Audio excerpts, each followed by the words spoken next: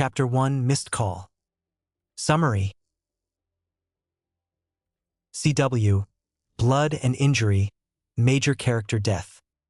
Chapter Text. If you asked Aizawa Yamada Shoyuta, he would say that life is going pretty good. His most problematic group of students have long since graduated from UA and gone on to become incredible heroes in their own right. Every time he's reminded of the fact, Shoyuta can never quite stop the proud little feeling that worms its way into his chest. He smiles every time he sees a successful news story featuring one of them. Hizashi would say he's going soft in his old age. Shoyuta would beg to differ. He's still Eraserhead, despite being down an eye and a leg. Still the no-nonsense homeroom teacher of Class 1A. So what if the kids, his kids, visit for mealtime after patrols, even though they were all old enough by now to make their own food? And so what if he had all their numbers saved in his phone? Just because they'd graduated didn't mean he had to cut all contact. Plus, his collection of best teacher coffee mugs makes sense. They serve a function, don't they? And it would be rude to throw away a gift. The mess of childish scribbles hung up on the fridge, all drawn by Eri, serve a purpose too. It was only logical to encourage her artistic abilities alongside her academics. The beaming smiles and hugs were just an added bonus. Besides, those kids had all been through so much, it was only fair to cut them some slack here and there. Okay, so maybe he was going soft, but it didn't have to mean anything. It was just nice seeing things go right for a change. All for One and the Paranormal Liberation Front were both no more. Arrested, reformed, or dead. And to be honest, fighting regular criminals was a tad underwhelming after facing that utter shit show.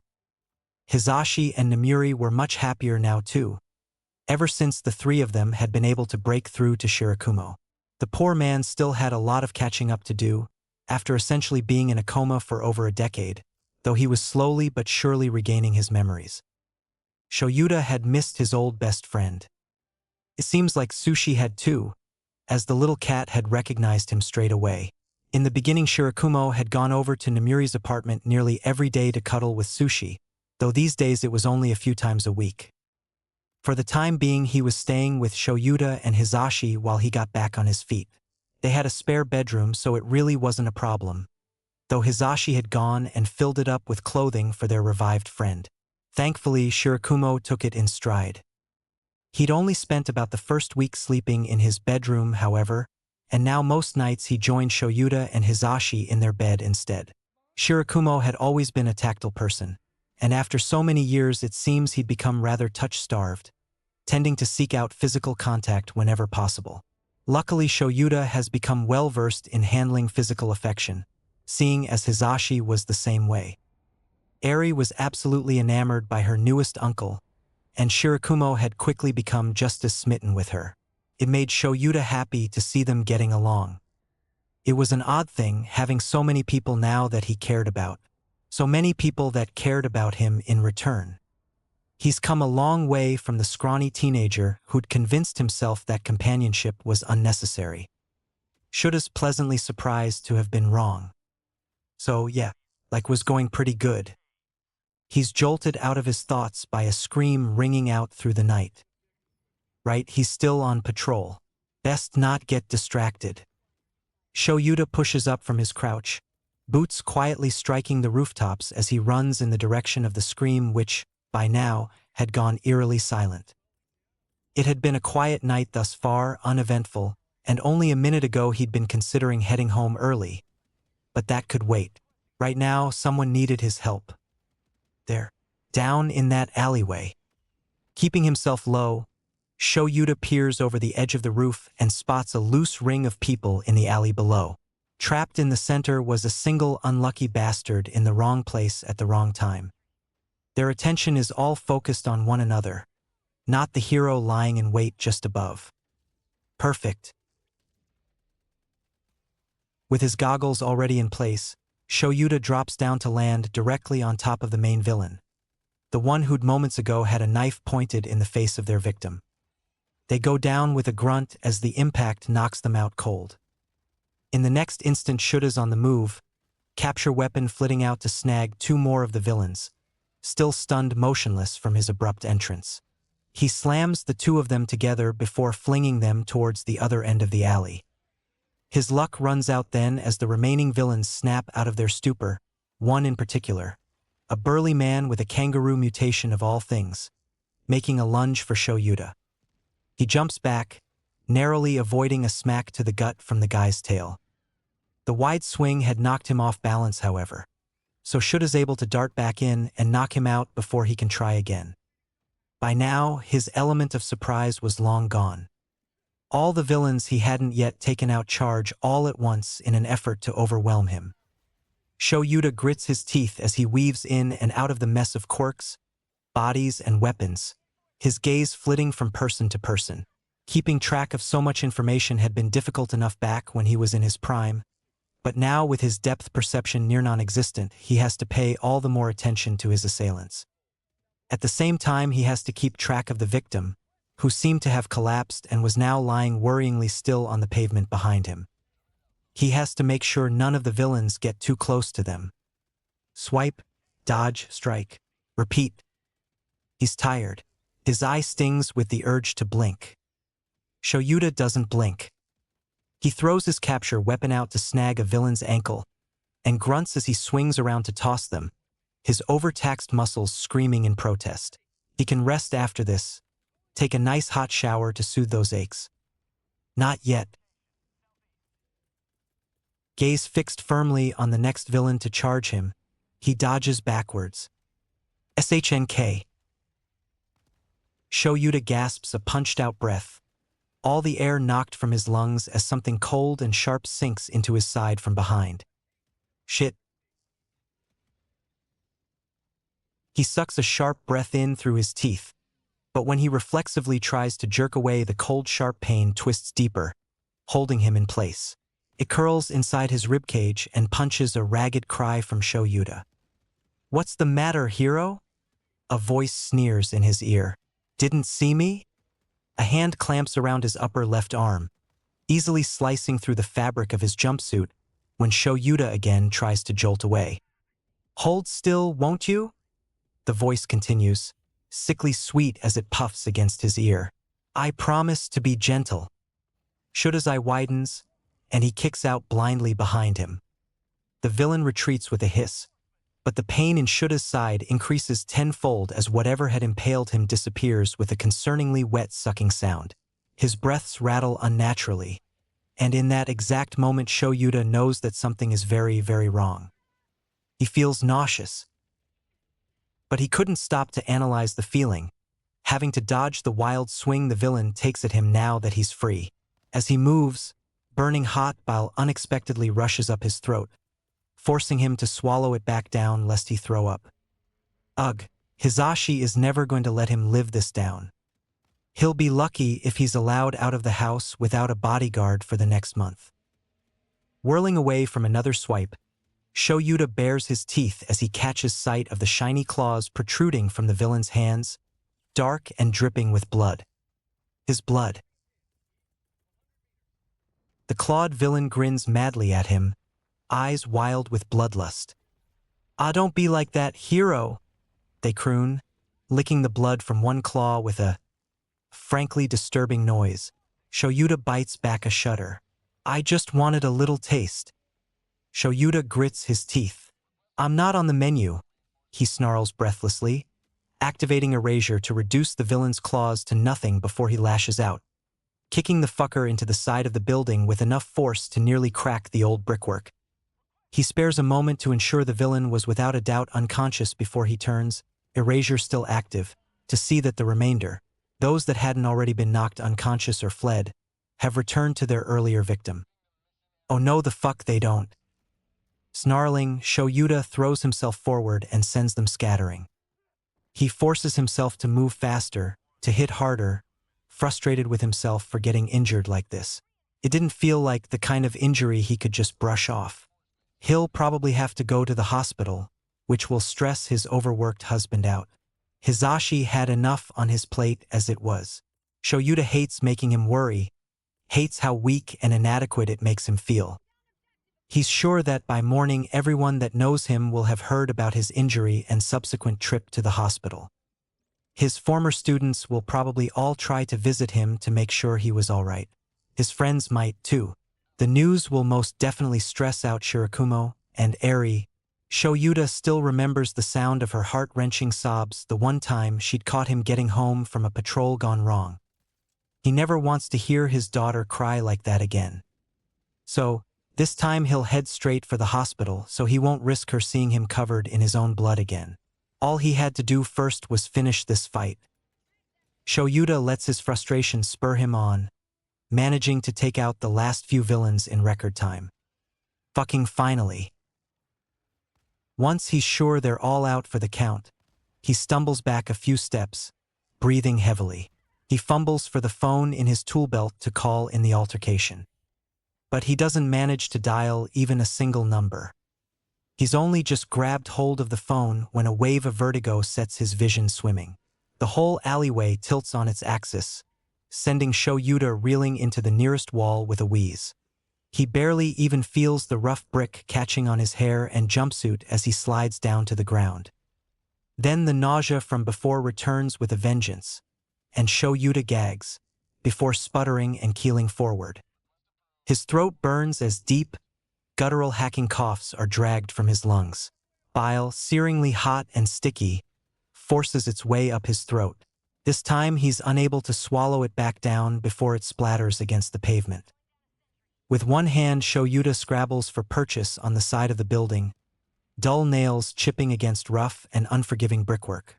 He can't catch his breath. Black spots dance at the edges of his vision, and Shoyuta wonders faintly whether he'll pass out.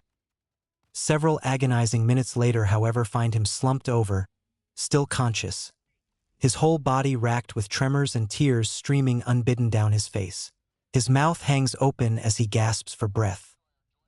And with wide-eyed horror, he realizes it wasn't bile after all. This is... fuck, it's worse than he thought. The blood was frothy, something that Shoyuta had never seen before. It drips from his mouth and his nose, runs down his chin, staining his once gray capture weapon red. The panic that seizes him only makes it that much harder to catch his breath. He needs to call for help. Now, though he'd dropped his phone when he collapsed, luckily it hadn't fallen far. He's able to grab it without moving too much. Even that small amount of motion felt like too much. His hands shake as he fumbles with the device, blood-smeared fingers slipping on the smooth plastic, but eventually he was able to press the side button 3 times in a row. That activated the emergency feature all heroes were required to have, sending his coordinates to the nearest police department to let them know he was in need of immediate assistance. Hopefully they'll be here soon. With that done, Shoyuta desperately tries to staunch the blood still seeping from his wounds. He could feel it running down his back, his jumpsuit completely soaked through, fabric sticking uncomfortably to his skin. Every little movement brought with it a fresh wave of pain and nausea. Yet no matter how much he twisted and turned, he just couldn't seem to reach that spot on his back. He can't inspect the wound, can't know how bad it really is. At the very least, he was able to wrap the claw marks on his left arm. He loops some of his capture weapon around the wound and pulls so tight his vision spots. He couldn't do as good a job with the other wound, but he was able to wind the rest of his scarf behind him and haphazardly tie it around his chest. That, too, made it ever harder to breathe, but hopefully it would stop some of the bleeding. As for the internal bleeding, Shoyuta chokes on a shuddering breath, gagging on molten blood as it floods his mouth and dribbles down his chin. Fuck! He rasps. His vision wavers at the edges, distant sounds of nighttime traffic barely reaching his cotton-stuffed ears, but he forces himself to remain conscious by pure will alone. He just has to... No, he needs to stay awake until help arrives. He needs to. He wants... Shoyuta wants Hizashi. Phone still in hand, Shoyuta squints blearily at the cracked screen. Did it break when he dropped it? He can't recall, clumsily tapping at it to get to his contacts list. His fingers leave smears of blood on the screen. He taps on the contact at the very top of the list, knowing exactly which one it was. The smiling face of his husband greets him. Zashi, Shoyuta mumbles, pressing at the call button as he tries and fails to suppress another cough. A mist of pink blood splatters over the screen and his already blood-stained hands. He could hear the dial tone ringing though, so he tries to hold on, nearly sobbing as another sharp wave of pain rolled over him. Ring, ring. Click. Hey, hey, Hizashi's voice crows. The sound, tinny and distorted as it was over the cheap phone speaker, was still enough to bring a tired smile to Shuta's face. You've reached the one and only Yamada Hizashi, yeah. Za, he coughs wetly, clutching at his phone in shaking hands and cradling it close, like a lifeline. Sounds were growing distant again, and it was all he could do to just keep his eye open and focus on Hizashi's voice. I can't come to the phone right now, so make sure to leave a message at the beep. Beep. Za, sure. Shoyuta chases after the little voice, urging it to understand. He takes in a gulping breath only for more frothy blood to come bubbling up in place of the words he means to say. Another shuddering inhale. I messed up, didn't mean to. Hurt. Why wasn't Hizashi saying anything? Maybe Shoyuta was mumbling again. Hizashi doesn't like that. Can't hear him when he speaks so softly. He just needs to speak up. Then surely he'll be heard. He really doesn't want to be alone right now. When had his eye fallen shut again? No, he needs to focus. Focus. This is important. Feels important. Shoyuta can only just make out the picture he'd set as Hizashi's contact. He was in their living room, his hair pulled up in a messy bun, a goofy grin on his face and one of their cats in his lap. His blonde hair shone like the sun, burning the image into his retina. Yet he couldn't look away. He was beautiful. But he still wasn't responding, and Shoyuta is so very tired. Sorry, are you still Tree? He asks, blinking dumbly at the blur of light inches from his face. His body feels warm and fuzzy along the edges, gentle waves of calm tired rest lapping at his consciousness. He can't quite remember why he'd been so afraid before. Za, sure. Shoyuta tries again. No response.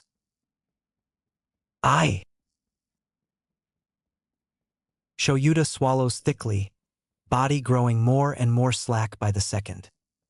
He can only just feel the pull of his hair catching on the sharp edges of the bricks as his head finally slumps low enough to rest on the oddly warm pavement.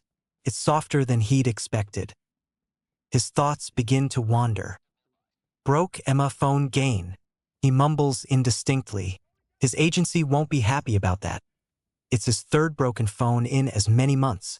He'll probably need a new jumpsuit and scarf too, since these ones have been soiled. Can't wash them. Hizashi hates getting blood in the washing machine. He doesn't want Eri to see all this blood anyways. Oh, Eri. Dunno if gonna make it Eri's parenti. Teach our conferencey next week. Shoyuta gulps down a wet, hiccuping breath, fingers twitching against his phone where it was held in a loose grip. Such Kumo can't do it. He's got Athar plans. Nite, Eri. All he could make out now was the light of his phone screen, yellow and white. What was he doing again?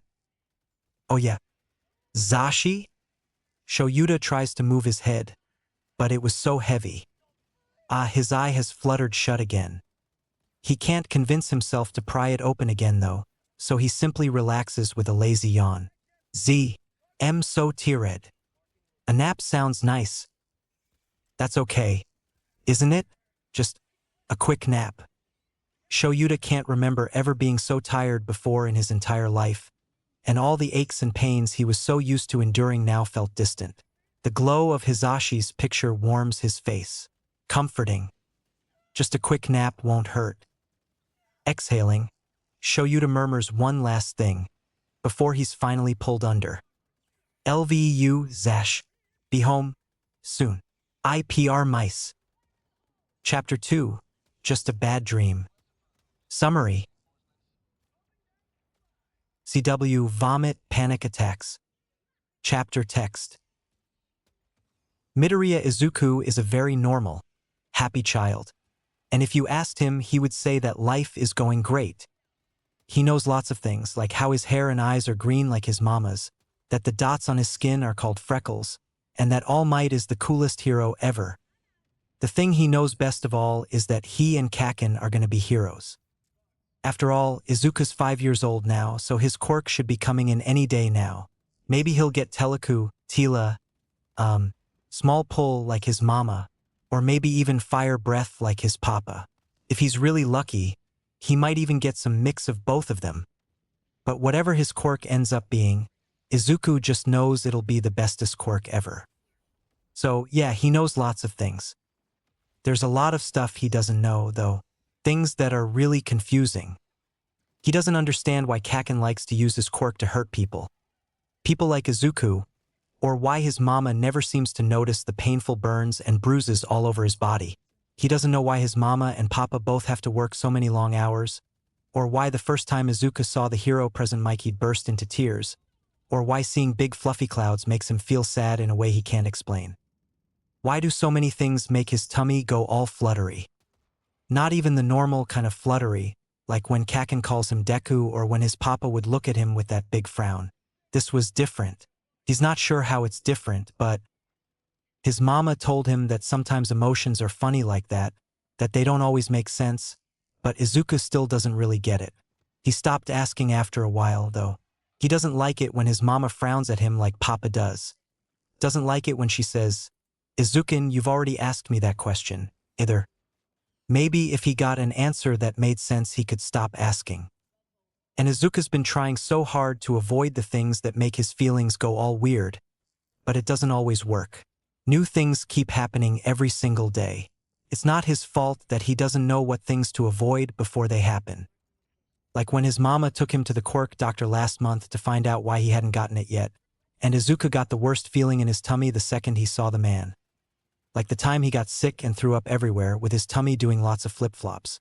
He'd wanted to scream, to hide behind his mama or run away, but he'd been trying so hard to be a good boy.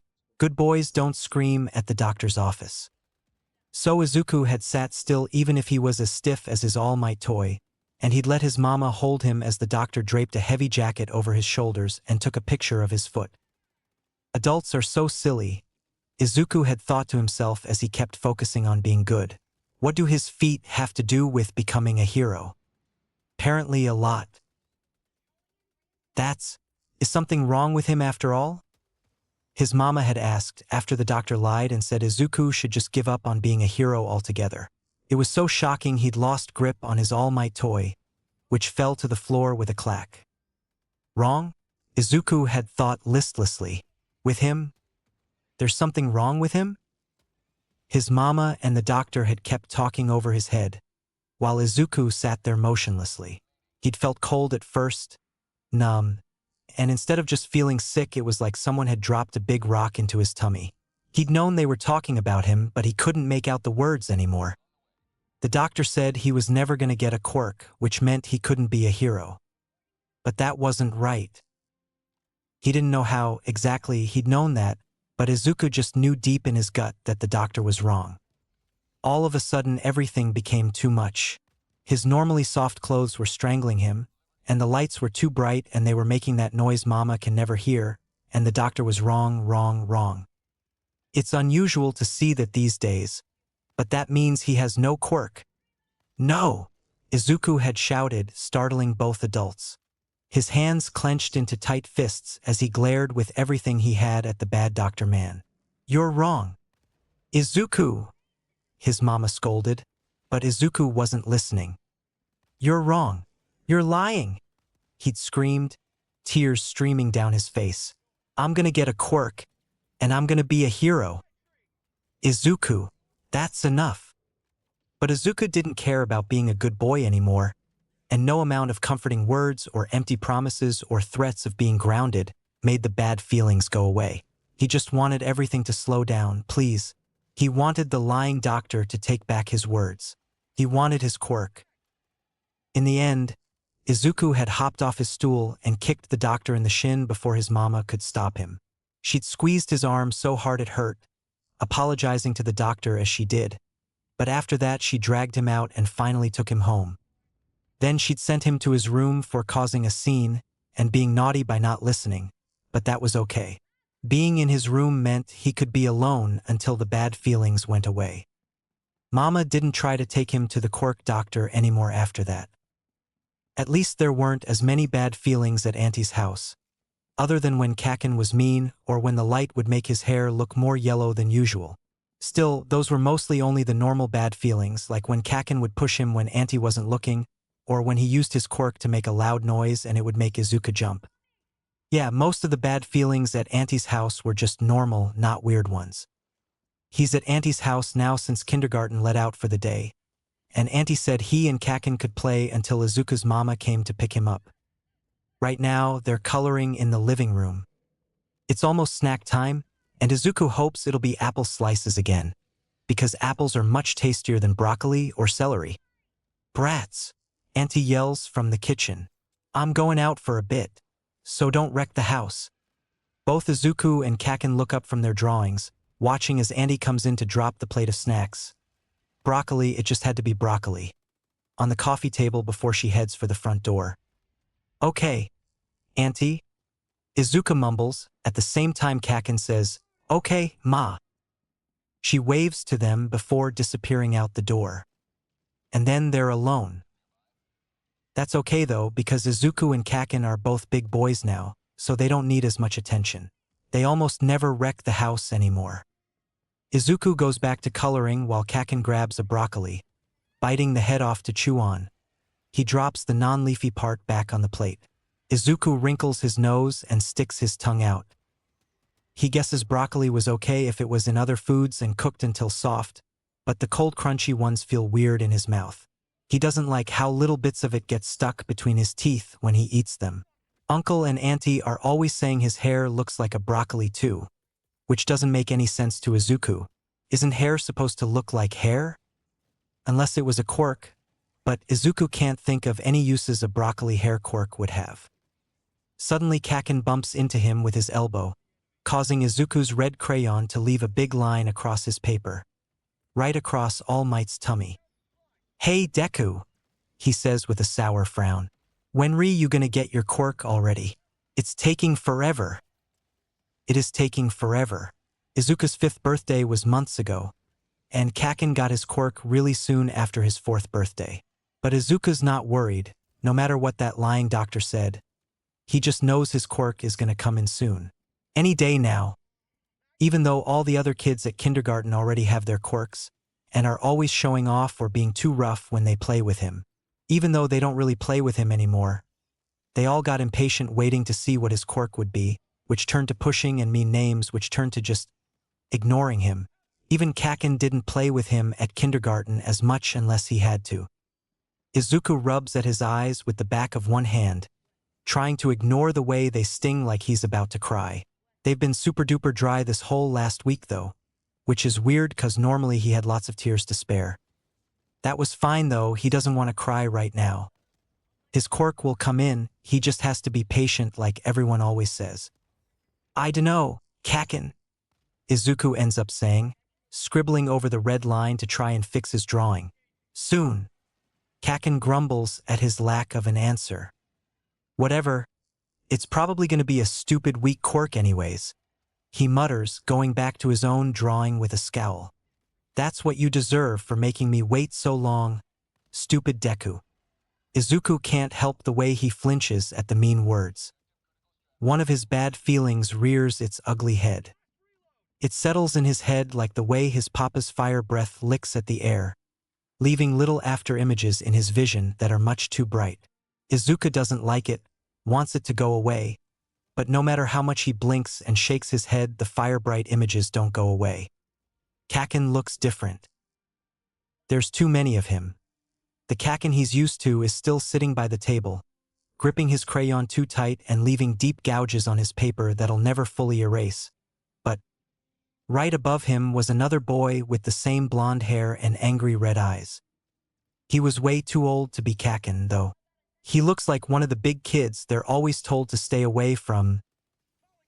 A teenager. The teenager sneers, angry and mean and wrong. There's a third person with Kakin's hair and eyes too. One that looks like a grown-up. He's wearing a funny costume that was all pointy and sharp, with tired eyes and a little frown like his papa. He didn't look as angry or mean, but he still looked wrong.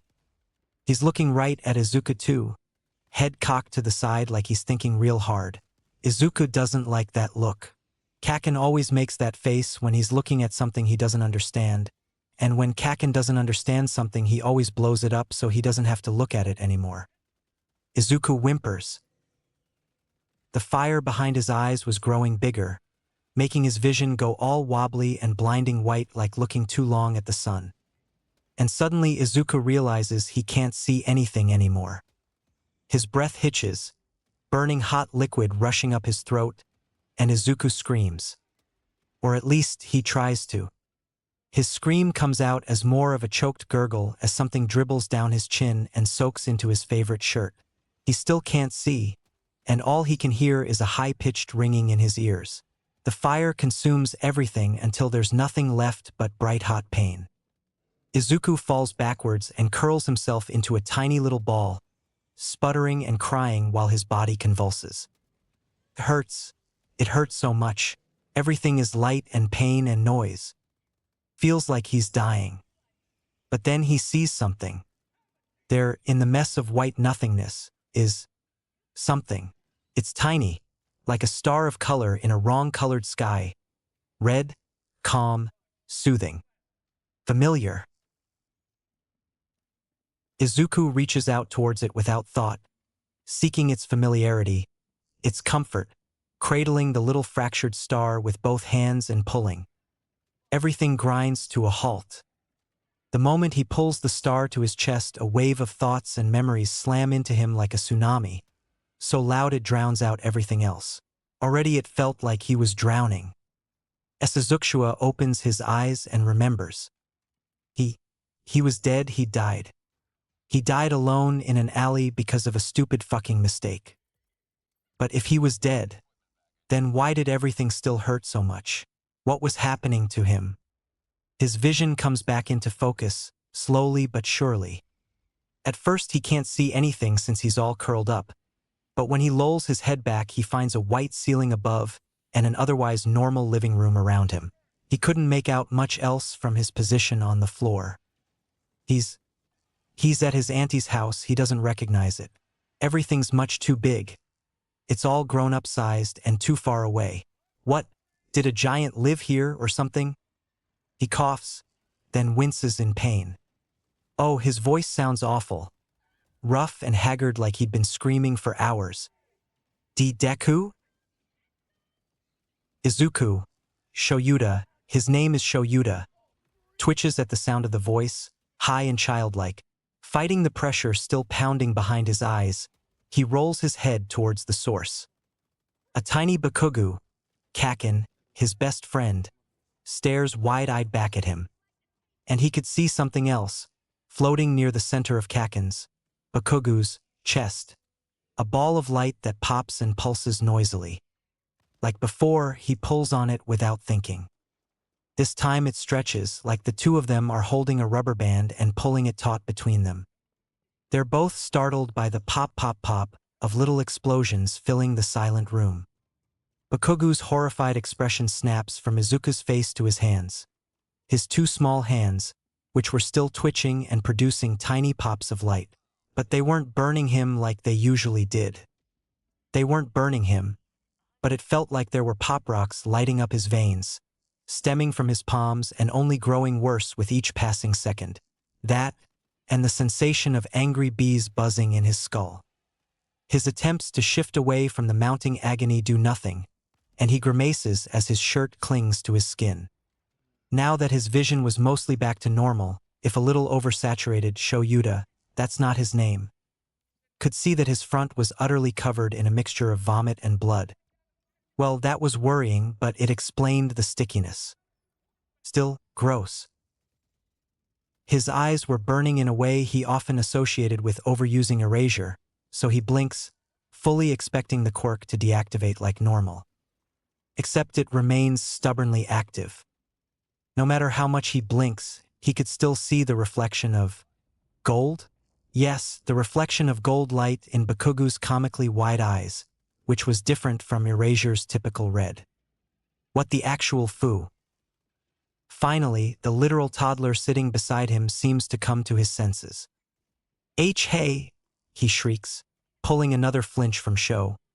Izuku as the sound only serves to aggravate his migraine. The damn kid looked downright scandalized. That's my quirk. Give it back.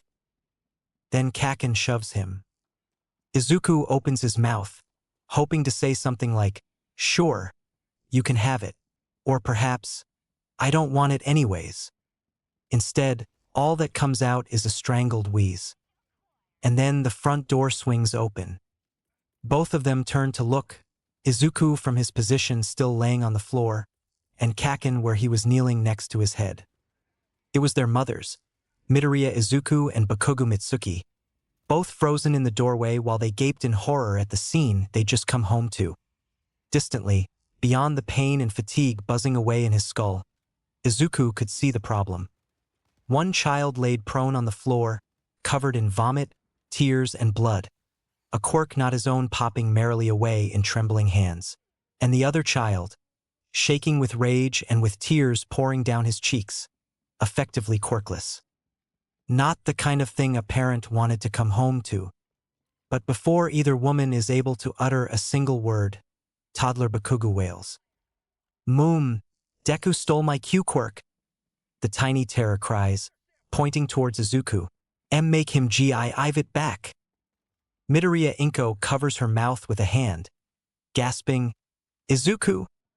Izuku groans weakly in response, barely able to think past the pain ravaging his body.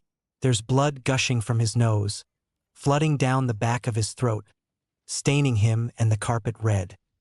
He coughs harshly and some of it splatters across Kaken's face, as he'd still been hovering unfortunately close. The kid immediately screams and begins scrubbing at his face frantically. That's what finally spurs the adults into action, both of them rushing forward to check on their respective child. Inko, Mama is here, drops to her knees at his side, moving to cradle Izuku in her arms as he sobbed and convulsed. Why is this happening? Shoyuta can't help but think. This is a nightmare, it has to be. Surely any moment now the world will cease being so goddamn illogical, and he'll wake up in his own bed. Hizashi would be there, and Shirakumo too, because the latter could never sleep in his own bed for long.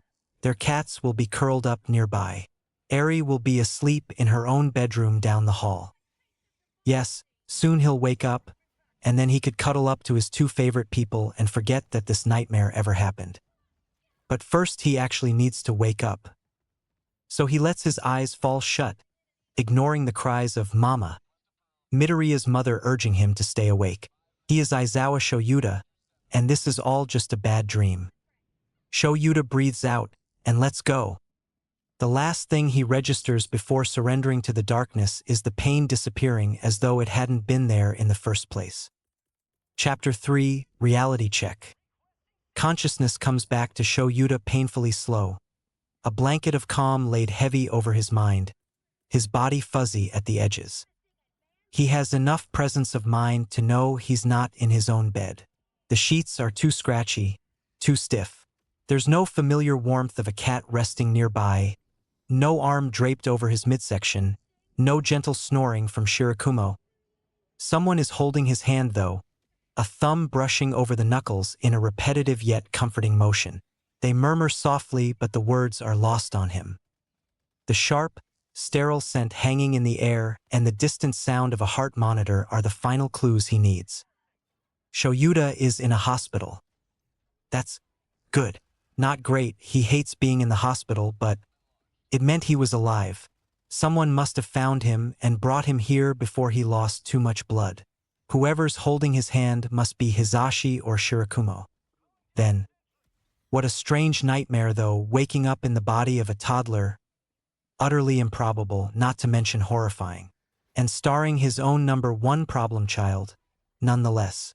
They must have had him on some pretty heavy drugs if that was the sort of thing his mind came up with. But the nightmare was over now, and soon he could forget it ever happened. Shoyuta relaxes, allowing himself a while longer to floating between waking and sleep. He could deal with the consequences of his recklessness later. He already knows everyone will be upset with him. This wasn't the first time he'd been careless and gotten himself hurt. Perhaps it was time to face the facts and accept that he wasn't getting any younger. His countless gray hairs said so quite clearly. Maybe he should consider retiring? Sure, he was only 36, but underground heroes had an on-average lower retirement age than the rest of the population. Already he's held onto his hero work longer than he probably should have. He could still teach at UA, but cutting back on his patrols wouldn't hurt. Or he could cut his patrols out entirely. It wasn't exactly easy when he was down an eye and a leg. Retiring from his hero work would give him more time for the important stuff, too. Things like sleeping or grading homework or spending quality time with his family. Eri was 11 now and growing up fast. He was always so tired due to his late hours on top of his daytime teaching job, even with his intermittent naps, though he encouraged Eri to maintain a healthy sleep schedule. If he was more awake during the day, he could spend more time with her. That sounded nice. He'll have to discuss it with Hizashi and Shirakumo. But the idea was appealing. The sound of someone crying reaches his ears then. Muffled, like they were trying to quiet themselves but failing. He must have really worried them this time. With a mental sigh, Shoyuta drags himself out of unconsciousness. That proves to be easier said than done. It's like pulling himself out of thick mud, and his body feels impossibly heavy. There was a distant yet still, their migraine pulsing at his temples too, and he could see the fluorescent lights through his eyelids, so he decides to keep his eyes closed for the moment. He squeezes the hand holding his, and the crying stops. Then, a hesitant yet hopeful voice asks, "Izuku?" "Huh? That's not." Now Shoyuta forces his eyes open, and when his vision clears he's met not with the worried faces of his loved ones, but with the face of Midoriya Inko.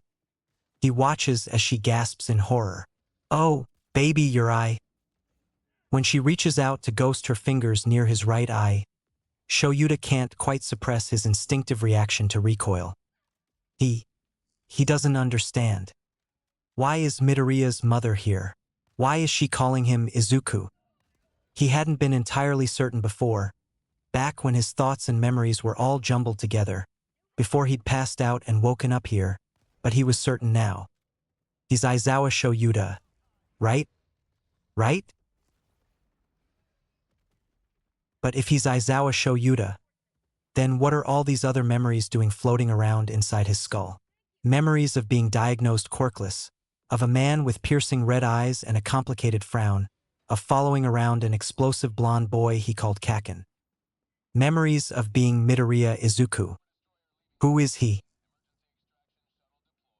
Horrifyingly, his eyes well up with tears, breaths hitching in a way he can't get under control no matter how hard he tries. Midoriya's mother coos at him, smoothing down his curls as she pulls him towards her and begins to rock him back and forth. Shuta's too overwhelmed to do much else but cling to her as he sobs. It feels like it should be comforting, and it is, but he doesn't know her. She's not his mother. But she is? Everything is just so wrong. He's not so prideful that he can't admit to himself when he's scared, and right now Shoyuta is absolutely terrified. Where's Hizashi? Where's Shirakumo? Namuri? Hell, he'd even be happy to see Fukakato right now, for her to tell one of her stupid jokes in an effort to annoy him because at least he knew how to deal with that. I want to go home. He manages to get out between deep, gasping sobs, but the sound of his voice only makes him cry harder. Because it's not his voice. It's much too high-pitched, too childish. It's not his voice. Midoriya's mother only shushes him, murmuring empty platitudes into his hair. This can't be real, he must still be dreaming. He just has to wake up, show Yuta reasons, urging his body to just do so already, to end this horrible nightmare. He wants to go home. By the time his tears dry up, either minutes or hours later, Shoyuta is left feeling, his thoughts slow to a crawl. Nothing felt quite real. He doesn't say anything when the doctor enters the room, wanting to check on him now that he was awake. He doesn't say anything when they ask him how he feels. He doesn't say anything when they finally show him what's got them all so worried. A nurse hands him a mirror. In it, the tired face of a young Midoriya Izuku stares back at him. Except he didn't look quite right. His left eye was green, just like he remembers Midoriya's being, but his right eye wasn't. Shoyuta blinks, the reflection doing the same.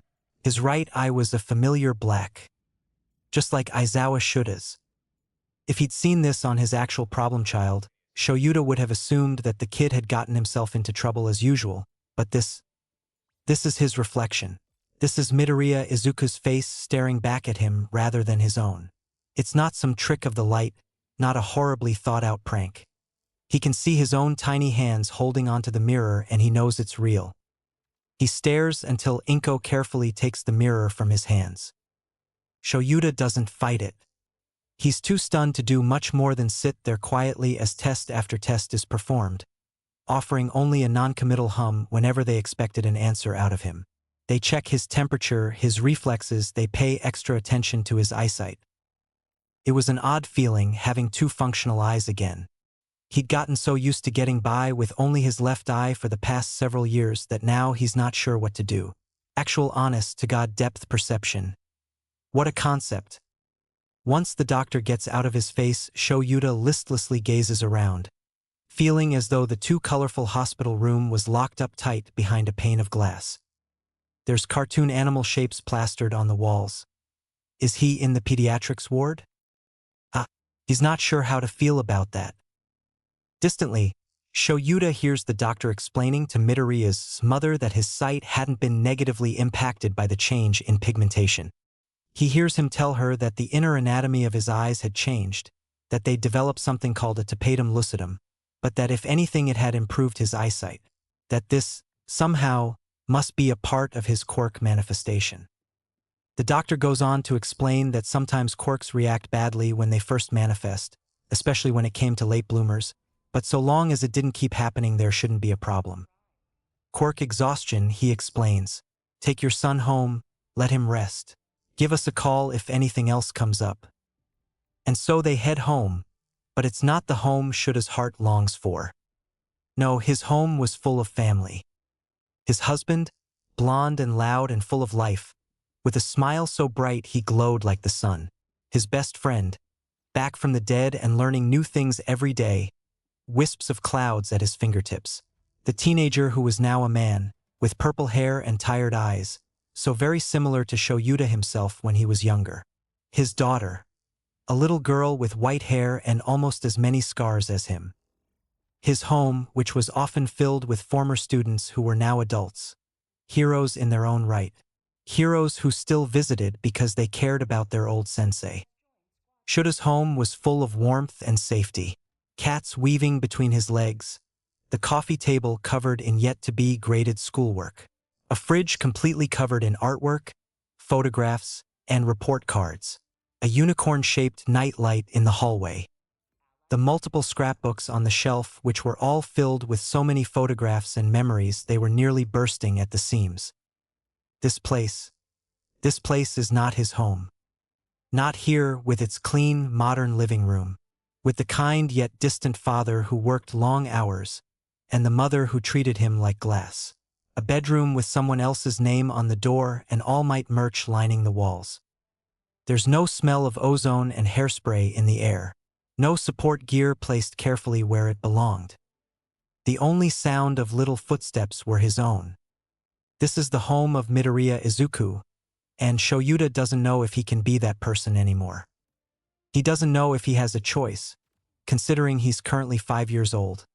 Physically speaking, the memories of being Izuku fit oddly against his memories of being Shoyuta, as though someone had taken two different puzzle sets and forced the pieces together to create a new picture entirely.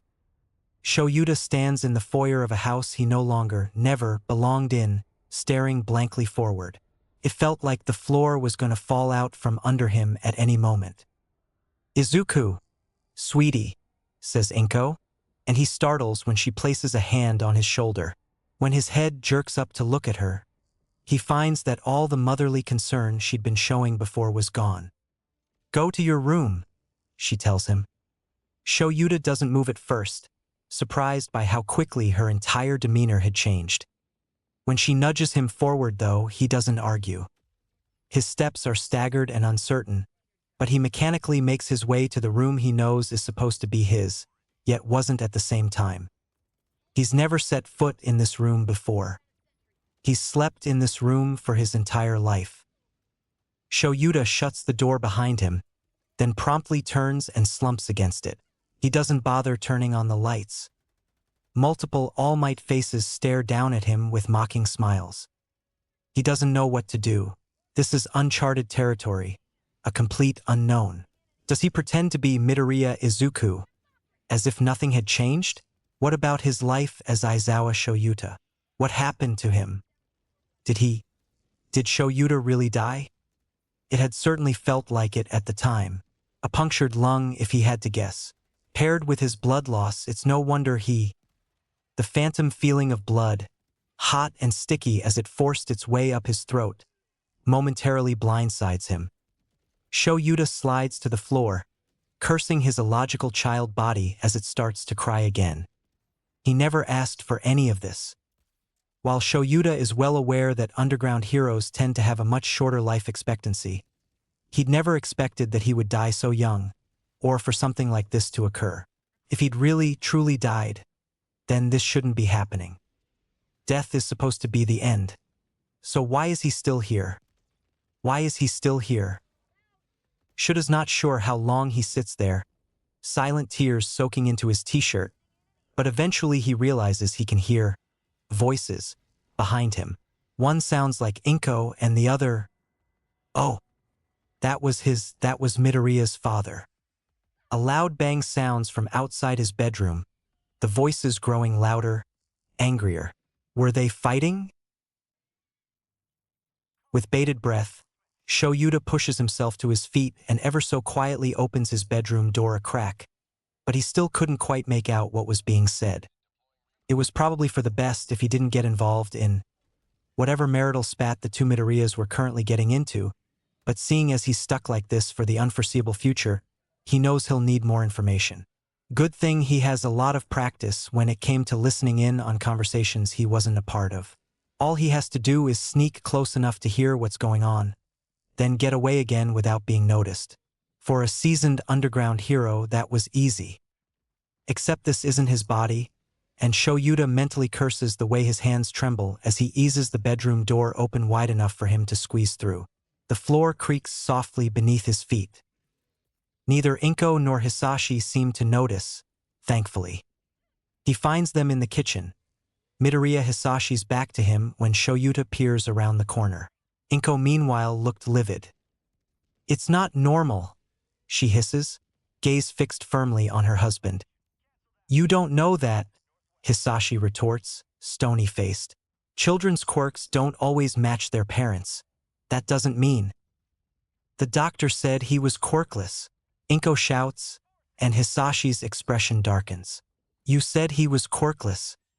His quirk isn't anything like ours. People are going to notice."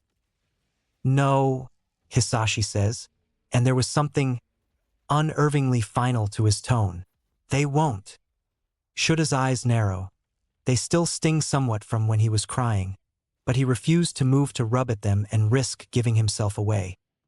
As he's squinting, though, he comes to the slow realization that he could sense something else there, a sort of image or presence that only becomes clear when he focuses on it. Something appears near the center of Hisashi's chest, superimposed into Shuta's vision. The harder he focused, the clearer it became. It looked like a mass of light, humming with a sort of power that had the hairs on the back of his neck standing on end. He swears he could make out countless smaller lights surrounding the center mass, all different colors and patterns, like a planet orbited by many moons. He wishes he could get a closer look. Izuku, Inko hisses, snapping Shoyuta out of his trance. Shit. He's still standing mostly behind the corner, but now both Inko and Hisashi were openly staring at him, the former with her mouth agape, and the latter's eyes sparkling with something he couldn't quite place yet had a pit forming in his stomach. It's only then that Shoyuta notices the red and golden light reflecting off the wall near his head. Oh, his eyes are glowing again. Izuku, Inko says again, her voice deadly serious. I thought I told you to go to your room. He winces, blinking, and the glow fades. The image of the lights near Hisashi's chest, and Inko's as well, he belatedly realizes, fade too. Go, Inko orders. Now. But Shoyuta doesn't move at first. Can't, with the way he's pinned in place by Hisashi's piercing gaze. It left an ugly feeling to curl in his gut. His memories portrayed Hisashi as a good, if distant, father, but that look was calculating, observant, predatory, as though Shoyuta was a complex riddle or an intriguing math equation on a board. Whatever it was, Shoyuta really doesn't like it. Now, Izuku, Inko shouts, and this time Shoyuta flinches. Yup, running away now. Prying his fingers from their death grip on the corner, Shoyuta turns and flees back to the relative safety of his room. It takes everything in him not to slam the door when he gets there, pressing his back flat against it as he pants for breath, though he swears he could still feel Hisashi's gaze lingering on him even with the walls separating them. The shouting had started back up as soon as he'd fled, and Shoyuta feels his body begin to tremble in response. He recoils away from the door when the noises draw closer. Fuck. Shit. There's nowhere to hide in this stupid room, and Shoyuta was not going to succumb to the childish desire to cram himself under the bed. He's seen what real monsters are capable of. A bed wasn't going to slow them down. With that being said, he's feeling rather exposed right now. There's no weapons in the room for obvious reasons, and the lack of his capture weapon around his shoulders has Shoyuta feeling on edge, vulnerable. Backing up until he hits the far wall, he can only listen helplessly as the voices get louder and louder, closer to his terrible hiding spot. This is not over, Hisashi, a voice booms. Something shatters. There's an enraged shout, and loud footsteps thunder closer. Shoyuta holds his breath until whoever it is passes by his bedroom door without incident. Even then, Shuta's left tense and trembling, uncertain what would happen next. This situation was already so hard to wrap his mind around without Inko's and Hisashi's strange behavior on top of it. Shoyuta doesn't know what to do. After what feels like an eternity but must only be a handful of minutes, long enough for the silence to grow deafening, but not enough for his heart to stop racing. He slowly, cautiously, unpeels himself from the wall. Was it safe? No, of course it wasn't, but the fighting seemed to be over for now. He still doesn't know what to do. The old, wary part of him that was still fresh out of UA, the part that had been constantly on the move and looking over his shoulder before he'd managed to get his first apartment, urges him to grab Izuku's school bag, stuff it full of food, clothing, and medical supplies and get the hell out of here. The part of him that's 5-year-old Izuku wants to go to bed and sleep until everything makes sense again. And of course that's the part that wins because he's absolutely exhausted, and the difference between living on the streets when he was 18 is significantly different to attempting the same thing as a small child. So, Shoyuta goes to bed. Shoyuta jolts awake some time later to his bedroom door swinging open, causing him to bolt upright in bed, heart pounding. Stood in the doorway was Inko, messy hair illuminated by the light behind her. Her clothing was rumpled, and there's a cold, determined look in her eyes, but she didn't appear to be injured.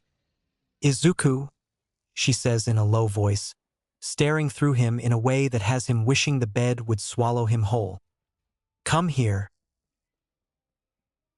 Every instinct in him screams to run, but Shoyuta knew he wouldn't get very far. Inko was blocking the only exit, and besides, with how small he is, Against his better judgment, he forces himself to get out of bed and walk towards her. As soon as he's within reach, Inko grabs a hold of his arm. "We're leaving," she says, the finality of the statement clear in her tone. Obviously, Shoyuta doesn't argue. His eyes dart around the apartment as he's dragged, but he sees no sign of Midoriya Hisashi. Bits of glass, though, glitter in the living room carpet as Inko leads him to the front door, shards stabbing into his feet and staining his white socks red. Inko doesn't seem to notice. She was already wearing her shoes, but she pauses with one hand on the doorknob, saying nothing as Shoyuta hurriedly tugged his own shoes on. It's as he does so that he notices the stuffed duffel bag sitting by the door, which Inko grabs to sling over her shoulder. She only spares the empty apartment a single glance before dragging him out the door. The nighttime air outside bites into his exposed skin. Shoyuta shivers. He hadn't been given a chance to change into something warmer or even to put a jacket on. At least she'd let him put his shoes on, though the ground was rough and uneven beneath his feet. Every step sends a jolt of pain up his legs. Worse still, his legs were so illogically short that he's barely able to keep up with Inko as she speedwalks down the street, physically dragging him behind her. Her grip was near bruising around his arm. Any complaints Shoyuta might have had die in his throat before he could ever hope to voice them. What is he supposed to do? He'd seen many cases of child abuse in the span of his hero career, but he'd never thought that he would end up on the receiving end. His own parents, while never the most physically affectionate, had still treated him well. He doesn't even know where he is right now. The area unfamiliar and alien in his eyes. Everything was so big, towering overhead, built with larger bodies in mind. Adult bodies.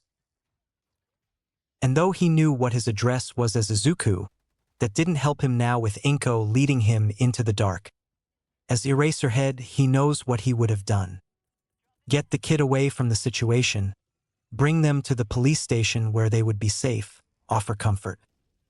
Make sure they never had to be in that kind of situation ever again. But he isn't Eraserhead right now, and even if he could manage to find some other hero to ask for help, what would happen then? Shoyuta knows the foster system is corrupt, and he wasn't feeling very keen on experiencing it firsthand. As 5-year-old Izuku, he's helpless. He despises feeling like this, always has. After Shirakumo's death, he'd done everything in his power to never feel so weak and useless again. Apparently, however, the universe had other things in mind. Children were dependent on others to survive until they were old enough to take care of themselves. He can't remember the last thing Izuku had eaten. Can't remember how long ago that was. Was it at kindergarten the previous day? How long had he spent unconscious before he woke up in the hospital? And with how much he's been crying, he was going to get dehydrated. No, a kind nurse had given him a juice box. He remembers that, but other than that, nothing. Already he can feel his body struggling to keep up. Shoyuta stumbles, a particularly sharp bite of pain racing up his leg as he feels something small move inside his shoe. A rock? A hidden away shard of glass? Inko thankfully pauses when that happens, giving him just enough time to right himself before she continued walking. Where the hell is she taking him? Shoyuta can't help but wonder. A vaguely familiar building looms ahead. Apartments. Izuku's memories provide the rest of the details he needs. Right, that's the building the Bakugas live in. It made sense. Inko and Bakugo Mitsuki are friends, if he remembers correctly, which he does. Midoriya's mother doesn't let go of his arm once they reach the correct floor, but her grip does lessen a tad. She knocks on the Bakugo's front door. There's muffled shouting from the other side, and Shoyuta winces at the thought of how many noise complaints they must receive. Probably about as many as Hisashi did back in his bachelor days. Maybe a minute later the door opens to reveal a bedraggled Mitsuki, looking about half a second away from telling them to piss off, but her eyes alight with concern when she finally recognizes them. Inko? Mitsuki asks, looking them over more thoroughly as she ushers them into the apartment. What's going on, hun? As soon as they're past the threshold, Inko bursts into tears and collapses into a surprised Mitsuki's arms, in the process dropping her duffel bag to the floor and letting go of Shuta's arm. He immediately shuffles out of her reach, and with both the women distracted, he looks around. It didn't look like anything had changed about the apartment since the last time he was here, though he hadn't exactly been paying much attention near the end there. He does see a damp spot on the carpet near where he remembers passing out, the smell of cleaner stinging his nose. Deciding to ignore the sobfest happening behind him, Shoyuta kicks off his shoes before wandering further into the apartment. He knows that as Izuku he was basically considered family. Surely they won't mind if he grabs a quick snack. Actually, scratch that, he doesn't care if they mind. Right now he's tired, cold, and achingly hungry. After all the shit he's been through, he deserves a damn snack. His feet throb with every step he takes to the kitchen, tiny red footprints left behind in the beige carpet. He finds Bakugu's father Masaru sitting at the kitchen table, nursing a cup of tea. Izuku, what are you doing here? He asks, watching as Shoyuta stumbles his way over to the fridge. Shuta's only response is a grunt as he pulls the fridge open with great difficulty, only to stop and glare up at the thing and its stupidly tall shelves. Without a stepstool, he would have to all but climb into the fridge if he wanted to grab something, though nothing looked all that appealing. There are no jelly pouches. From behind he hears Masaru stand up, the man padding over to stand right beside him. "You hungry, bud?" he asks. "Here." He reaches over Shoyuta, grabbing a small bento box from the top shelf which he hands to Shoyuta with a wink. "That's my lunch for tomorrow, but I can always make another one." Then he ruffles Shuta's hair and closes the fridge door. "Thank you," Shoyuta mumbles, somehow remembering his manners. He knew that this is the best he was going to get, unless he somehow worked up the energy to ask for something else that he actually wanted. A jelly pouch would make this shitty situation a little bit better. Nah, not enough energy. It was kind of Masaru to offer him his lunch anyways. So Shoyuta doesn't complain and instead pulls himself up onto one of the empty chairs at the kitchen table, bento in hand. When he opens it, he finds a fairly simple yet fresh-looking meal. Not as artistic as he'd come to expect from Hisashi, or fancy like something Lunch Rush would make, but still perfectly edible. His stomach rumbles. "You stay here, Izuku. I'll go find out what's going on," Masaru tells him, and he sets a small sippy cup full of juice next to the open bento box. Then he leaves the kitchen, leaving Shoyuta alone. Shuta's eyelids droop, and he does his best not to choke on the food as he shovels it down. In the face of the goddamn sippy cup, he pries the lid off so he can take sips of the offered juice between bites without the indignity of sucking at it like a child.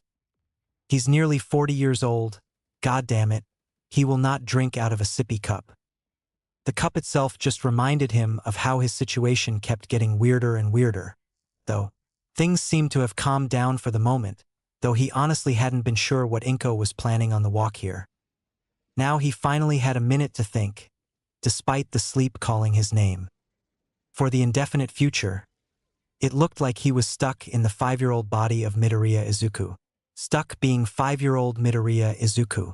It's obvious that he can feel pain and get hurt, which meant this probably wasn't a dream, as much as he wished it was.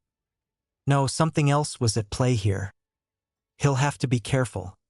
Play the part of the innocent child everyone was expecting him to be. Shuta's already seen what happens if he deviates. He knows that the real Midoriya Izuku has been quirkless before he entered UA, so whatever the hell happened earlier with the mini Bakugu had most certainly not happened originally. And then there was what Inko and Hisashi were arguing about to consider. But if Izuku was supposed to be quirkless, why can Shoyuta still feel the pressure of erasure behind his eyes? Locking eyes with his reflection on the fridge, Shoyuta lets erasure activate. It does so easily, familiar red light flooding his vision and his curly hair lifting against gravity. He blinks and erasure fades away. How very interesting. But if erasure was red, Then what was that golden glow from before? Why hadn't it deactivated when he blinked? What were those lights he'd seen near Hisashi's chest? Shoyuta doesn't know. He supposes he should start calling himself Izuku instead of Shoyuta, though he knew deep down that he would always think of himself as more Aizawa Shoyuta than Midoriya Izuku. 36 years of life was quite a bit more than 5. With a wide yawn, Izuku, he's Izuku now, finishes the last bite of food. He could make out the distant voices of the 3 adults in the other room, but not the words. But that was fine, he was too tired to really care about what they were discussing. Knowing he won't be able to place the dirty dishes in the sink, the counter was too tall, and there's no step stool in here for him to use, Izuku simply pushes the bento box and cup aside so he can lay his head down on the table. After everything, sleep comes easy enough. Chapter 4, Not Useless. Izuku wakes up somewhere soft and warm, which is strange, considering he remembers falling asleep at the kitchen table. So while unconsciousness clings to him like a shroud, he resists the temptation to drift off back to sleep. He should probably figure out where he is first. He doesn't open his eyes quite yet, though. It's funny, he could almost convince himself that he's still Aizawa Shoyuta, that he'd simply passed out on the couch after a long night of hero work. It certainly wouldn't be the first time. And while it was a nice thought, pretending everything was normal, if only for a minute, Izuku knew better than to get his hopes up. Wishful thinking would only lead to more heartbreak. The couch in question that he's woken up on, while soft, was lumpy in a way that told of its many years of use. Izuku could feel the pressure of a blanket laid on top of him too, tucked snugly beneath his chin.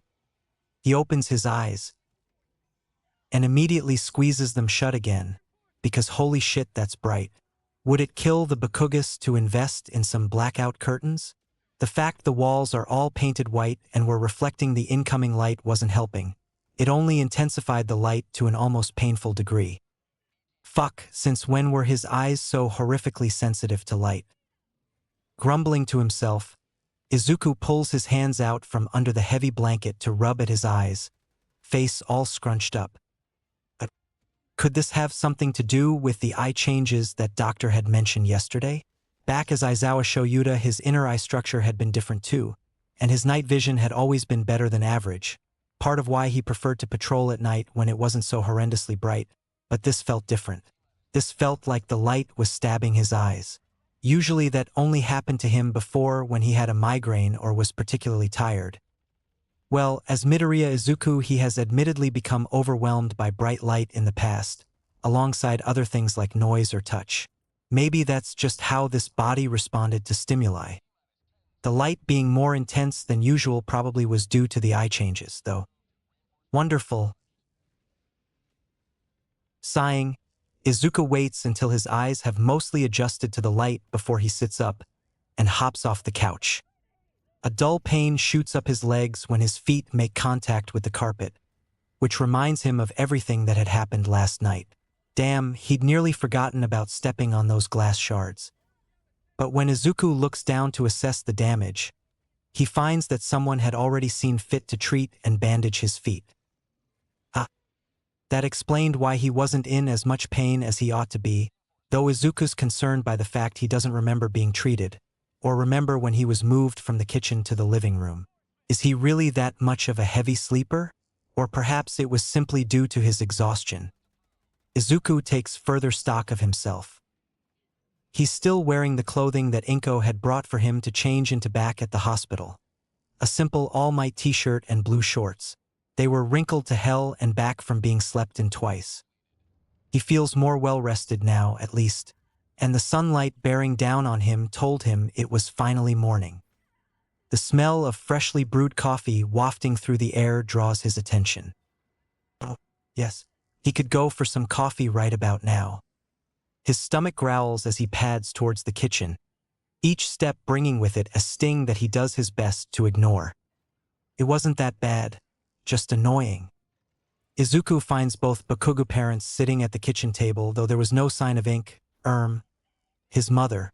Probably a good thing he doesn't feel like dealing with that mess right now. His gaze locks on the coffee maker, and he heads straight for it. But try as he might, Izuku just cannot manage to reach it. It's pushed too far back on the counter. He's damn near ready to climb his way up onto said counter when he hears Mitsuki laugh loudly, and all of a sudden there's a hand ruffling his hair. "Sorry, Squirt. You're not big enough for coffee yet," she tells him. He turns to stare up at her with wide eyes, incredulous dread pooling in his gut. Here he is, a grown-ass adult, being denied his favorite morning beverage simply because of his age. Actually, if he thinks about it, he's older than both Mitsuki and Masaru currently are. Mentally, at the very least. It's official, being 5 years old is the worst. The horror on his face only causes Mitsuki to laugh harder, nearly doubling over in her mirth. Masaru at least has the decency to try and hide his chuckles behind one hand. "Don't tease him so much, dear," Masaru says with a smile, leaning over to give his wife a quick peck on the cheek. Then he stands up. "Here, Izuku, how about I make you some decaf?" he offers, already moving to do so. It's the same thing but without all that yucky stuff. Izuku internally sighs, annoyed over being treated like a child, though he wouldn't say no to the offer of coffee, even if it was decaf. "Yes, please," he mumbles, and he pulls himself up onto one of the empty chairs. Mitsuki leans forward to sit properly in her own chair with a dramatic huff. "So," she says, "I'm sure you're wondering where your mama's at, huh?" "Not really, no," Izuku thinks to himself. He shrugs non-committally though, rubbing the sleep from his eyes. As such, he doesn't notice the look both Bakugo parents share at his non-answer. What he does notice is Masaru sliding a plate of omuris in front of him, along with the promised mug of decaf coffee. "Careful now, it's pretty hot," Masaru tells him. After mumbling a quick thank you, Izuku digs into the meal. It's good, and the coffee is enough to fill his belly with a comfortable warmth despite its lack of caffeine. He does his best to ignore the way both Bakugos keep glancing at him. All he wants to do is eat his breakfast in peace, then go find someplace to hole up in so he can properly gather his thoughts. If he's lucky, they'll let him do that without fuss. "Izuku," Mitsuki says once he's about halfway done with his breakfast, her voice uncharacteristically soft. "There's something we need to talk with you about." "Damn, so much for that." Masaru leans forward, placing a hand over the back of one of Mitsuki's. "You'll be staying with us for a little while," he explains. Flashing must be meant to be a comforting smile, though it only causes apprehension to swirl in Izuku's gut.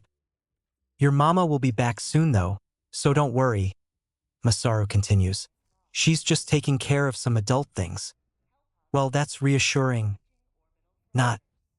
Are my parents getting divorced?" Izuku can't help but ask. He knows that the original Midoriya's parents weren't exactly together by the time the teen had started attending UA, but he wasn't sure if they'd officially split or not. It wasn't something he'd ever felt the need to discuss with his student. He kind of has to ask now. As soon as he's finished asking though, Mitsuki bolts to her feet, her chair scraping against the tile and falling over with a loud noise that has Izuku wincing. "Huh? Why would you?" she starts, volume rising to an almost explosive degree, only to be stopped by a gentle touch to the arm by Masaru. They share a look, and though Mitsuki clearly wanted to say more, she instead rights her toppled-over chair and sits back down. Masaru's the one who speaks next. "Izuku, I'm not going to lie to you," he says. "It's possible. Inko told us a bit about what happened last night, and he looked so tired as he said that, staring at Izuku with pity in his eyes. His next words, though, were more hesitant, slower, like he wasn't certain he wanted to hear the answer. "Your father, Hisashi, did he ever hurt you or make you feel unsafe?" Now there was a loaded question if ever there was one. With his newfound adult perspective, Izuku knows that Midoriya Hisashi isn't exactly the world's greatest father. The man spent more time away at work than at home, disappearing for weeks if not months at a time, and when he was home he could be somewhat cold in his interactions with Izuku. Then there were the times where it almost seemed like the man was looking for something in Izuku, something that just wasn't there. It was the kind of way a person might look at an unscratched lottery ticket, or at some strange, unknown species of animal they about to dissect. Expectation, feverish curiosity, followed by disappointment when the results weren't what was wanted. Those assessing looks had become much less common after he'd been diagnosed as quirkless. But last night, Izuku realizes, Hisashi had looked like he'd found what he was searching for. So, yes, Izuku could remember plenty of instances where he was uncomfortable with the man he calls father. And he certainly hadn't felt safe last night with the man's gaze upon him. That glint in his eyes. It's funny, though. He fears Inko more than he fears Hisashi right now. Perhaps that was due to her strange behavior and unpredictability, since Hisashi really hadn't done much last night. Though to be honest, at the moment he doesn't want to be near either of them. Not that he had a choice in the matter. He's taken a bit too long to answer if the tightness to Masaru and Mitsuki's expressions is anything to go by. Izuku takes a long sip of his coffee. He was all right, he says once he's swallowed. Wasn't around very much. He shrugs and looks away as he admits, I don't know what to think of him, to be honest. Idly, he wonders what his new mother actually told them about last night. It seemed like they were looking for a specific reaction from him, and the way their questions were worded. Had Inko told them that Hisashi was abusive?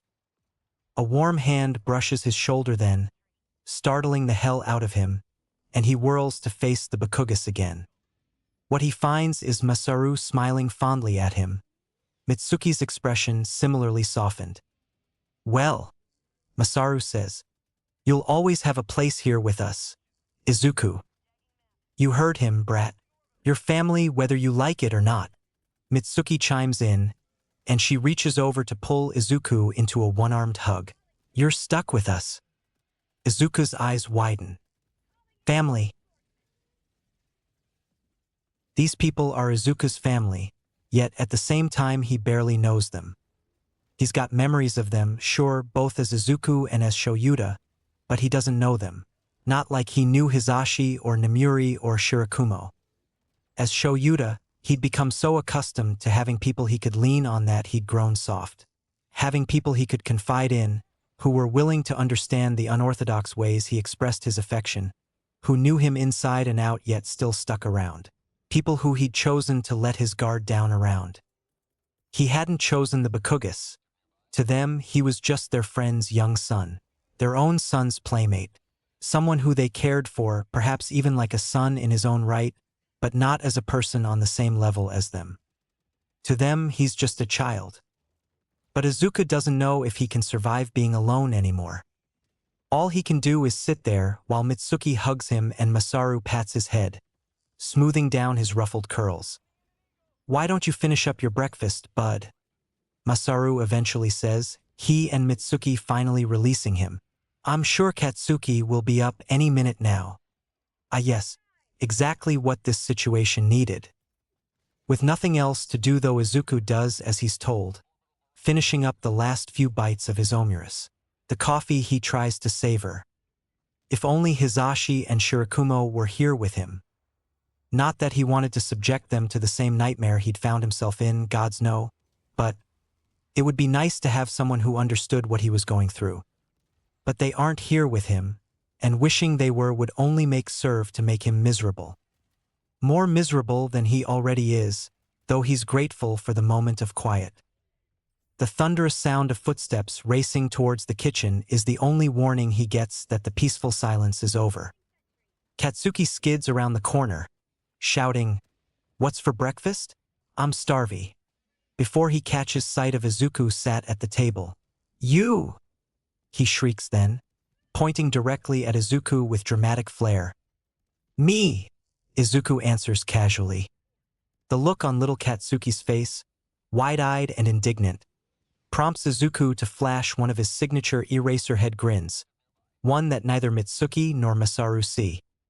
And, just to be polite, he says, "Good morning, Kaken." Katsuki grimaces, and he pulls his hands to his chest while taking a step back. "You're not going to steal my quirk again, are you?" he asks, clearly fearing that Izuku was going to do exactly that. Katsuki, Mitsuki scolds. She aims a quick but light swat to the back of her son's head, which causes him to yelp and glare. Don't be rude. Izuku didn't. It's all right, Auntie, Izuku says, trying not to wince at all the noise. He downs the dredges of his drink before scooting off the chair. Katsuki doesn't quite hide behind his mother when Izuku walks over, but it's a near thing. It reminds him funnily enough of a tiny dog all puffed up with bristled fur, trying to make itself appear more intimidating than it really is, though Izuku hadn't actually intended to frighten him. So he offers an apologetic smile, this time with much less teeth involved. I didn't mean to, steal your quirk, he says. Sorry. For obvious reasons, Katsuki still looks wary, though he's able to steel himself enough to give a single determined nod. Well, don't do it again, got it? He mutters, low enough for only Izuku to hear. Got it, Izuku agrees. It's hard not to let his smile stretch back into a sharp grin. Despite everything, the situation, his confusion, his memories, this tiny Bakugu is amusing. The Bakugu parents watch on, gazing at the two children with fond exasperation. Katsukin, would you like some omuris? Masaru asks, and he's already moving to prepare a fresh one when Katsuki answers with a vigorous shake of his head. No thanks, am not hungry, he says, and without any preamble, he takes a hold of Izuku's hand to begin dragging him out of the kitchen. Huh? Not hungry? Mitsuki echoes with a frown, but then a gleam of mischief flashes in her eyes, and she catches up to them before Katsuki can drag Izuku very far, her shadow cast over them. But I thought you said you were starving. She cackles, ruffling Katsuki's hair before he's able to duck out of range. Yeah, well, I changed my mind. He yelps, batting Mitsuki's hand away with his own free one. He makes another break for it then, and Izuku, curious, allows himself to be dragged. Mitsuki's laughter chases them all the way to Katsuki's bedroom. Katsuki doesn't let go of Izuku's wrist until they're there, and the door is firmly shut behind them. As soon as it is, he turns on the spot and jabs a finger at Izuku's chest. What the fuck is going on with you, Deku? Katsuki snarls with narrowed eyes. Izuku blinks. How in the actual hell is he supposed to answer that? What would he even say if he did? Oh yes, he'd somehow managed to gain the memories and quirk of a dying man from the future. Let him tell you all about it.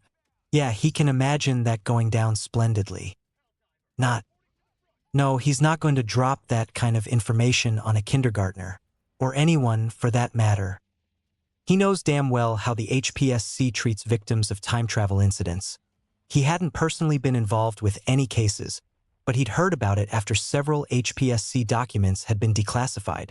Those documents were still highly confidential and would remain so for a good while longer, and he didn't miraculously come back roughly 2 decades just to be locked up in an underground bunker and studied like a lab rat. No offense to Nedzu with that last remark. Plus, again, Katsuki is a kindergartner, and young children weren't exactly the best at keeping huge secrets to themselves. It would put Katsuki himself in danger, too. And so, Izuku shrugs and simply says, My quirk came in. Yeah, I noticed that, dumbass. Katsuki growls. What I mean is, you're acting totally weird. What was up with that creepy grin earlier? Huh? Yes, that. Now that he has to explain himself, he almost regrets riling Katsuki up. But still. Izuku shrugs again, trying not to grin now. Your expression was funny. See, that's exactly what I'm talking about. Katsuki points right at Izuku again, to which Izuku merely raises an eyebrow. That seemed to annoy Katsuki all the more, as he shouts, You're being weird. Maybe it's due to my quirk? Izuku suggests, unsure how else to explain his weird behavior without giving away the truth. I've felt off ever since I got it. At least Katsuki seems to accept that answer, though he still looked conflicted about something. Makes sense. Your weirdo quirk is what's making you weird. It's not even anything like either of your parents' quirks, Katsuki mutters, crossing his arms with a petulant scowl. You were supposed to get a cool quirk. There's no way you can be a hero with what you got. Groaning internally, Izuku briefly wishes he was still unconscious. You don't need a cool or flashy quirk to be a hero, he grits out, already dreading where this conversation is headed. Katsuki scoffs. Of course you do. How else are you going to put the bad guys in their place? This illogical mindset again. Katsuki keeps on talking, going on and on about how he's going to be the strongest hero to ever live, stronger than even All Might. But Izuku barely hears it, too absorbed by the way his vision burns red with the whirlwind of emotions that burn to life in his chest. His fingernails dig crescents into his palms. Gods, Izuku is so sick and tired of having to hear this bullshit. You want to be a hero, huh? He finds himself asking in a low tone, cutting the other boy off mid-rant. Katsuki scoffs again because of course he does. Of fucking course I want to be a hero, stupid. Izuku lunges forward abruptly, grabbing hold of the front of Katsuki's shirt. Then start fucking acting like it, he hisses in his face. Katsuki recoils as though he'd been slapped. I'm serious, Izuku continues harshly. If you want to be a hero, you need to stop acting like such a villain. A part of him does feel bad for so bluntly ripping apart a kindergartner's worldview, a very, very small part, but it was for the best. He'd already seen that Katsuki could be a good hero with the right guidance, but his attitude and mindset needed some serious work. If Izuku was going to be stuck in this time period, stuck being near Katsuki, it was only logical for him to nip this behavior in the bud before it had a chance to truly take hold. So he watches Katsuki's expression morph from shock to momentary hurt, then to incredulousness, before finally settling on anger. He shoves Izuku off of him. Ha! He shouts, small explosions popping in his palms. I don't act like a villain. Rather than cower like he might have before, Izuku simply tilts his head. Oh, he asks, letting his voice dip dangerously low, a challenge with how high Midoriya's voice naturally is. And what does a villain act like, then? He takes a step back to give Katsuki some room, expression purposefully neutral, and he waits for Katsuki to come up with an answer. He's genuinely curious. Their society tended to deem villains as anyone who breaks the law after all, regardless of how minor said law was. He'd seen it time and time again over the course of his hero career, enough to know that not everyone labeled a villain was actually the epitome of evil. Most were simple garden variety criminals. Others were just down on their luck or downright unlucky. Hell, there were countless pro-heroes who broke the law themselves, yet they were allowed to get away with it due to their official hero status and influence. But still, what effect would this black and white mentality have on someone so young? His own experience as Aizawa Shoyuta had been difficult, to say the least. There had been a marked difference in how his peers treated him after his quirk had come in. Having others call him a villain simply due to the way his quirk functioned, something which he had zero control over, had greatly frustrated him. It was illogical. A quirk is just a tool, a dangerous one, but a tool nonetheless. How it's used was dependent entirely on the person using it. He'd seen plenty of criminals with so-called heroic quirks who used them to do whatever they pleased, and just as many heroes with villainous quirks. So, how would a child with a quirk society deemed heroic respond? Well, there, Katsuki puffs himself up, obviously thinking hard. They're bad guys, so the heroes beat them all up. Izuku nods, years of dealing with asshole teenagers helping him keep his temper in check. And why are they bad guys? He presses, an eyebrow raised in question. It doesn't matter. They're bad guys and so they get beat up. It does matter, Izuku insists. What makes a villain bad? Katsuki stops his foot, but he does answer. Because villains do bad things like hurt people who are too stupid and weak to protect themselves. Duh. Humming in assent, Izuku locks eyes with Katsuki once more. So, what you're saying? He does his best to keep the grin from his voice now that Katsuki's right where he wants him. Is that a villain is someone who hurts others, right? People who can't protect themselves. Katsuki nods enthusiastically. Yeah, exactly. All right, Izuku says, a glimmer of smug satisfaction burning in his chest. And then, already knowing the answer, he asks, "What about you? Do you hurt people?" "What kind of fucking question is that?" Katsuki demands. It's clear he's not expecting any sort of retaliation when he moves to shove Izuku. Maybe he's expecting him to flinch or cower like usual, but Izuku isn't that kind of person. Not anymore. Katsuki ends up on his back with Izuku on top of him, the latter using his newfound knowledge to keep him pinned despite his own lack of physical strength. He doesn't budge when Katsuki tries to buck him off. Katsuki's glaring up at him, snarling, before his eyes widen at the same time his hands twitch threateningly in Izuku's grip. Izuku stares him down with hair afloat and eyes glowing red. Well, he didn't steal Katsuki's quirk this time. With Katsuki now completely still under him, Izuku leans forward until their noses are practically touching. He doesn't blink and he doesn't look away. "Do you hurt people?" "And no," Katsuki yelps, a panicked look flooding his eyes. "What the hell is wrong with you, Deku? Get the fuck off me." "Stop yelling, or your parents are going to hear," Izuku calmly states. "Answer my question." Katsuki grits his teeth. "No!" This time Izuku stays silent, simply staring and tilting his head just so. Erasure has a sort of intimidation to it, he's been told. A heaviness. He watches Katsuki crack under the pressure. "Well, but only 'cause they deserve it," he exclaims, unsuccessfully trying to cover up his fear with that familiar, easy anger.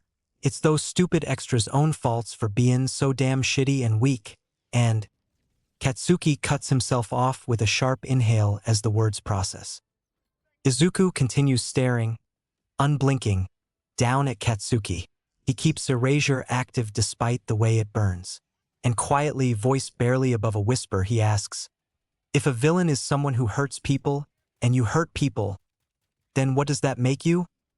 He waits until the words have fully sunken in before he delivers the final blow. "Did I deserve to be hurt, Kaken?" The multitude of starburst-shaped scars littering his skin pulse with a phantom heat, an answer in and of itself.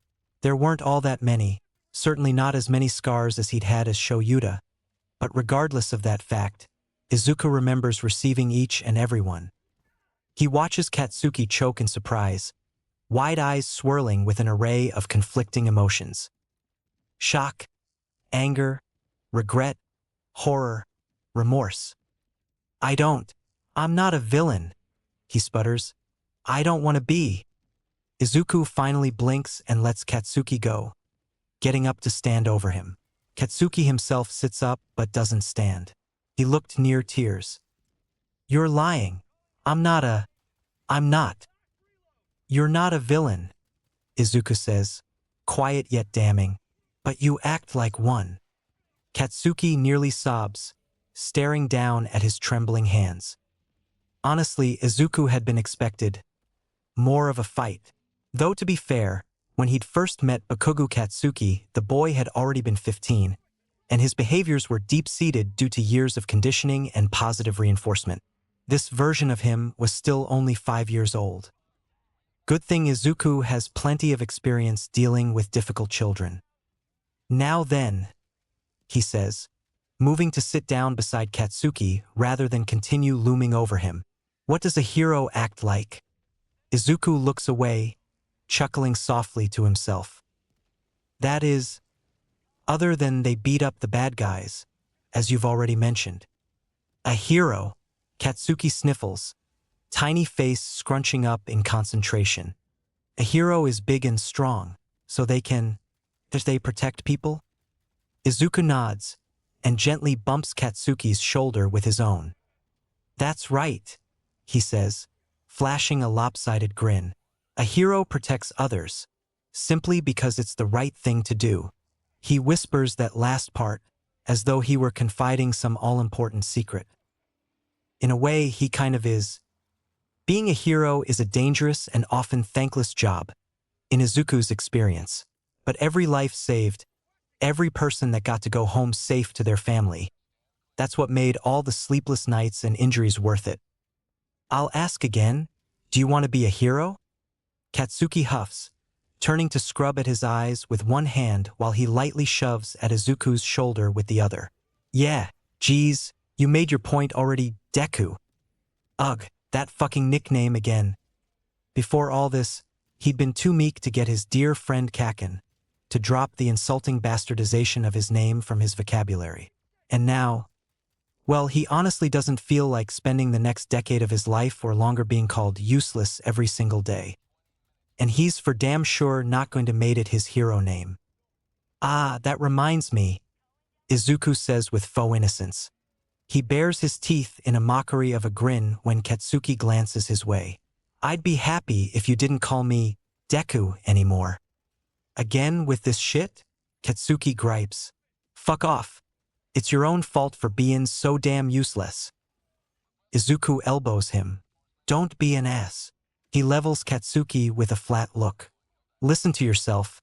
Am I really supposed to put up with you calling me useless all the time? Why you? Katsuki bristles before the words finally seem to sink in, whereupon he balks and looks appropriately horrified. His shoulders hike up to nearly his ears, face reddening, before he jerks his head away. Whatever. You're always going on and on calling me Kaken. So, it's only fair. Izuku blinks as he tries to process that. He frowns. How is me calling you Kaken even remotely similar to you calling me Deku? Kaken is just your name with an honorific. Because it's... Katsuki makes a frustrated noise. Shut up. It just is. Honestly just confused at this point, Izuku's brow furrows. Do you not want me to call you Kaken? Huh? Katsuki startles. Yes, I mean no. I mean... Okay, slow down. Let's start there. Izuku tilts his head. What do you want me to call you? Katsuki doesn't answer right away, looking steadfastly at any spot in the room that wasn't Izuku, until finally, I guess Kaken is fine. Izuku grins. All right, Kaken. It was pretty funny seeing his normally gruff former student so flustered. As Shoyuta, and now as Izuku, he supposes. He hadn't been the best at expressing his feelings either. He'd been lucky to have found such good friends in people like Hizashi, Shirakumo, and Nimuri, people who'd helped him figure most of it out, alongside others he'd grown close to like Tsukachi Naomasa or even Nedzu. And while he's sure sorting out his thoughts and feelings will be just as frustrating as ever, at least he knew how to help others well enough. This Katsuki may still be a child, but the last time Izuku had seen him he'd been a damn good hero. He knows that Katsuki is capable of overcoming his misplaced anger and aggression. It's odd though. His feelings about Bakugo Katsuki were all mixed up. There's the general fondness associated with having taught the boy for 3 years and seeing him grow into a fine hero.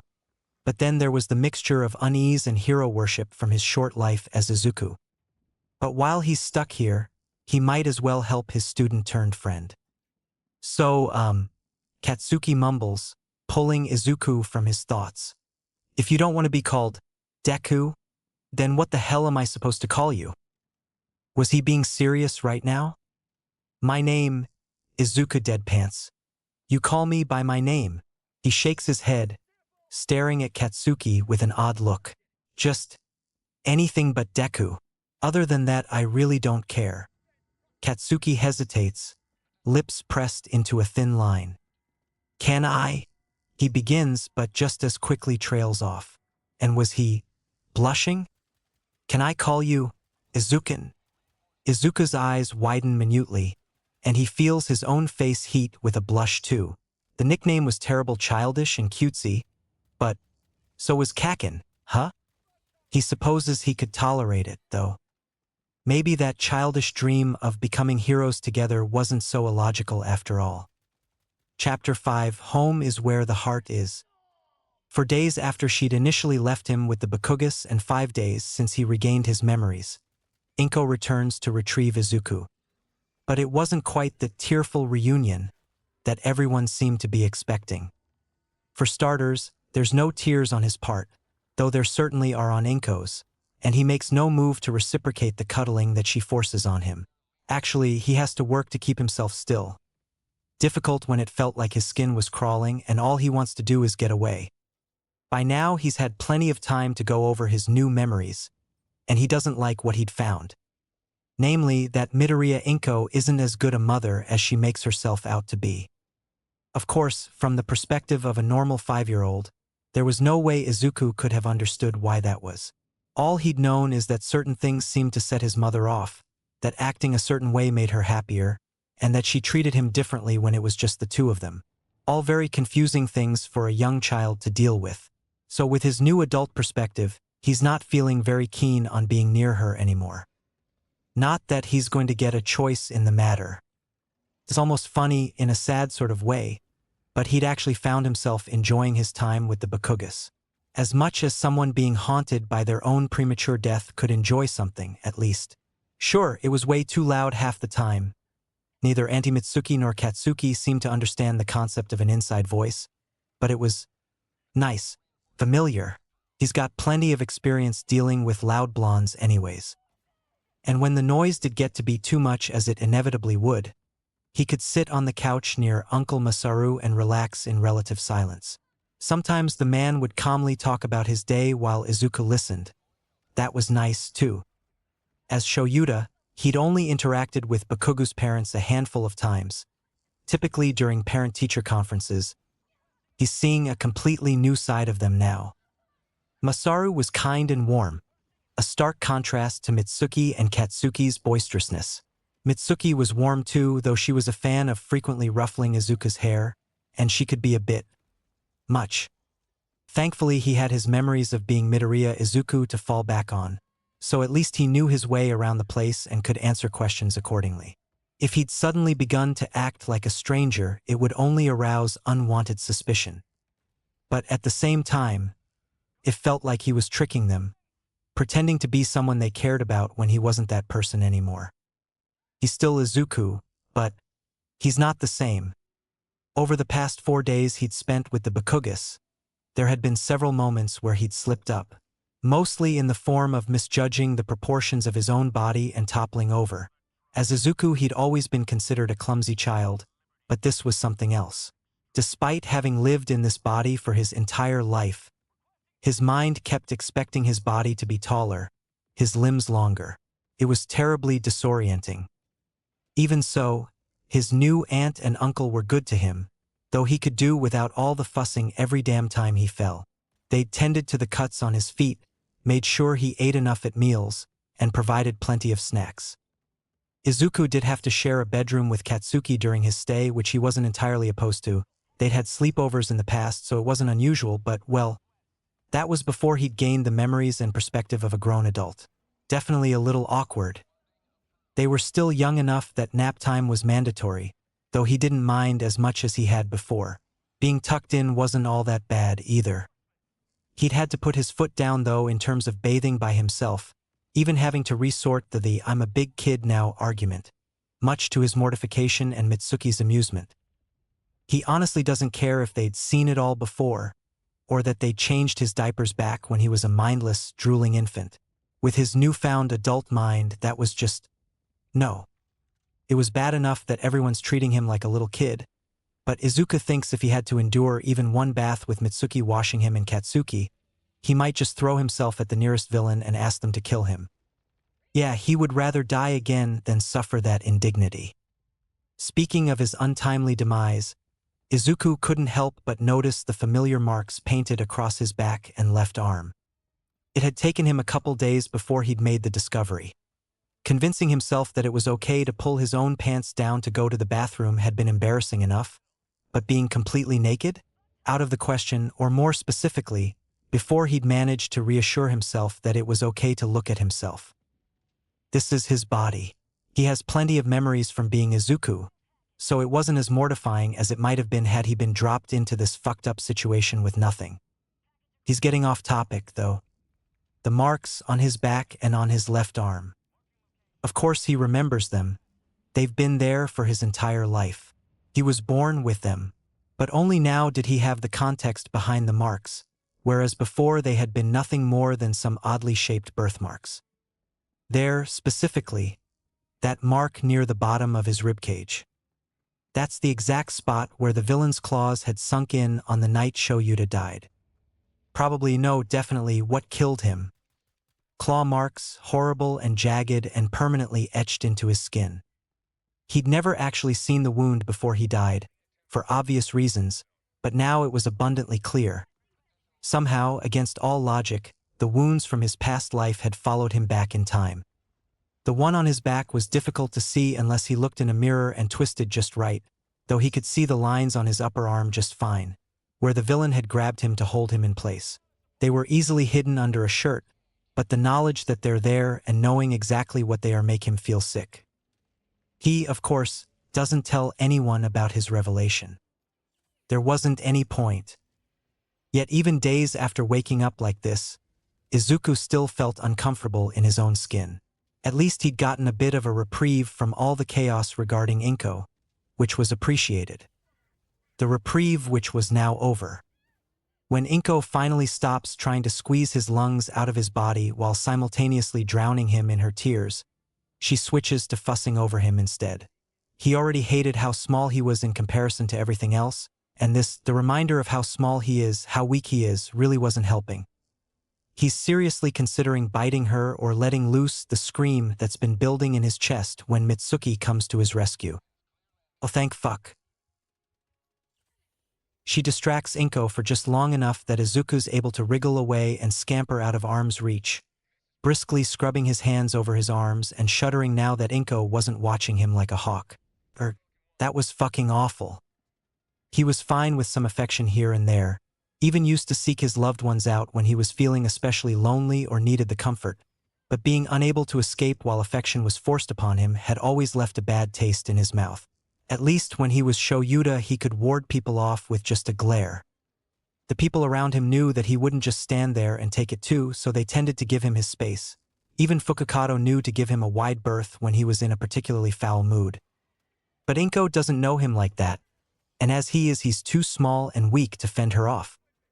Or, well, he probably could, but that'd just make her upset with him, considering she was about to be taking him with her to who knows where. Without the Bakugas, Izuku really didn't want to get on her bad side. At least for this one moment he could escape while her focus was divided. Based on Katsuki's furrowed brows and grimace though, he'd noticed Izuku's discomfort. He stomps his way over to Izuku's side, looking between him and Inko, before saying in a too loud whisper, "Hey Izukin, you'd better not forget about me just 'cause you're moving to a new house." Izuku had half expected Katsuki to just up and call him out over more of his weird behavior. But, well, it seemed like he was still acting like his typical gruff self. But the glimmer of worry Izuku could see in his eyes gave him away. It was cute how protective he was, though there was nothing Katsuki could do, either. Still, Izuku manages a small smile. "Of course I won't forget you, Kaken," he replies easily. "We're gonna be heroes together, remember?" And besides, he doesn't think he could forget Katsuki if he tried. He watches as Katsuki's hands, which had up until now been clenched into tight fists at his sides, relax as he laughs. It was still so interesting to see the way he behaved when his inferiority complex and anger issues weren't yet set in stone. And if Izuku had his way, they never would be. Thank Nedzu for all those child psychology classes he'd been required to take before he could become a teacher. Feeling somewhat petty though, Izuku flashes a smirk and echoes Katsuki's own oft-repeated words. "I'm gonna be the best hero though, just you wait and see." "Hey wait," Katsuki yelps, faltering from where he'd been puffing his chest out. "That's my line, shitty nerd." "All right boys, settle down now," Masaru calls fondly. When Izuku turns to look, he finds the man standing nearby, the new jacket they'd bought for him in his hands. The sight of it makes his chest feel warm. Except for the clothes on his back and his shoes, all of Izuku's belongings had been left behind when Inko dragged him here, not including his backpack with all of his school things, which had thankfully been left here after his episode. But other than that, nothing. He could only borrow Katsuki's things for so long. Luckily for him, the Bakugo parents didn't seem to mind providing for him. They'd bought him new socks, underwear, and of course the jacket, among other things. It was actually very thoughtful of them.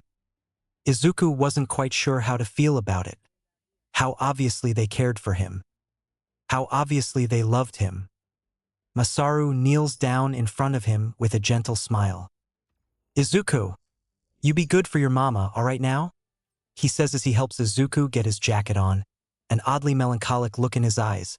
"Make sure to eat all your vegetables, and brush your teeth, and get to bed on time, and thankfully for Izuku, Katsuki is more than happy to complain in his place. "Dad," he whines, "you're being embarrassing again." I know. You're both big boys and don't need me fussing after you." Masaru shakes his head, a fond smile tugging at his lips, though that sad look remained. "Humor your old man for a little while longer, won't you?" "Uncle, I'll be fine." Izuku mumbles with a hint of exasperation. Regardless, he makes no real move to stop him as he finishes zipping up the coat. He knew Masaru was only looking out for him. But then Inko is done speaking with Mitsuki, and it's time for the two of them to leave. Neither Masaru nor Mitsuki would be able to look out for him now that he wouldn't be staying at their house, now that they wouldn't be seeing him every day. And as Izuku looks back at them, Mitsuki loudly proclaiming that they'll have to set up another playdate soon, Masaru with his quiet smile and sad eyes, and Katsuki waving vigorously while making intense eye contact, he finds himself with a surprising realization. He doesn't want to leave. It's fine, though. Izuku can take care of himself just fine. Right? He's not actually as certain of that as he'd like to be. Not anymore. Inko keeps a firm grip on his hand as they exit the apartment, Izuku obediently following along. Wisely, he says nothing now that they're alone. Like he said earlier, he really didn't want to get on her bad side. Inko seemed to be in a good mood at the moment anyways, and he'd rather it stayed that way, thank you very much. The cuts on his feet have mostly healed by now too, leaving behind pink marks and a few lingering scabs, so he no longer has to worry about that pain like the last time Inko had led him into the unknown. And unlike then, it was now the middle of the day, so everything was nice and bright. A little too bright if you asked his oversensitive eyes. Still, he stays quiet as Inko hails a taxi. He keeps a tight grip on the backpack in his lap as the streets pass by, his eyes tracking the twists and turns to create a sort of mental map, the route from the Bakugo's apartment to wherever Inko's taking him. Worryingly, said streets were looking more and more like the slums he used to patrol back when he was a hero. Not reassuring in the least. It meant they weren't heading back to their old apartment either. Not that he was overly attached to the place, but at least he knew where it was and that it was safe. Well, safe-ish, the people inside said apartment notwithstanding. All too soon, they've arrived at a new apartment building that had certainly seen better days. Izuku has only a moment to hope it isn't actually their destination while Inko pays the taxi driver. But that hope is dashed when she leads him inside. He keeps his head down as they enter, making himself look as unassuming as possible while he discreetly looked around. If only his hair was longer, he was used to hiding behind it for this. Well, the place sure was on the cheaper side. Paint chipping off the walls, suspicious dark stains on the ceiling. He thinks the carpeting might have been blue at some point, but now it was an ugly gray-brown and worn so thin that it was hardly better than the concrete subfloor beneath. The air was stale and faintly musty, with a subtle hint of ammonia that stings his sensitive nose. There was no concierge in sight, no reception desk, though there were some dented communal mailboxes pressed up against one wall and a door off to the side with a sign that said, "Knock before entering" hung on it. Other than that, the front lobby was empty. The stairwell was a different story. As Inko leads Izuku up, they encounter a person in a gas mask sat silently on the steps above them. They don't move, we're probably just another tenant. But Izuku had the strangest feeling that they were watching them despite their eyes not being visible. The sound of their breathing was loud and labored through the mask's filters. Izuku catches a flickering of something near their chest, something that felt warm and smoky. But before he can focus in on it, Inko has already pulled him past the stranger without a word. After that, he just tries to focus on not tripping over his own feet as they trudge up the remaining stairs. Seeing the state of his new living arrangements doesn't help him feel any better. It was practically empty. Now, the emptiness doesn't bother him, not particularly. His own first apartment had been just as barren, though at the time it had been a roof over his head and thus a huge step up from sleeping on the streets in his sleeping bag. But he had been a young adult fresh out of UA with barely any money to his name. Midoriya Inko, on the other hand, works at a hospital, and has for some years now, so while he's not sure how much she made exactly, he would have assumed that she had some money squirreled away, enough to afford a better apartment than this. At least one with more furniture than what looked like a single thrifted couch, a wobbly coffee table, and a small box television set.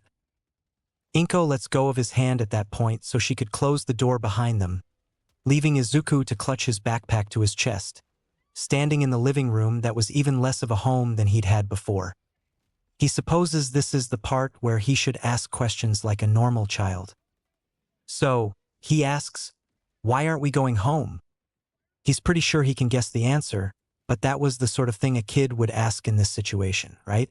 Besides, he needs more information, and Inko was the only one around with the answers. It was always better to get answers rather than sticking to assumptions.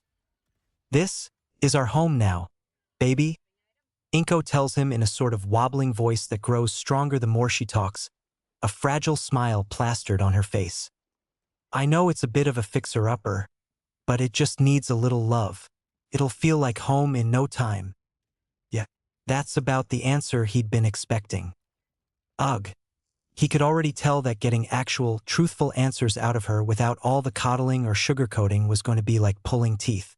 Izuku just can't figure out the logic behind her actions, especially when no one was telling him anything. And what about Dad? He asks. Inko's fragile smile breaks before he's even finished the last word. "Izuku," she says, tone dipping into that sternness he knows spells nothing but trouble. Then just as fast as it had come, it's gone, and Inko is kneeling in front of him with that same cracked smile. "Izuku, it's okay, baby. You don't have to worry about him anymore. He can't hurt us here." Wait, what? Okay. He'd had a sneaking suspicion as to what exactly Inko must have told Masaru and Mitsuki about what had happened with Hisashi. But was she really going to pull the same shit on him? He'd been there. He'd lived it. Midoriya Hisashi wasn't an abusive parent. Or at the very least, he'd never been physically or emotionally abusive towards Izuku. While he had been distant yet hesitantly kind most of the time, he'd never seemed outright malicious. There was that weird moment right before Inko ran off with Izuku, when he'd overheard their conversation in the kitchen, but maybe Hisashi had been abusive towards Inko somehow, where Izuku couldn't see it. Maybe Inko had legitimate reasons for doing what she's done. He honestly doesn't know. What he does know is that he trusts Inko about as far as he can throw her. "Are you getting a divorce?" he asks next, keeping his voice small in an effort to not upset her. Not out of fear, no. He's just acting like this was another one of his undercover missions and he needed to appease his target. Yes, that was it. Inko sighs heavily and pinches the bridge of her nose, but it's not as negative of a reaction as he'd been fearing. No, not fearing. He's not afraid. "Maybe, probably," Inko says after another moment. "It's complicated, baby." It's not that complicated, he can't help but think. Either they were getting divorced or they weren't. It was a yes or no question. Fine. Whatever. Next question. Will Kaken and I still go to school together? It would be sort of difficult to keep his promise if he and Katsuki were sent to different schools. It's bad enough that he was being forced through the hell that is the public school system a second time. He'd rather not have to go through it alone. "If you're good, I don't see why not, Inko answers with a laugh, which really wasn't as reassuring of an answer as she seemed to think it was, considering the potential implications. He's not given a chance to ask for clarification, though. About school. This is important, so I need you to listen to Mama very carefully, okay? Inko places her hands on his shoulders, looking him right in the eye. He has to force himself not to look away. I need you to keep your quirk a secret from everyone, she tells him. What? I know how much you wanted a quirk, baby, but it'll be our secret, okay? She goes on to say, all with that damnable smile while Izuku processes her words and all they imply. It can be like a game, like playing pretend. She wants him to keep his quirk a secret? What the fuck? That's illogical. He protests before he can stop himself, shaking his head. It's obvious that I have a quirk. Why would I pretend not to? Because I said so, Izuku. It's important, Inko stresses. She grips his shoulders tighter when he tries to lean away. And then, you don't want Hisashi to find us, do you? Huh? Is that what this was about? But that didn't make any sense, either. Of course he remembers the argument he'd overheard that first night. The argument about him, about his quirk. But how would that lead to them essentially going into hiding? The only possible explanation he can think of would be how vastly different his quirk is compared to small pull or fire breath. It had sort of sounded like she was upset about that back then. Maybe she was concerned that Hisashi would accuse her of cheating, but that would only be an issue if she did cheat, and quirks were finicky things that didn't always make sense anyways. Eri's quirk rewind was a clear example of that.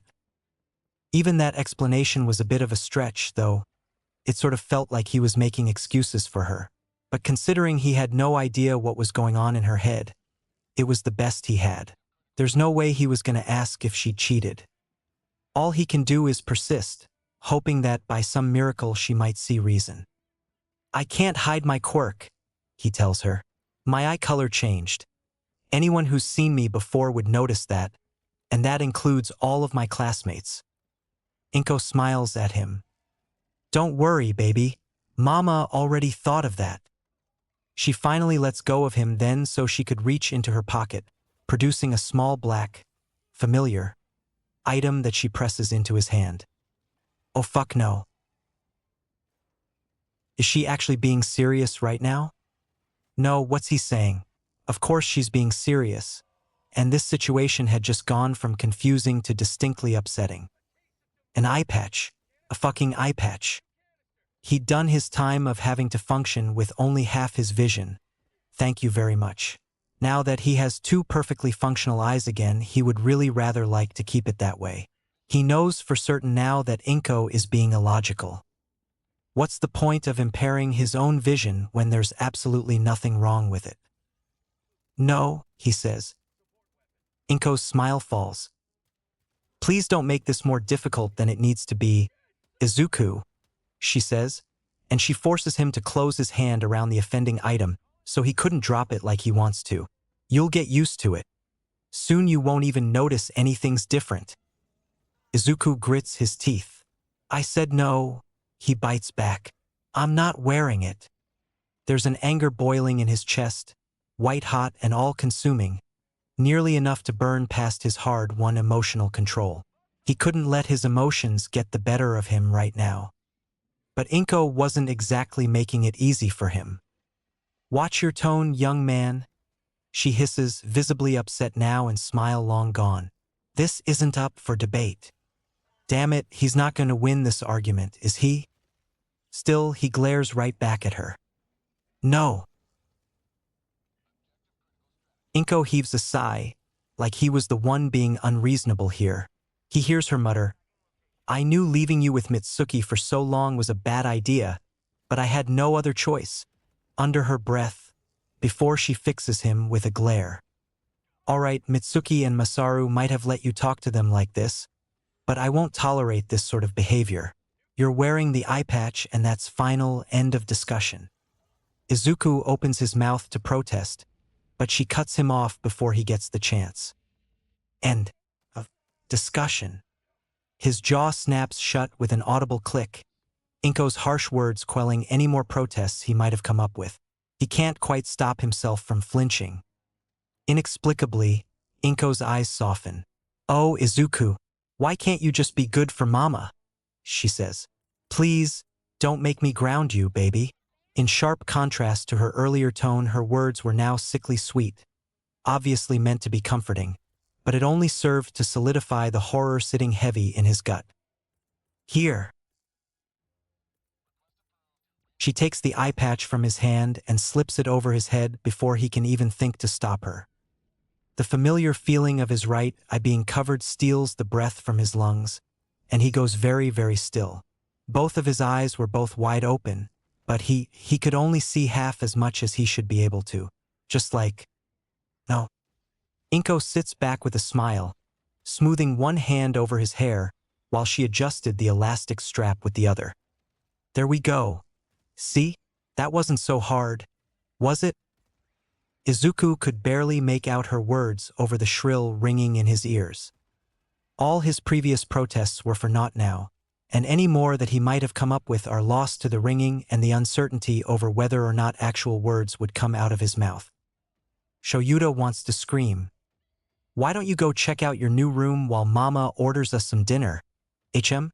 Midoriya's mother's voice coos distantly. "Off you go." And just like that, she turns him around and nudges him further into the apartment. He stumbles, but somehow manages to catch himself before he could fall.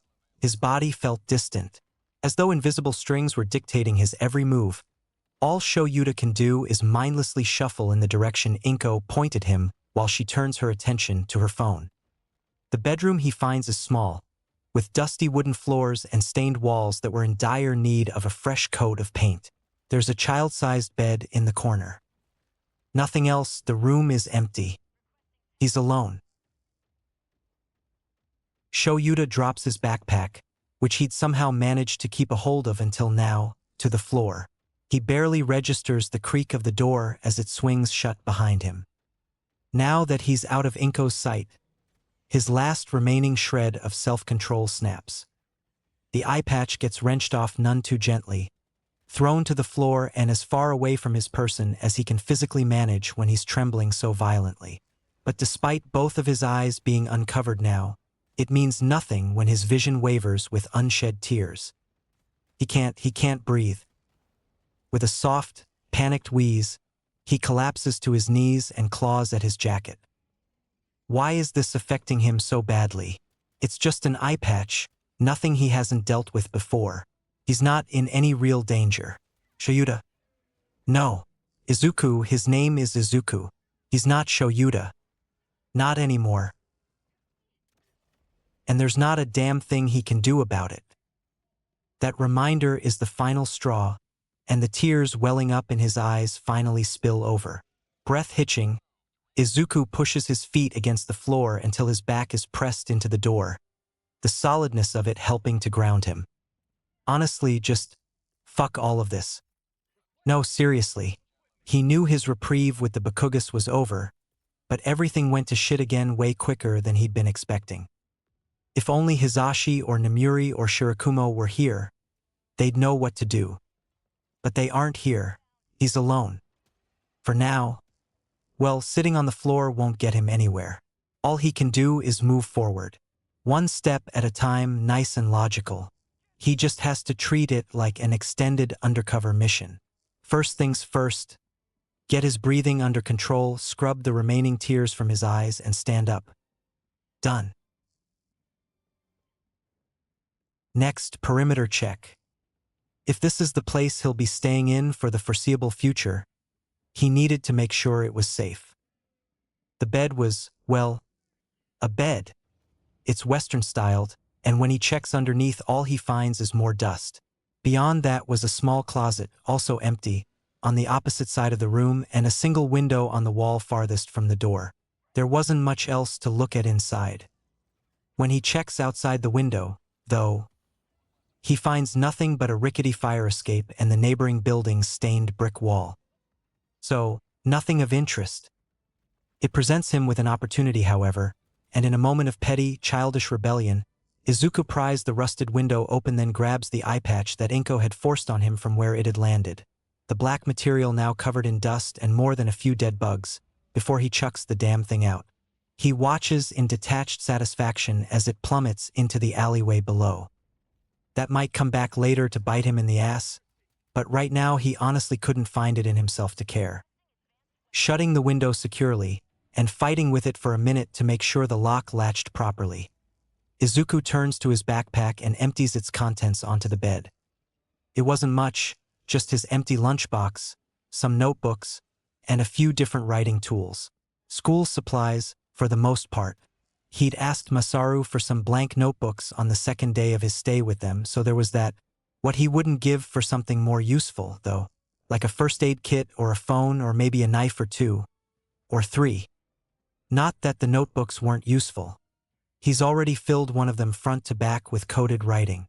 He just wishes he had something more suited to protecting himself with. On the topic of the notebooks, though, he'd written down just about everything he could in terms of what had happened to him up until this point, and about everything he could find out about his new quirk. That, and some of his theories. It was an urge he couldn't quite resist. At least it was a useful urge. He can only assume that the past Midoriya was the same way, considering what a familiar sight it had been to see him mumbling over the pages of his latest notebook. Guess he'd inherited more of Midoriya Izuku's mannerisms than he'd thought. In this case, his fascination with quirks and quirk theory. Not that he hadn't been that way back when he was just Shoyuta, but that had been more out of the necessity of needing to know how quirks function so he could shut them down quickly and effectively. He'd spent many long nights looking over case files or analyzing a suspect's quirk on the go, because not doing so meant putting himself and others in unnecessary danger. So the excitement over learning something new, of analyzing a quirk simply in the interest of curiosity, was new. Actually, now that he thinks about it, it wasn't that he as Shoyuta had inherited anything from Midoriya Izuku, but more that he as Izuku had gained something from Aizawa Shoyuta, his quirk and memories specifically. He kept thinking about it as though it were the other way around, but that wasn't quite right. And yet he is indisputably as much Midoriya Izuku as he is Aizawa Shoyuta. Both. But in a way he was also neither, in terms of being two unique, separate minds. Honestly, thinking about it was making his head hurt. He could only hope that he wasn't the only one, that, as terrible as it may be, there might be others who had been brought back to life like he was. If only so he wouldn't be so utterly alone. But even that wish was selfish of him, wasn't it? Because in order for that to happen, that person would have to die first. Not only that, but they would have to go through the same jarring experience of waking up as a completely different person, too. Of knowing that they had died, that they'd left people behind. A stranger in their own body. He's Izuku. It's dinner time, baby. Shit. Chapter 6. Consequences be damned. Though it seemed impossible, somehow, months have passed since the day Izuku gained the memories and quirk of an entirely different life. Or, the incident, as everyone else had taken to calling it. To him, it was his death and rebirth all in one. By now he knew there was no going back to his old life. Which is why he's so surprised by the passage of time. Some days mere minutes felt like years. He honestly doesn't know how he's made it this far. His 6th birthday had come and gone, celebrated with the Bakugas and his mother. There was cake and presents and many birthday wishes, but all Izuku could think about was how much he wanted to leave. To be honest, he would have forgotten about the whole thing had Inko not physically dragged him there.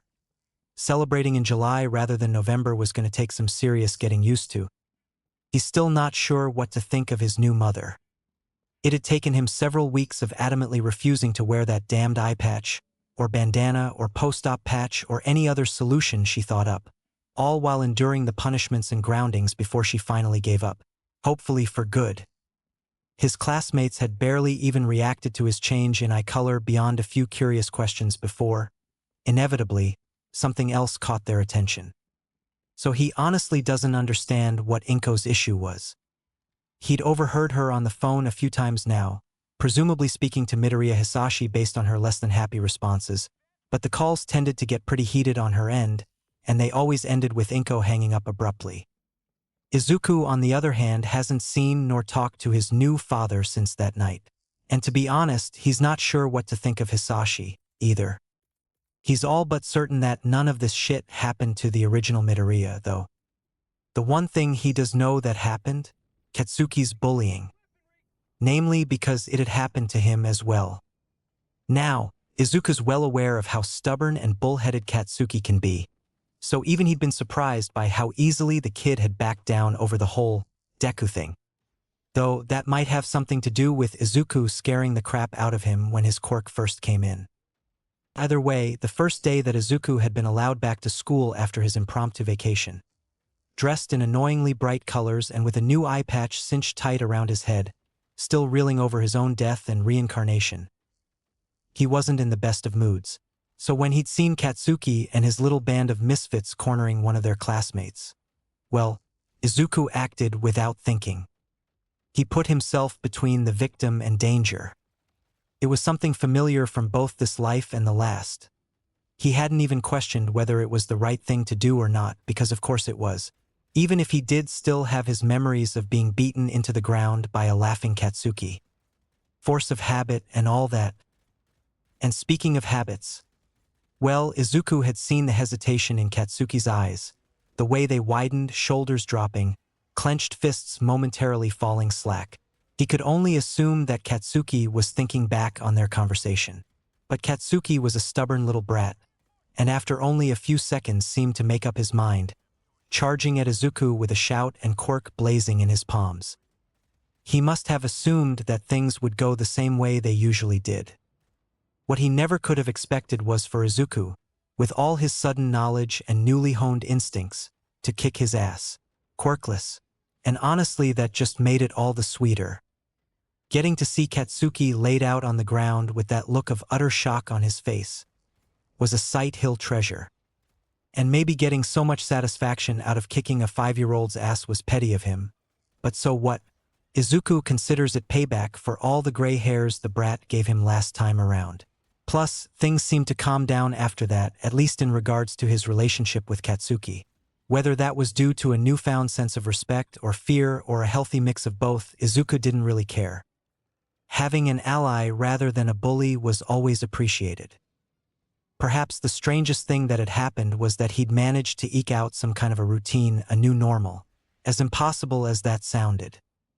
He'd thought that he would never get over his death, he's not by a long shot, but with each day that went by, it became a little easier to just be Izuku. Days where he could almost ignore the extra 30-plus years worth of memories floating around in his head. The fact that this was his life now sunk in a little more with each passing day. Other times, though, it all felt like a dream. Those times when he was left alone with his thoughts. Times where he would fall back into his old routine, his old mindset, half expecting a phone call from Hisashi to say that he'd be home late from the radio station today and what should they do for dinner. When he would wonder on what to do with his latest class of hellions, what lessons he would have to teach, who if any he'd need to expel. There was still ungraded homework on the coffee table that fateful night when he'd gone on his very last patrol. Some nights, when sleep felt impossible, he listens to half-remembered songs in the dead of night on the tiny radio he'd managed to salvage from the trash.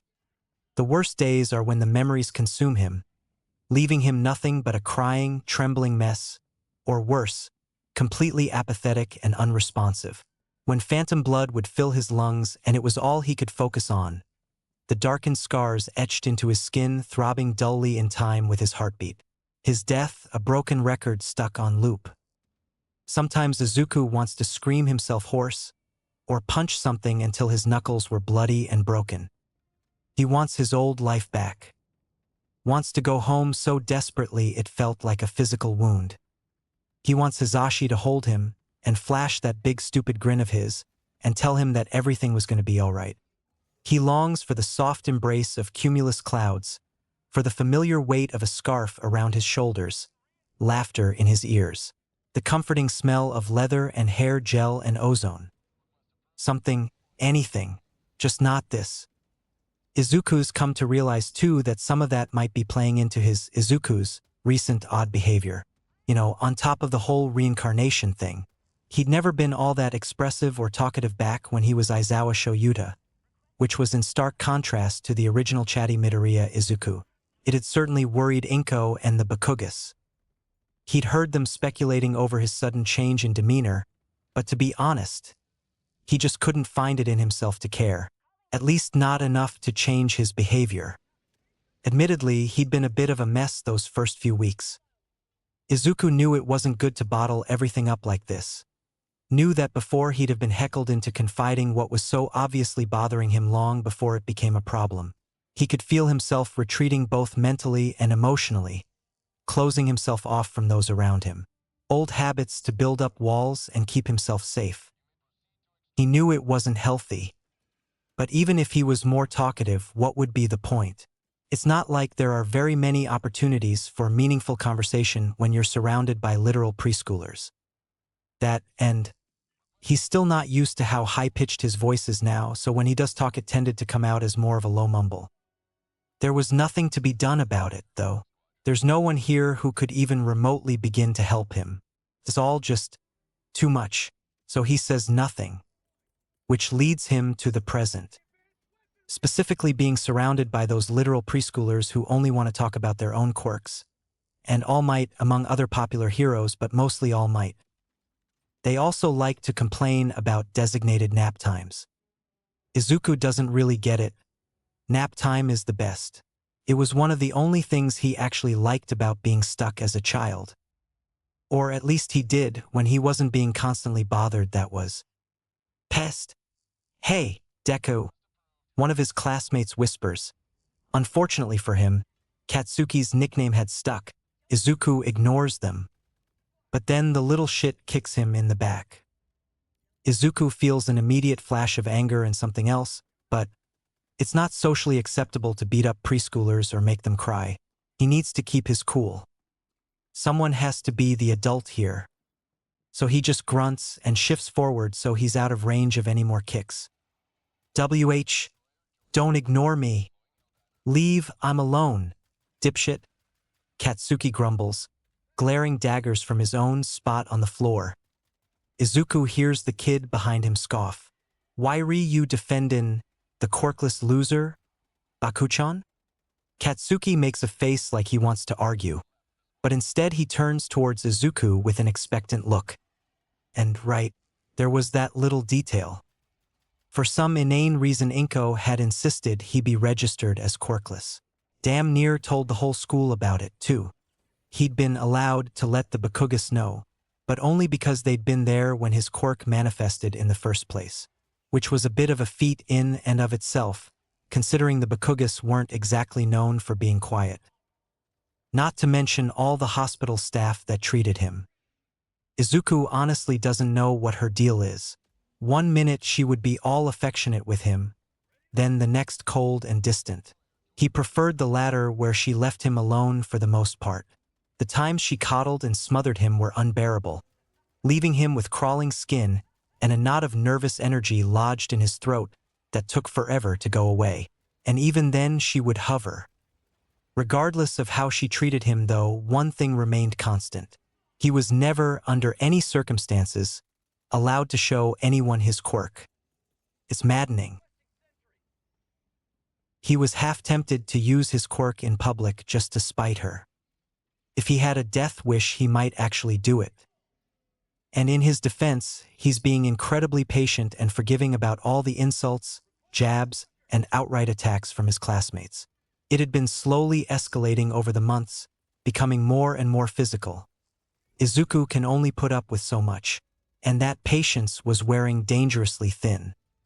Especially when the little shit behind him scoots closer in order to kick him again. Izuku suppresses a snarl and turns over with narrowed eyes. What do you want? He finally grits out. The boy opens his mouth to answer, but no sound comes out. If Izuku remembers correctly, and he's quite sure he does, the kid was called Ito Haraku. Quirk, human calculator. He didn't typically bother trying to remember their names or faces, though. Why make the effort when he doesn't already recognize any of them? Unless they were going to become heroes, villains, or victims to a specific event he remembered, their names weren't all that important to him, even if some of their quirks had him itching with restless energy. So maybe it was dehumanizing to reduce a group of children to their quirks, but it was the only way to keep himself sane. That's why it's so ironic when Ito asks him, "Why don't you have a quirk?" Because say what now? Izuku blinks slowly, staring in a mixture of incomprehension and incredulousness. One of the girls laying nearby gasps. "Kami Ito-chan," she says. "You can't just ask someone why they don't have a quirk." "Why not?" Ito whines, and he sits up to shove his blanket away. "Everybody else got one, so why not him?" Huffing, Izuku turns his glare to the ceiling. "Why's it matter? Quirks don't mean anything," he mutters. Honestly, the kid was acting as if the whole world would end just because someone he knows doesn't have a quirk. Not that Izuku was actually quirkless, but still. People rely on their quirks too much nowadays. "Now be quiet, you're interrupting my nap time." Now it's Ito's turn to gasp in offense. "How could you say that?" Another boy, blue hair cropped short, sits up as well. "You're just jealous 'cause you don't got a quirk," he accuses loudly. Some of their other classmates make noises in agreement. But jealousy is illogical.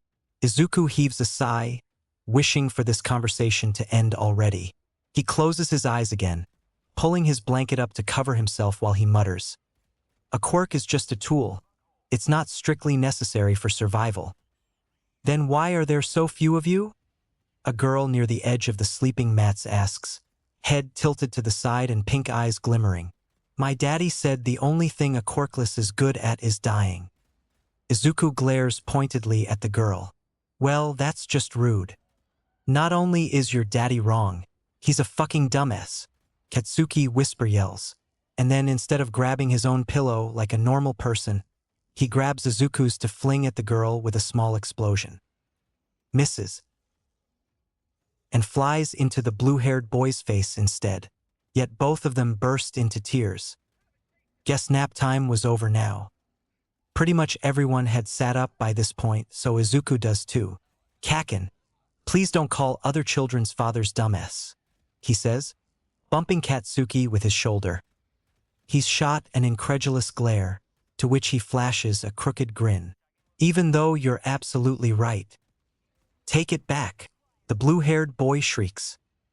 He stomps over to loom above Izuku's sleeping mat, glaring down at him with angry, tear-filled yellow eyes. "Take back what you said about quirks, Deku." "Shoo, you're being too loud, Kano-kun." "Shut up. This doesn't involve you." The drinking fountains attached to the wall groan and burble ominously, water rising from the pipes to float around the boy. "All right," Izuku remembers now. This is Izui Kano. Quirk, water manipulation. Eyeing the water warily, Izui's quirk control is shit, but his heightened emotions were making it stronger. Izuku stays sitting for the moment. He does discreetly shift into a better position just in case he needed to move out of the way, though. On one hand, he should probably act like the adult he mentally is and defuse the situation. But on the other hand, there was an uncomfortable energy thrumming just under his skin, and he's been itching for a good fight. Even if he knows not to pick fights with preschoolers, Izui was asking for it. So Izuku tilts his head. "Why are you so upset about me stating a simple fact?" he asks. Izui clenches his hands into fists and shouts, "It's not a fact if you're lying." "Yes," Izuku deadpants. "That is how facts tend to work." He hears Katsuki snort back a laugh beside him, and grins. Of course, that's when Izui fully loses his temper. And Izuku does, in fact, manage to dodge the water that's thrown at him, but he hadn't anticipated that Izui would bodily throw himself forward at the same time. They collide.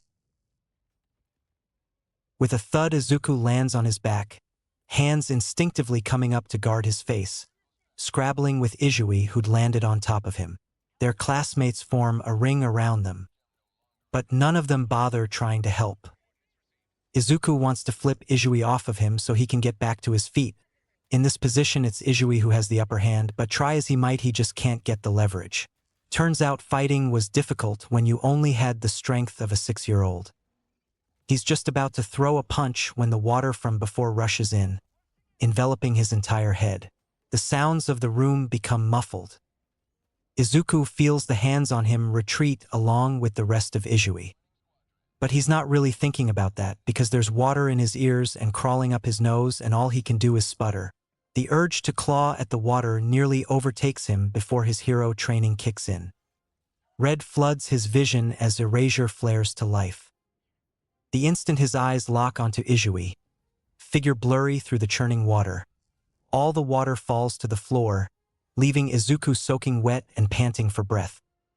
And in the center of Izui's chest was a ball of soft blue light, pulsing slowly. Ah! Beyond the ringing in his ears and the sound of his own heavy breathing, the room had gone eerily silent. All eyes locked on the supposedly quirkless Izuku. Even Katsuki, who'd grabbed Izui to drag him off of Izuku, looked stunned. Well, guess that cat was well and truly out of its bag. While everyone's still stunned though, Izuku takes advantage to bring Izui down. Because like hell was he letting himself get blindsided again. He plants his foot on the kid's back to keep him down. Izui shrieks and wriggles underfoot. "Why, you have a quirk?" Ito manages to ask in a strained voice, thus beginning a chain reaction of questions from nearly every other student in the room. Which is of course the exact moment that the classroom door slides open. Their teacher, Ms. Tanaka, looked rightfully panicked, wide-eyed and breathing hard, and presumably having rushed all the way here when she heard the commotion.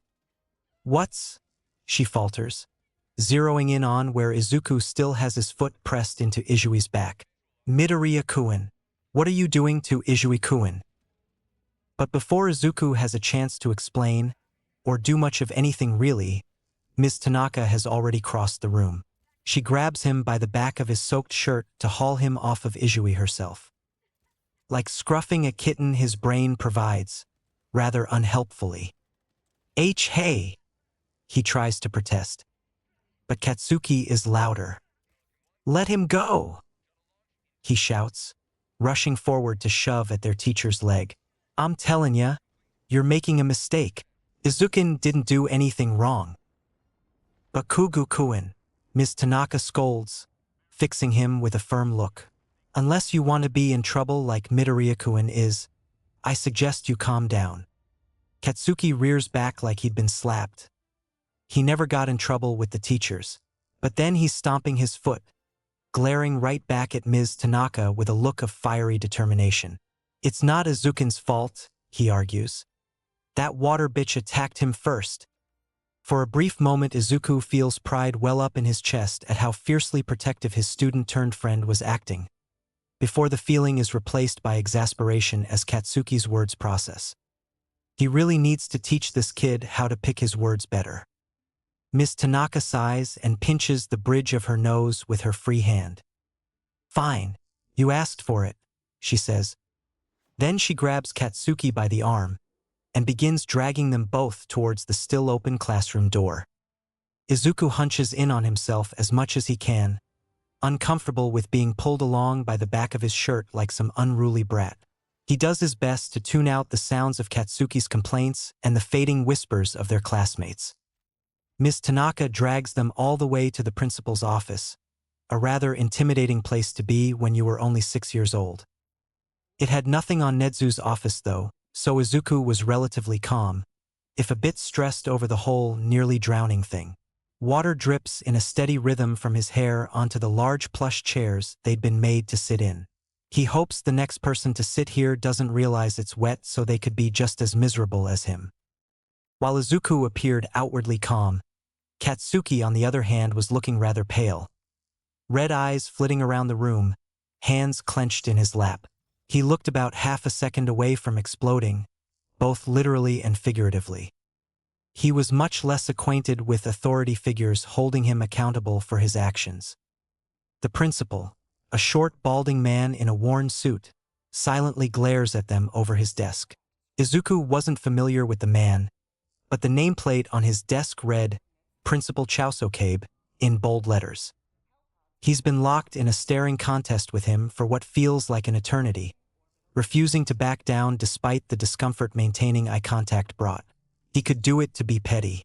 And besides, the way Chausocabe's face was growing redder and redder by the second was spurring him on. It was a losing battle for him, really. Now that Izuku didn't have to worry about dry eye, he could keep his eyes open without blinking for much longer.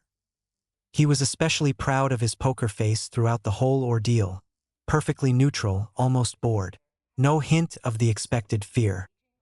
It certainly seemed to be doing the trick of upsetting the principal of this fine establishment.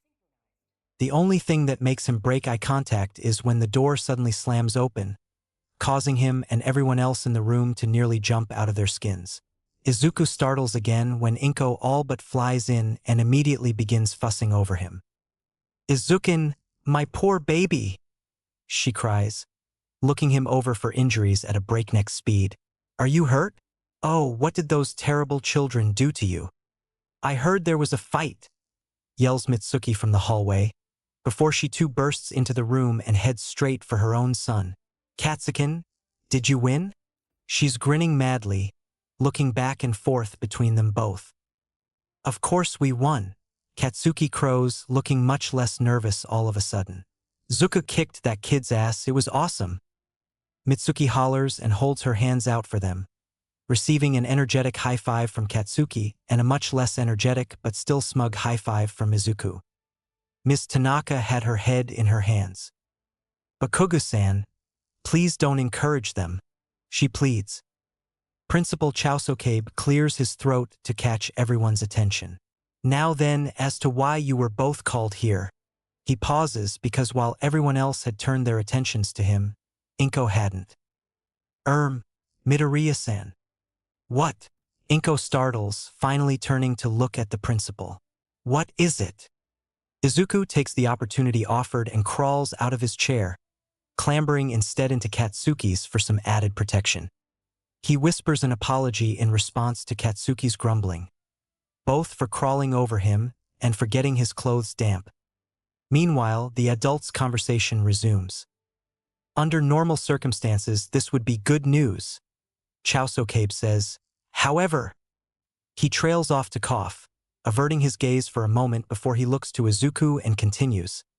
"It seems that Izuku-kun's quirk came in today during nap time." "Quirk?" Inko echoes with a jolt, whirling around to gape at Izuku. She looks for the most part shocked, but Izuku winces at the harsh flicker hidden in her eyes. Only once Inko's looked away again does he relax. "That's impossible," she tells the principal. "My son is quirkless." "Yes, as you've mentioned." Chausocabe nods with another nervous cough. He sighs then, and places a hand on a stack of papers on his desk. "Regardless, Izuku-kun used his quirk against one of his classmates. I'm afraid this sort of thing cannot go unpunished." "They started it," Katsuki pipes up, hands clenched so tightly in his shirt it looked on the verge of ripping. "I was acting in self-defense," Izuku tries to add, though just like all the other times he'd said so, no one listens. Except one. Mitsuki was looking from person to person with a thoughtful frown. All the while Inko argued with Chausocabe and Ms. Tanaka, until finally Mitsuki looks to Izuku and Katsuki, uncharacteristically quiet. "Water manipulation quirk, Auntie," Izuku murmurs. He watches the way her eyes widen in understanding, and he could tell that she was just now noticing the way his hair and clothing were still quite damp. She frowns. Chausocabe, Ms. Tanaka, and Inko were still arguing. "Yo!" Mitsuki shouts. It startles all the other adults in silence as they turn as one to look at her. And hands on her hips, she says, "I don't have all day. Where's the bastard that did this to my kids?" "Ah, well," Principal Chausocabe falters, and he gestures vaguely with one hand. He was left to recover in the playroom with another caretaker. It's a good thing Tanaka-san was able to control the situation before Midoriya-kun caused too much harm. Mitsuki scowls, shoulders squared and a fire burning in her eyes. Bullshit, she hisses. Izuku wouldn't start a fight for no reason. So tell me. Her voice turns sickly sweet, like a snake poised over a cornered mouse. What's the punishment for attempted drowning? Clearly both Chaosokabe and Ms. Tanaka realize what they're up against, because the both suddenly go pale. Even when he'd been Shoyuta, Izuku had known that Bakugo Mitsuki wasn't a woman you wanted to cross. Inko meanwhile was staring at her friend in a mix of shock and disbelief. Ms. Tanaka clears her throat, attempting a strained smile. I can assure you, ma'am, Izuku-kun is innocent of whatever you're accusing. So the kid's called Izui, huh? Mitsuki's scowl morphs into a feral grin. Well, if you're not going to do anything about this, then I suppose I'll just have to do it myself. That really isn't necessary. Principal Chaosokabe holds his hands out in an attempt to de-escalate the situation. To no avail. Come on, brats. Izuku and Katsuki share a glance, both grinning madly as they scramble out of their shared chair and after Mitsuki, who's already out the door. Izuku, he hears Inko say. She reaches out to try and grab him, but Izuku ducks out of the way just in time, rushing ahead with Katsuki towards the correct classroom. Mitsuki follows them down the hall, and she gleefully throws the door open once they've reached it. Oh, this was gonna be good. Chapter 7, Oh no, Consequences. Hey! Mitsuki stands in the doorway, blocking the other adults from getting by her, but allowing Katsuki and Izuku to squeeze past her legs.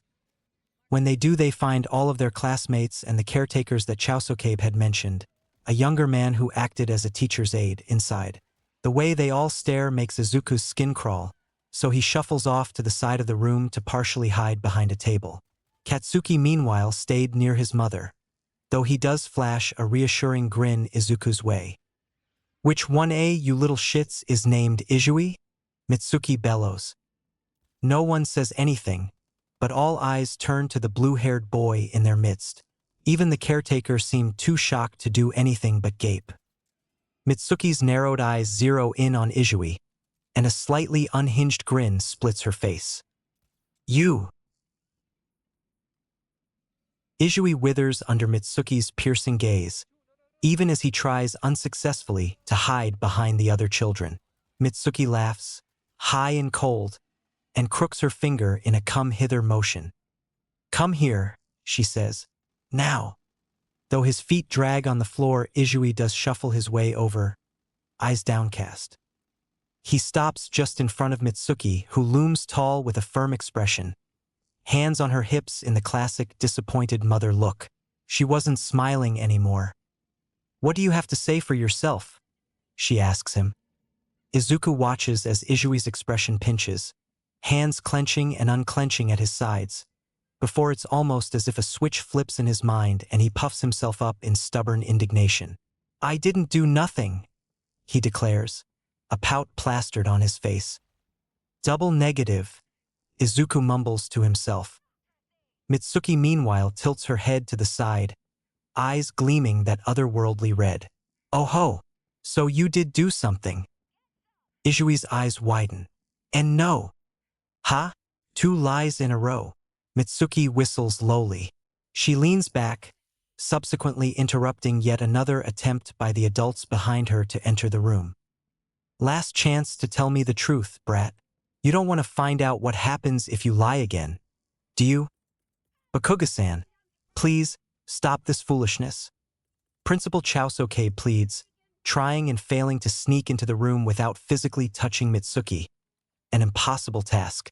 Izuku could hear the note of desperation in his voice. You can't just take matters into your own hands like this. What? You guys don't teach accountability at this school? Mitsuki asks, turning her head just enough to bare her teeth in a bad approximation of a smile. I'll be out of your hair as soon as this little criminal, she spins again to stare Izui down, admits to what he did. Obviously seeing that he wouldn't be getting through to Mitsuki, Principal Chaosokabe calls out to the one adult who is actually inside the room, Kimura-kun, do something? The young man startles, and he does look like he might step in, before he's beaten back by a particularly harsh look from Mitsuki. He wisely decides to stay out of it. Smart man.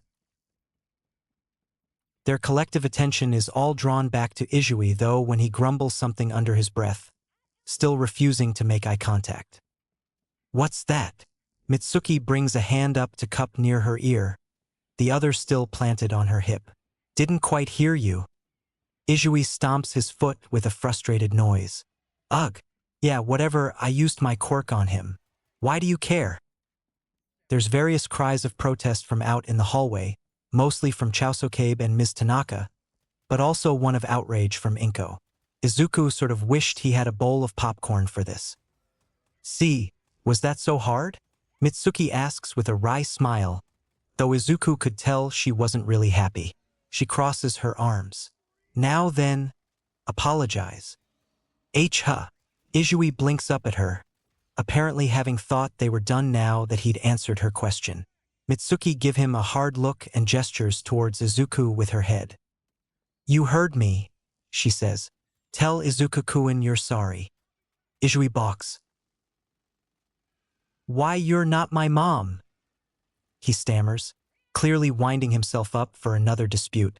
You can't tell me what to do, stupid old lady. Izuku's eyes widen, and he has to wonder if he'd heard that right. If Izui was truly that stupid.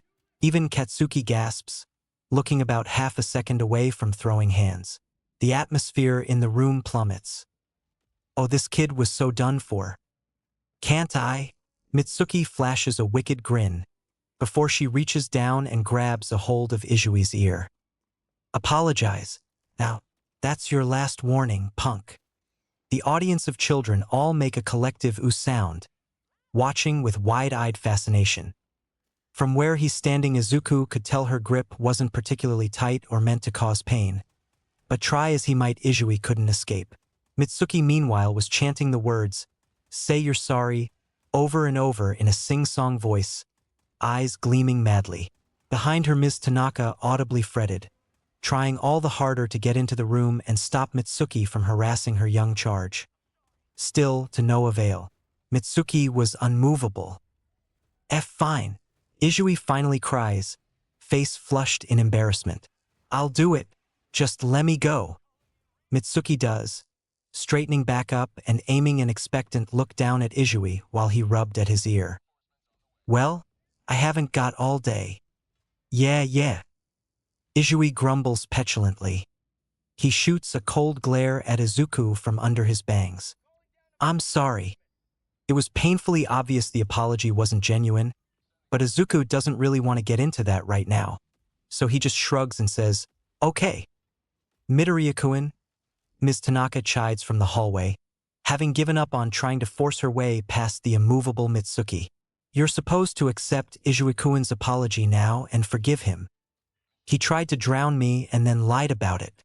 I don't forgive him, Izuku answers bluntly.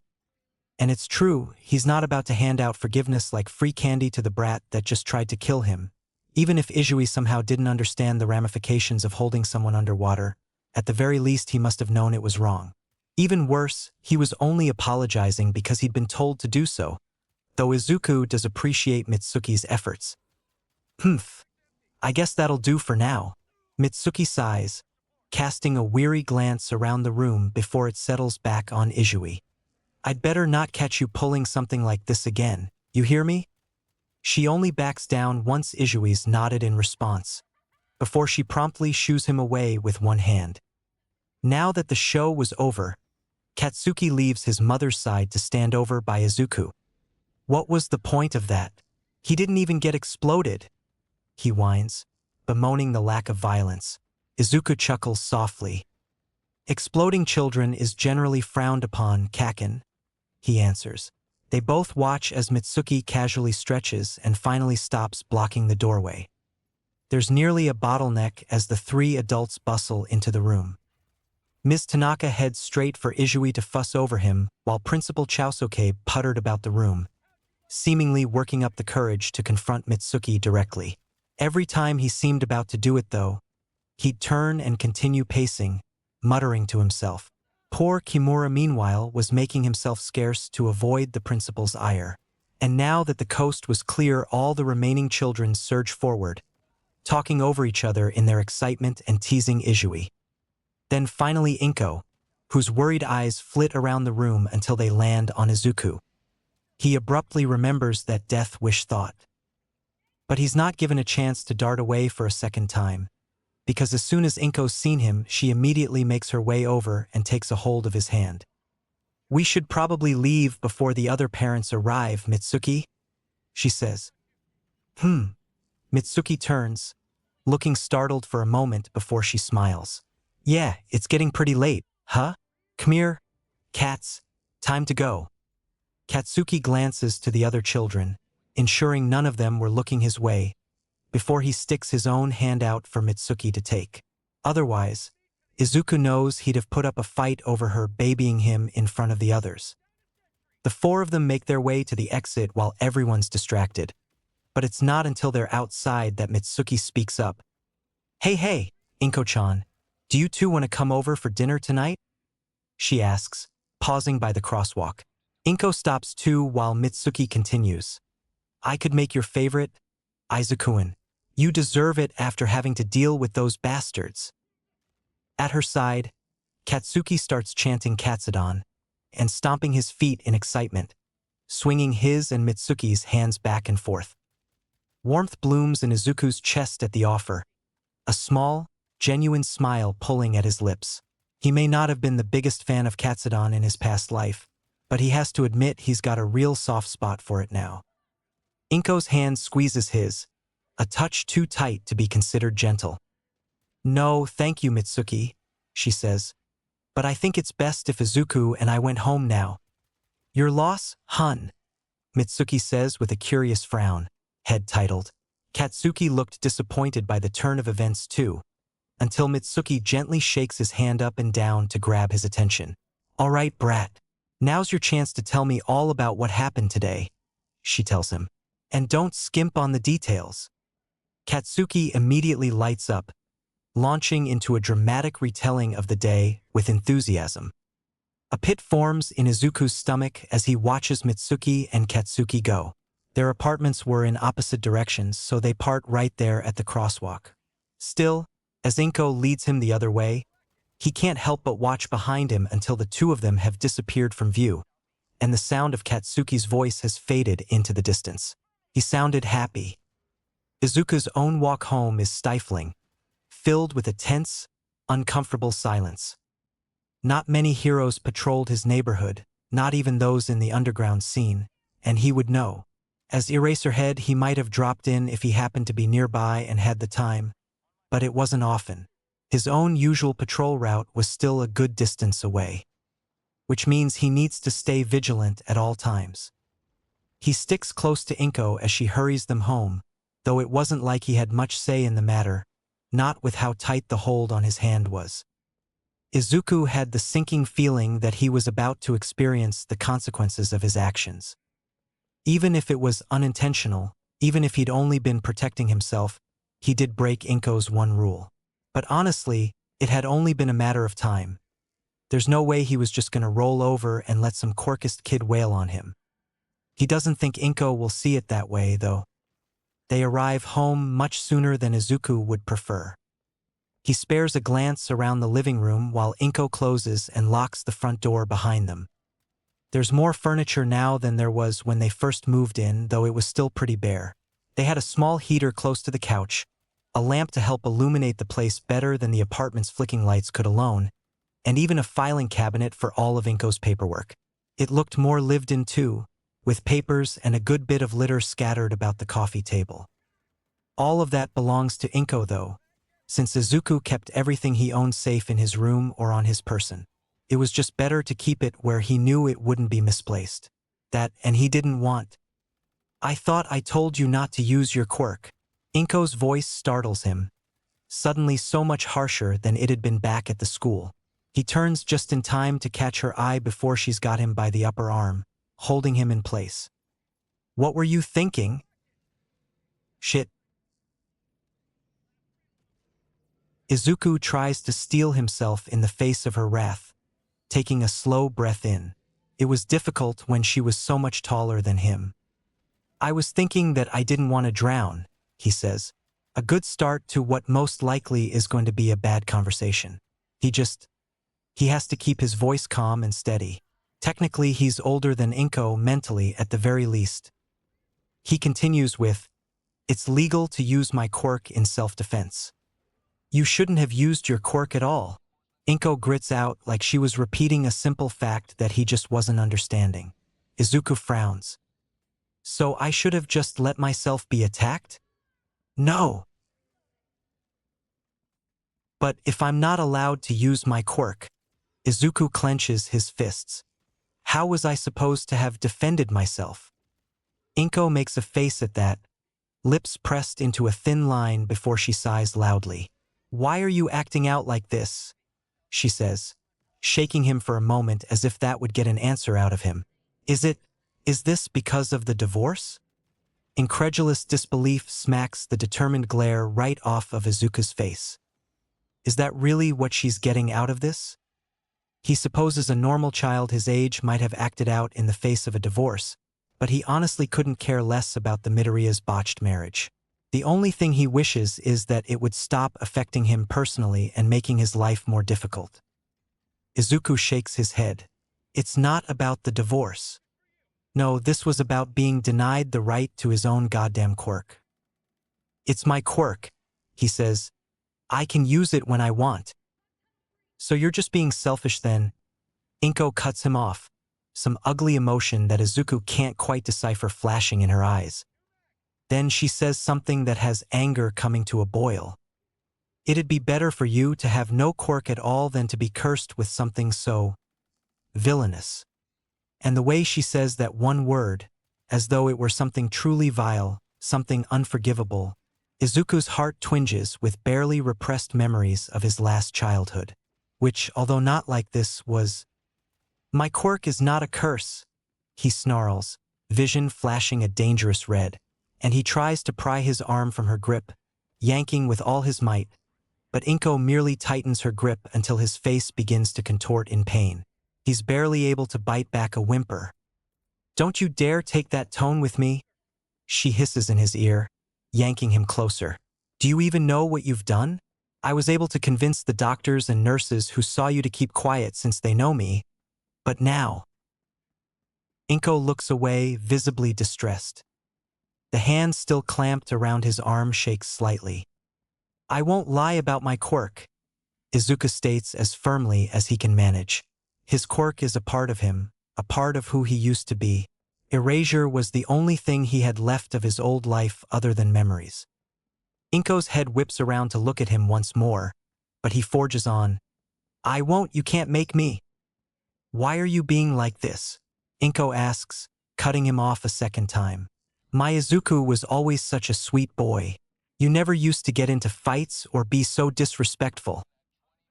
Izuku can't stop the way he flinches when she says that. This entire situation was giving him seriously bad vibes, and he wants out. He takes another deep breath in. "Because it's illogical," he says. "You're breaking the law by keeping me registered as quirkless."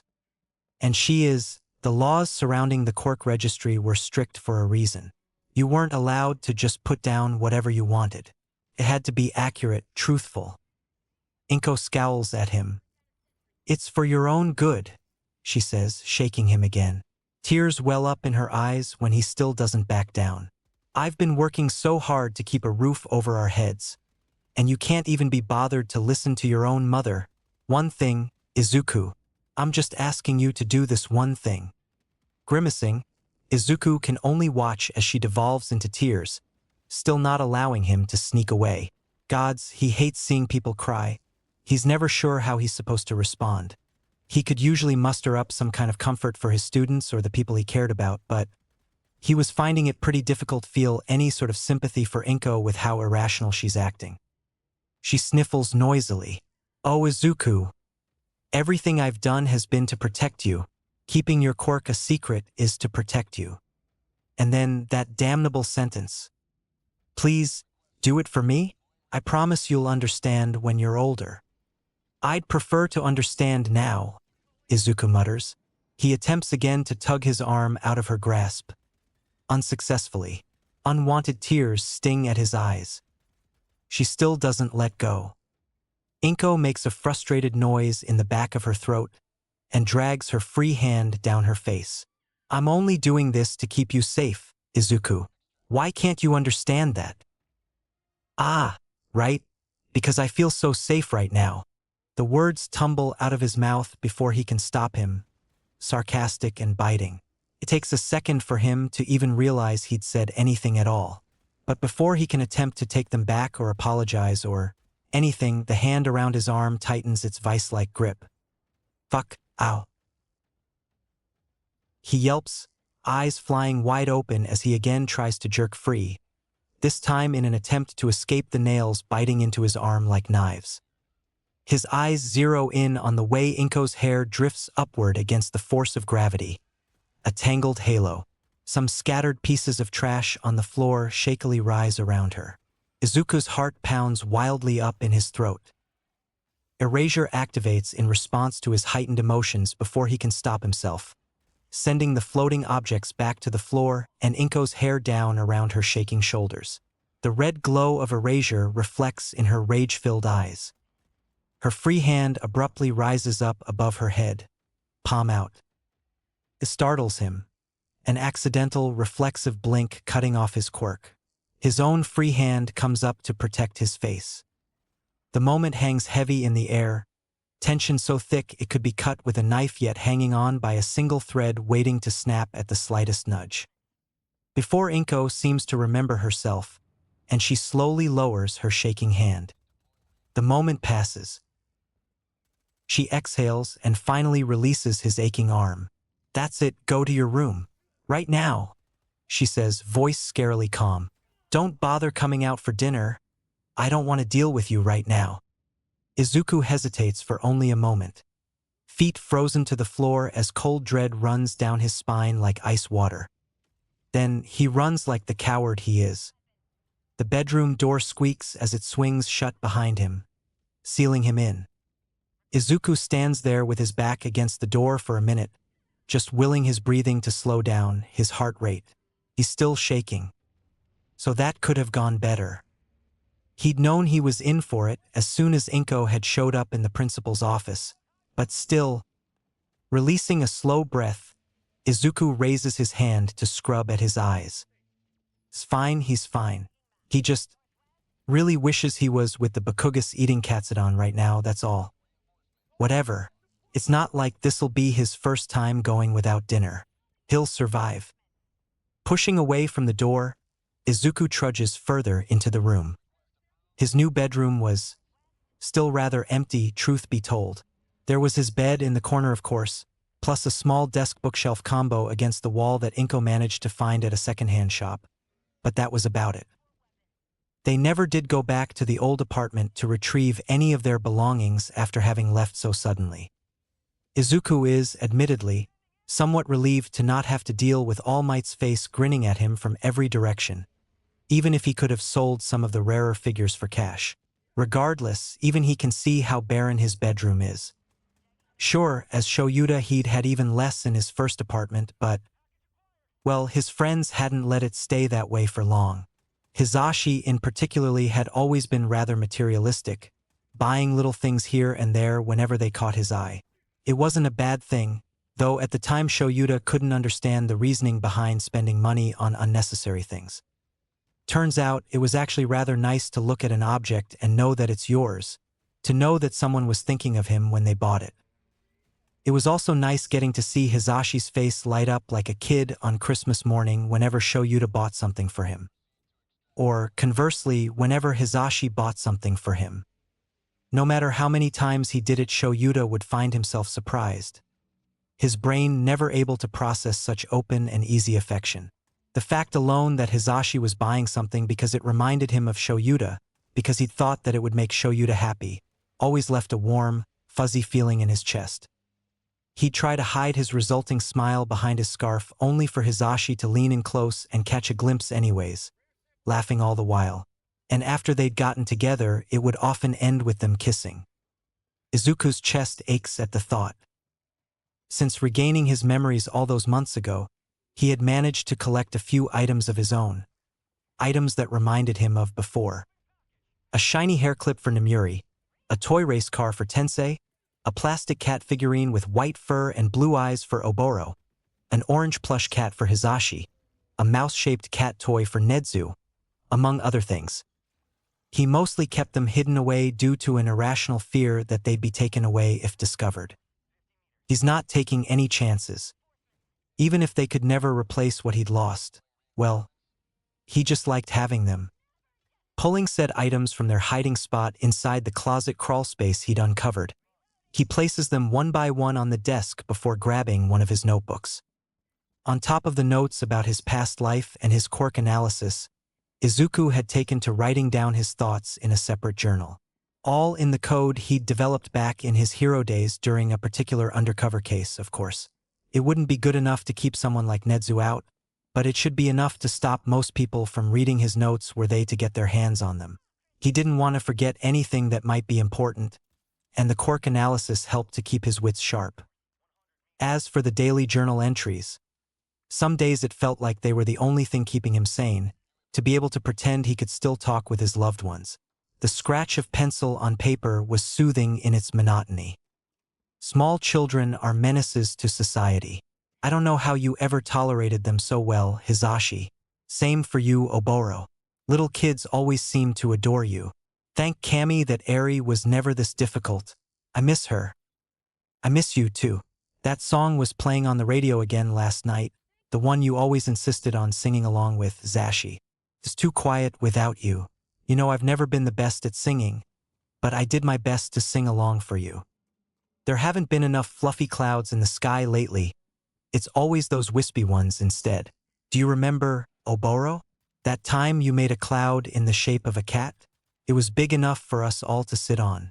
We let it float off into the sky when we were done with it, and we watched until we couldn't see it anymore. I think it's gonna rain soon, and I'm half tempted to climb up to the roof and let myself get soaked down to the bone. Knowing my luck, I'd catch a cold and be stuck in bed for a week. My new mother's behavior towards me finally reached a boiling point. I've noticed it since I first woke up here, that kind of slowly built resentment, the withdrawal. It all came to a head today. There was a moment, however brief, where I was sure she would strike me. I don't know what to do, not even sure if there's anything that can be done to fix the mess I found myself in. It's ridiculous, but she scared me, despite knowing logically that I faced bigger and tougher opponents. I felt every bit my physical age, small and powerless. I don't want to stay here, but do I really have a choice in the matter? I know it's impossible, but I wish I could come home to you. I'm sorry for breaking my promise. His journal entries always wound up like this in the end. He thinks that Hound Dog would say it's therapeutic to express his feelings in such a non-destructive way. Even now, when his heart felt like it wanted to tear itself out of his chest and tears threatened to spill over, it was surprisingly nice to pretend that everything was normal, if only for a few minutes. To pretend that he still had people he could depend on. But he could only pretend for so long. Izuku shivers against the chill that settled in the room, goosebumps running up his arms. He seriously hopes that the building's heating gets fixed before winter sets in. If it was this cold in autumn alone. His bedroom window had fogged over, obscuring the outside world into a mess of muted colors. Taking the time to hide his trinkets and journal from sight once more, Izuku shuffles over to his bed and crawls under the covers, not bothering to get undressed. He does his best to make himself comfortable between the scratchy sheets and lumpy mattress. He misses his sleeping bag. But beggars can't be choosers, and a bed was better than the floor. Briefly, he does wish that he'd been able to retrieve his old All-Might comforter set from the old apartment. Despite being plastered with the number 1 hero's face, it had been soft and warm. He curls into a ball with a sigh, letting his eyes fall shut. The building was impossible loud even at night due to its thin walls, and every little sound seemed amplified in the darkness. Distantly, he could hear one of the other tenants screaming obscenities, then thundering footstep from whoever lives the floor above, and a dog barking outside. After what seems like hours, Izuku feels himself finally, blessedly, drift off to sleep. Chapter 8. Tomorrow is another day. Thud. He jolts awake, heart racing a mile a minute. What was that? Is he under attack? Is the school under attack? What could have caused? Blinking up at the ceiling, Izuku watches as bits of dust and debris rain down, while his godforsaken upstairs neighbor stomps around like a drunken Nomu. Every damn morning, willing his heart rate to slow down, he lets his head flop back onto the pillow with a long-suffering sigh. Just once he'd like to wake up normally instead of being startled awake by some loud noise or nightmare. Seriously, he's a growing boy. He needs his fucking sleep. And when he glances at his window, there's barely even any sunlight filtering through. So it can't be all that late in the morning. Maybe 5 or 6. Fuck. Well, it was the weekend now, so maybe he could sleep in a little. But then something else pulls him further from the sweet embrace of sleep. He realizes that he could smell something. Food, maybe sugary and warm, which was weird because generally the entire building smelled like mildew and dust. Reluctant yet curious, he crawls out of bed. The scent wafting through the air leads him to his bedroom door, and he opens it a crack to peer out into the rest of the apartment. He couldn't see Inko, but he could hear her softly humming a random tune from the direction of the kitchen. She's probably still upset with him after yesterday. He should close his bedroom door, try to get some more sleep before something else inevitably woke him. His curiosity gets the better of him. Hard up in his throat, he pads silently towards the kitchen. Unfortunately, his illogical child body still isn't used to sneaking around like he's used to, and a floorboard in the living room creaks under his weight. He holds his breath when Inko's humming abruptly stops. "Izuku, baby, is that you?" He hears her ask, before her head pokes out of the kitchen and she catches sight of him. Then, for some incomprehensible reason, she smiles. "Oh good, you're up. I made us breakfast." She did what now? Izuku blinks slowly, watching as Inko disappears back into the kitchen, only to reappear a minute later with 2 plates of food. He doesn't understand. Inko hasn't made breakfast for him since before he'd gotten his quirk. So what was so different about today? This is uncharted territory, and Izuku isn't sure how to act. If he says no, will she get angry at him again? He is kind of hungry. "Well, don't just stand there," she chirps at him. "Come eat." Feeling uncertain for obvious reasons, he carefully makes his way over to the couch and sits down so Inko can hand him a plate piled high with fresh pancakes. She's still smiling, and it was kind of freaking him out.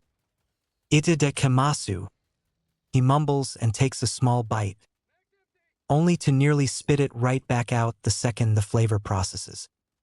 With the syrup and all the chocolate chips on top of the pancakes themselves, it was so overly sweet that he's already feeling nauseous, stomach roiling and warning. No, it was time to stop. If this breakfast food was a person, he'd be sending it a very stern cease and desist notice straight to the face. A restraining order, even. Inko was looking at him expectantly. Forcing himself to swallow, Izuku plasters a smile on his face and says, "It's delicious. Thank you." Unlike the food, the lie tasted bitter on his tongue. Time to beat a hasty retreat. "I'm, not very hungry this morning, so." "Nonsense.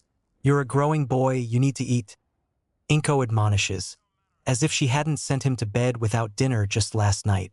"Besides, I've been slaving away over this breakfast all morning. It's not going to waste. And you like pancakes." Fuck.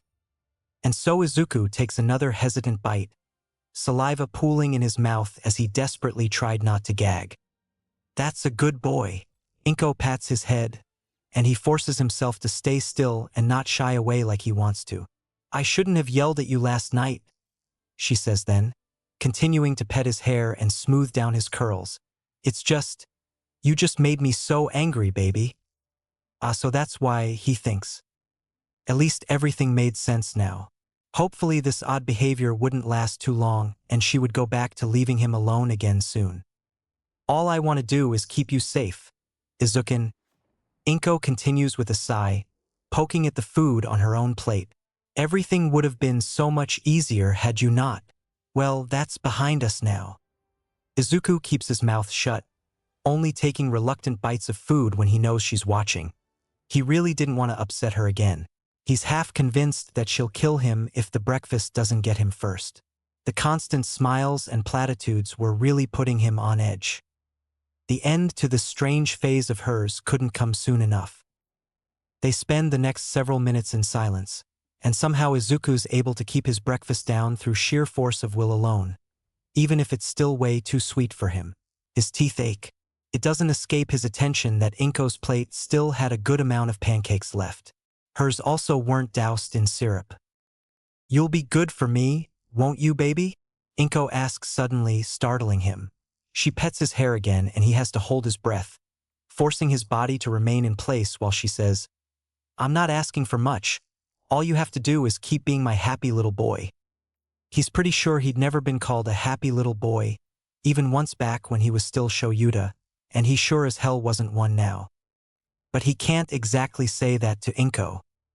Not to mention the fact that he's not entirely sure what she means when she says that. Like, was he just supposed to smile all the time? He hadn't done that even before regaining his memories. If only there were some sort of instruction manual for this kind of situation. Something like Reincarnation for Dummies or another equally ridiculous title, because Izuku doesn't have a damn clue what he's doing. Inko abruptly stands, once again jolting Izuku from his thoughts. "I know," she says. "You haven't asked to watch your favorite All Might video in so long. How about I get it set up for you?" She takes his nearly empty plate before he can come up with an answer, bustling off into the kitchen. Izuku, wide-eyed, doesn't move from the couch. All Might video? Oh no. He'd thought she disliked him watching that video since it was too violent. But it seems she'd changed her mind, perhaps in an attempt to return to their old normal. Hating that he's going along with it, Izuku follows Inko into her bedroom and, tentatively, climbs into the chair while she sets the video up. It wasn't the same computer they'd had at their old house, even if it looked quite similar. Inko had managed to find a similar model at a second-hand shop shortly after they'd moved. The plastic casing was yellowed with age, and if Izuku reached out to touch the screen he would be able to feeling the static that clung to it. "I'll be working the night shift again tonight," Inko tells him once the video has begun playing. "So if you go out, make sure you're home before dark so I can let you in." Izuku only nods, already knowing there was no point in arguing. Not that he hadn't tried, having a key to their apartment would be very convenient. Yet for some reason Inko seemed convinced that a child his age didn't need his own key. There was a spare, but she was constantly moving it around so it wouldn't be stolen by anyone. So sometimes he was able to locate it and let himself inside, but other times he wasn't so lucky and would have to spend a long, uncomfortable night sleeping in the hallway. It was either that or braving the rickety fire escape in the back alley.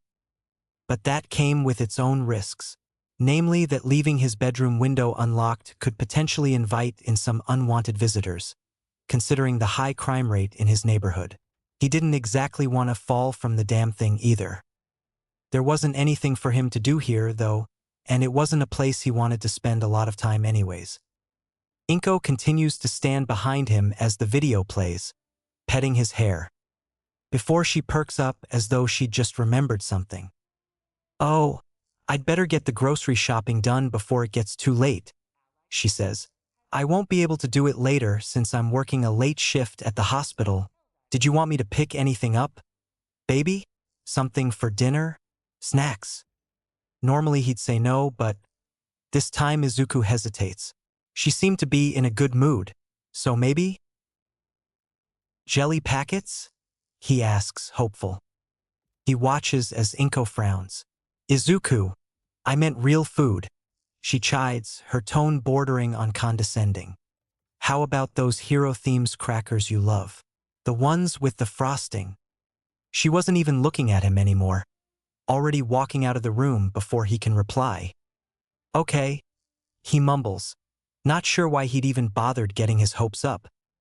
Getting his hopes up would only lead to disappointment. Still, he stays sat in the chair facing the bedroom door, listening to the sounds of Inko moving around while the All Might video played in the background. Be good while I'm gone, Inko eventually calls out. And then he hears the front door open and close, the lock clicking into place a moment later. As soon as it does, Izuku turns to pause the All Might video.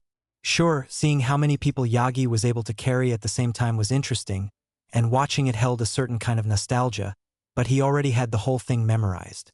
To watch it again would be wasting time. Instead, he begins browsing. He starts with the most recent news articles to catch himself up on current events. Thanks to his extra knowledge, he now knew how to parse through all the sensationalist stories to find the real information, and which sources were actually trustworthy. But even if he'd already lived through this once before, his present was still nearly 2 decades ago. He'd long since forgotten anything relevant. There's only so much he could be expected to remember, and especially to remember accurately. So, a refresher was definitely in order. Humming along to a song in another tab, one of Hisashi's favorites, he soon turns his attention to the newest hero debuts, some of which he remembers. Some of them he'd worked with, others ended their careers early for one reason or another. He would log into his old HPSC account if it didn't track login locations. One of the things he lets himself indulge in is all the latest present mic information, though seeing his husband so youthful again was odd, to put it lightly. Wait, were they? Could he still considering Hisashi his husband? Their vows included till death to us part, and he had certainly died. So were they ex-husbands now? No, that's not how it worked. Then had Hisashi been left as a widower after Shoyuta had died? Was Shoyuta a widower since he could never see Hisashi again? He didn't even have his wedding ring to remember him by. And what about Oboro? He was still... Something wet lands on the backs of his hands which had stilled over the keyboard, and Izuku startles. He looks down and can only watch as more droplets land, some even splashing onto the keyboard and desk. Was there another leak in the ceiling or something? Izuku turns his gaze to the dark rings of water damage above, but none of them looked like they were currently dripping. So why? Oh, he's crying. Sniffling, he lifts his hands to scrub at the damn tears, but they're stubborn, and whatever he wipes away is only replaced by more. He glares at the flickering computer screen. He doesn't have time for this. Closing all the tabs relating to current events or present mic, Izuku switches track and looks up the address of the nearest Quirk registry building. Going off of Inko's behavior, it's unlikely that she'll be registering him herself, even in the face of what happened yesterday. He'll just have to do it himself. Luckily, the registry was open despite it being the weekend, and there was one within walking distance, so he wouldn't have to go too far out of his way. According to the forecast, there was a chance of rain later in the day, but that was fine. He'd be home long before that became a problem. He makes sure to erase all his browsing history when he's done, leaving only the All Might video open and there for Inko to find.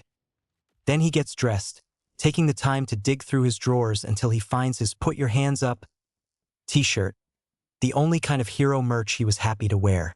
He still wasn't used to wearing such bright colors out and about, but Inko wouldn't buy him anything else. It's not like he has a say in the matter, so he just grits his teeth and bears it. Having nothing to take with him before he walked out the door was still taking some getting used to, though. He didn't have a phone or a wallet or keys or anything, not even a knife. It made him feel exposed, but there wasn't anything he could do about that either, not with Inko controlling every aspect to his life. Once he walks out that door, he won't be coming in again unless Inko unlocks it for him or he manages to find the spare key. But he can't stay cooped up forever either.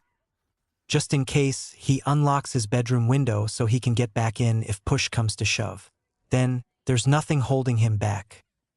The front door automatically locks behind him with a final click. His walk to the registry is, thankfully, uneventful, and Izuku lets himself take his time to enjoy the fresh air. It was nice, just getting to be alone for once. Soon enough, though, he's reached his destination, and once he's pushed past the heavy doors, he spares a glance around the lobby. It was pretty much empty.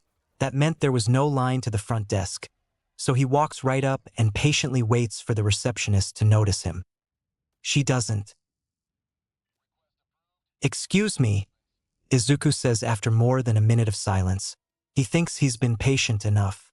The receptionist meanwhile gasps and looks around the lobby before she finally spots him. "Oh, aren't you just adorable?" she coos, leaning over the counter to see him better. "How can I help you, sweetie?" Izuku wants to kick her in the shin.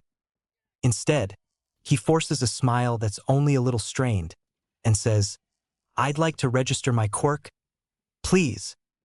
"Sorry, sweetheart, you're too young to do that by yourself," she says, sounding more amused than apologetic. "Come back with your mommy or daddy, all right?" He really wants to kick her. "They can't come," he grits out, holding on to his patience by the skin of his teeth. But rather than snap at her like he wants to, he lets himself whine, even despite the embarrassment the action brings. "I walked all the way here, and my parents work all day. Can't I just fill it out by myself? Please." Maybe it was a little underhanded using his youth to try and manipulate the woman, but he didn't want to leave without having accomplished anything. And if he had to bring Inko, then his quirk would never be registered. So really, a little white lie didn't hurt anything. But then the doors behind him swing open with a ding, and the receptionist's attention is diverted. "Please, just let me fill out the paperwork." He tries, but it's too late. The man that just walked in brushes past Izuku, rather rudely in his opinion, and starts talking with the receptionist, both of them now completely ignoring him. "Son of a..." Izuku heaves a sigh, tugging at his hair in agitation. At this point, he had no other choice than to leave and try again another day. Unless he wanted to make a scene, which he didn't. This receptionist didn't seem willing to help him anyways. Maybe he'd have better luck trying again another day when she wasn't the one working, or he could just try some other location. So he leaves the quirk registry. But he didn't want to head straight home either, at least not right away. It was a nice day out despite the forecasted rain. And now that his one goal for the day was dead in the water, he really didn't have anywhere to be. Might as well wander around for a while to kill some time. So that's what he does. It wasn't too unusual a sight for a child his age to be walking around by themselves, so none of the people that he passes pay him any mind. Izuku prefers it that way. Eventually, he finds himself near a vacant playground. There's a cluster of trees off to one side and the breeze feels nice. It's quiet, peaceful. "Hey, you, with the green hair," was quiet. Izuku stops and turns, watching curiously as a group of older children he doesn't recognize jog to catch up to him. But then, behind them, someone he does recognize. Trailing along after them was one of Izuku's classmates, Izui Kano, looking decidedly smug. Even worse, with the trees in the way, they were all shielded from sight for anyone on the street walking by. Oh. Izuku's got a bad feeling about this. He would run, but, well, with their longer legs, the kids reach him too quick for him to make that decision. "Are you Midoriya?" one of them asks. A tall boy with wavy blue hair and yellow eyes. Izui's older sibling, perhaps? "That's the name people call me, sure," Izuku replies with a shrug. His eyes narrow in suspicion as the rest of the kids minus Kano fan out to surround him on all sides. They appeared to be around twice his current physical age, and they all towered over him. That bad feeling increases tenfold. He may have been able to take down Katsuki and his little group, but in this case he was clearly outmatched. The blue-haired boy, mostly likely Izui's older brother and leader of this little gang, grins with sardonic glee. "My lil bro said some runt with a villainous quirk attacked him at school yesterday. Said his name was Midoriya." Kano sneers at Izuku, nodding along with his confirmed older brother's words. Yeah, Arakan and I, he crows. He was pretendin' to be quirkless, so we'd all think he was harmless.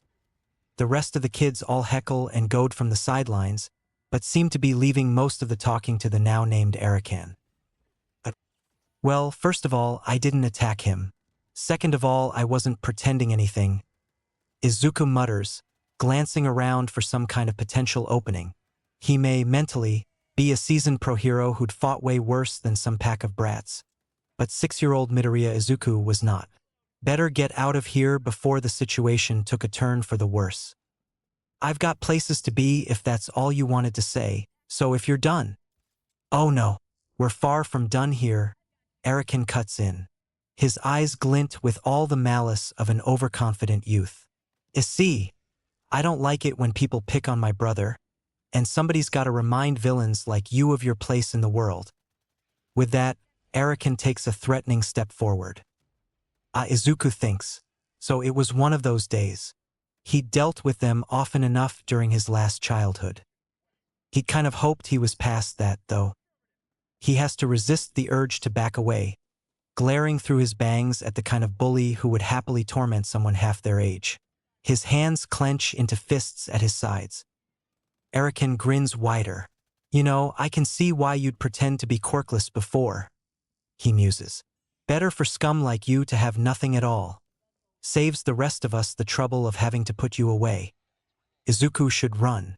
He should really, really run. Another step forward. Don't worry, we can fix that. Before Izuku can respond, or do much of anything at all, 2 pairs of hands grapple him from behind, pulling his arms back at an odd angle. The strain in his shoulders is familiar. He snarls, struggling to break free while internally cursing himself for getting distracted enough to be caught unawares. Arakan laughs, the sound high and cold. A quirk that steals other quirks. Just the thing for a quirkless nobody, huh? Did ya steal that one too? Then he lashes out, plunging a fist into Izuku's gut. Hard. He chokes on a gasp, gagging, his body instinctively curling in on itself, unable to defend himself with his arms.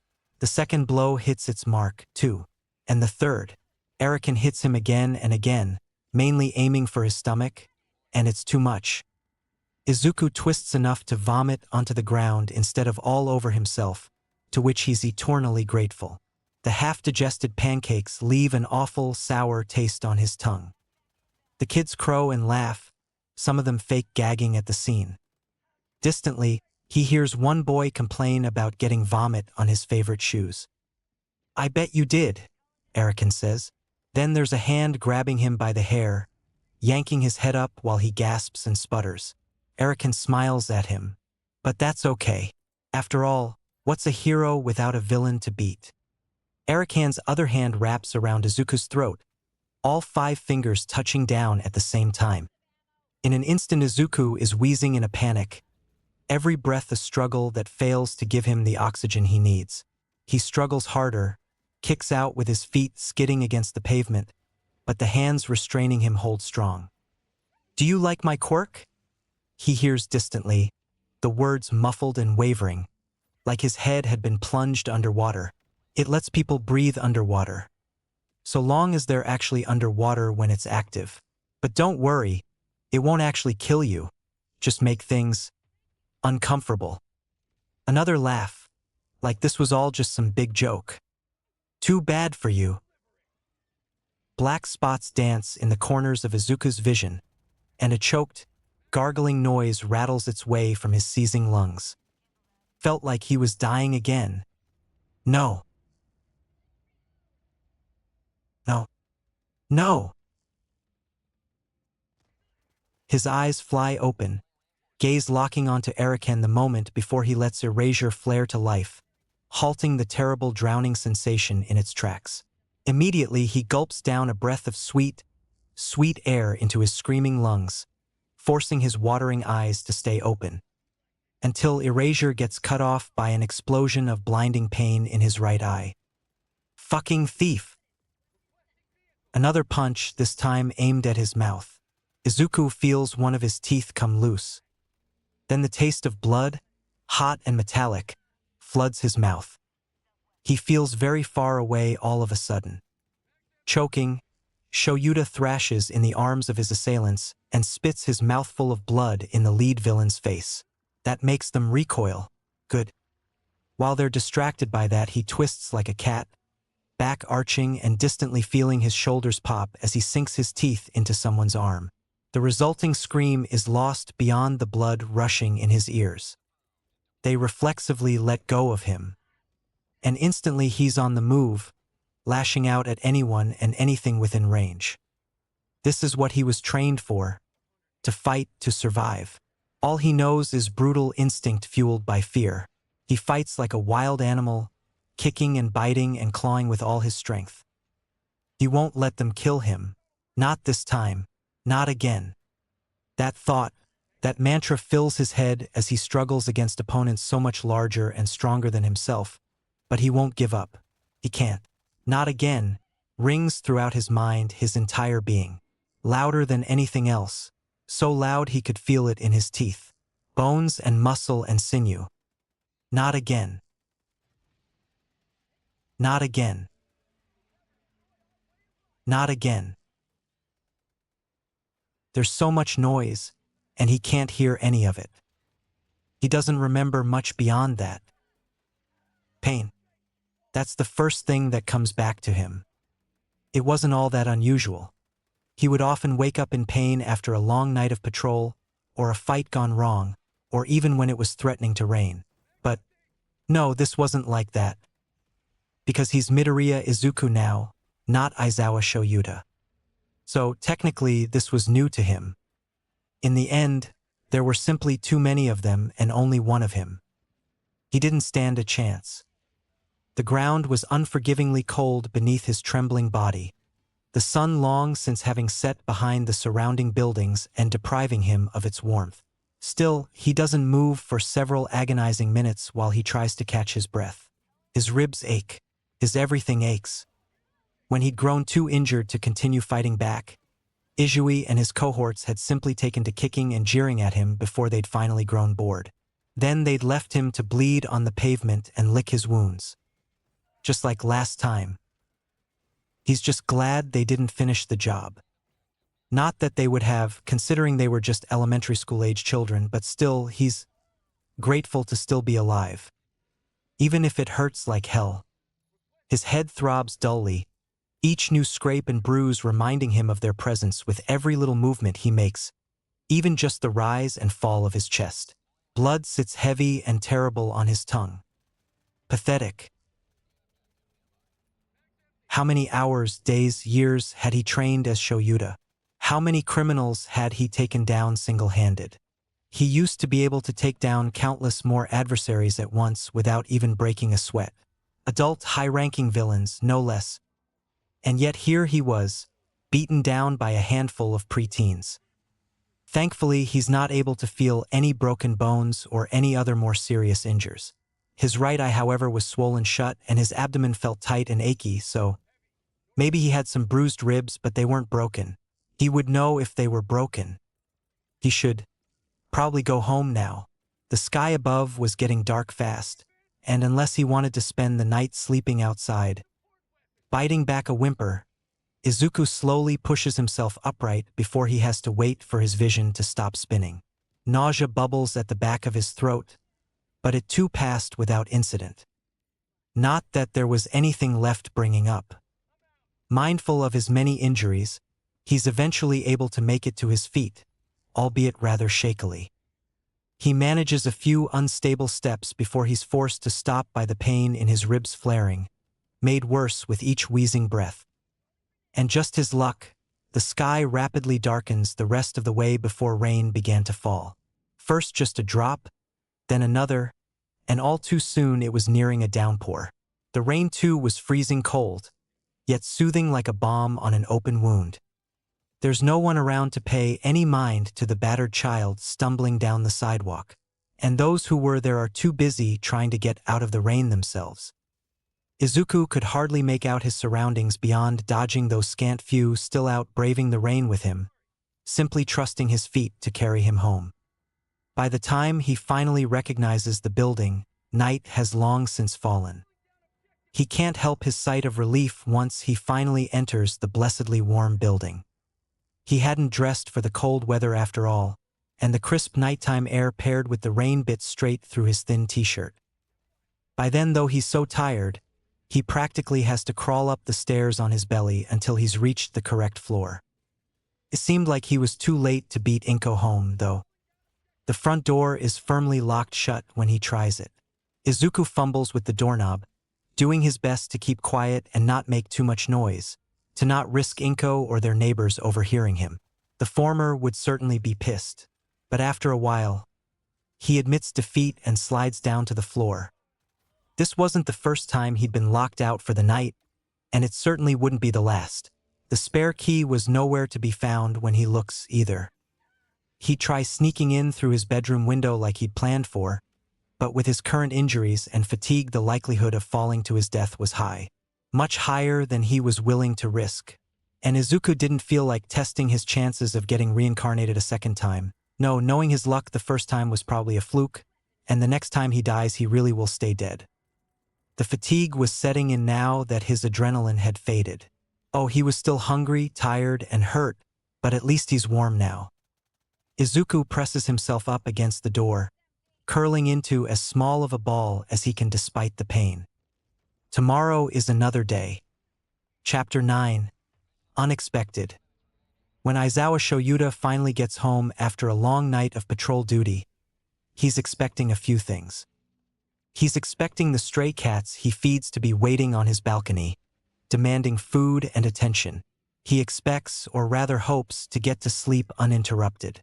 He expects a quiet apartment. He does not expect to find a small, curly-haired child huddled against his front door, fast asleep. Shoyuta just stares for several minutes, watching the slow rise and fall of their chest and not entirely sure if what he's seeing is real. Maybe he was more tired than he thought? Did he get hit by a quirk and not notice? Is he dreaming? There's no way this was actually happening. He looks up and down the hallway at the other apartment's doors, half hoping for some frantic parent to accost him and carry the child away. But the hallway remains empty except for him and the sleeping kid. Figures. Gods, he's way too tired to be dealing with this right now. His eyes are dry and itchy after having to use erasure all night. He'd bruised his hip on a botched landing, and a migraine was already pulsing at his temples. He just wants to lay down and sleep for a month straight. Guess that'll have to wait. Careful not to wake the kid, Shoyuta crouches down next to them with a sigh. If he had to guess, he'd say the kid was probably around 4 or 5 years old. Possibly older, given how scrawny they seemed to be. Hard to tell when they were all curled up. That also meant he couldn't see much of the kid's face or other features, though he could see that their clothing was damp and plastered to their tiny frame. Well, it was raining earlier, but the kid didn't even have a jacket. Where the hell did they come from? Better yet, what are they doing on his doorstep? Shoulda's only 20 years old, damn it. He could barely take care of himself, let alone a child.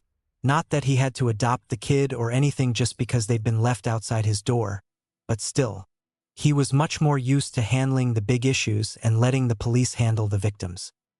Maybe he could put the kid on someone else's doorstep? No, that would be highly irresponsible, not to mention illogical.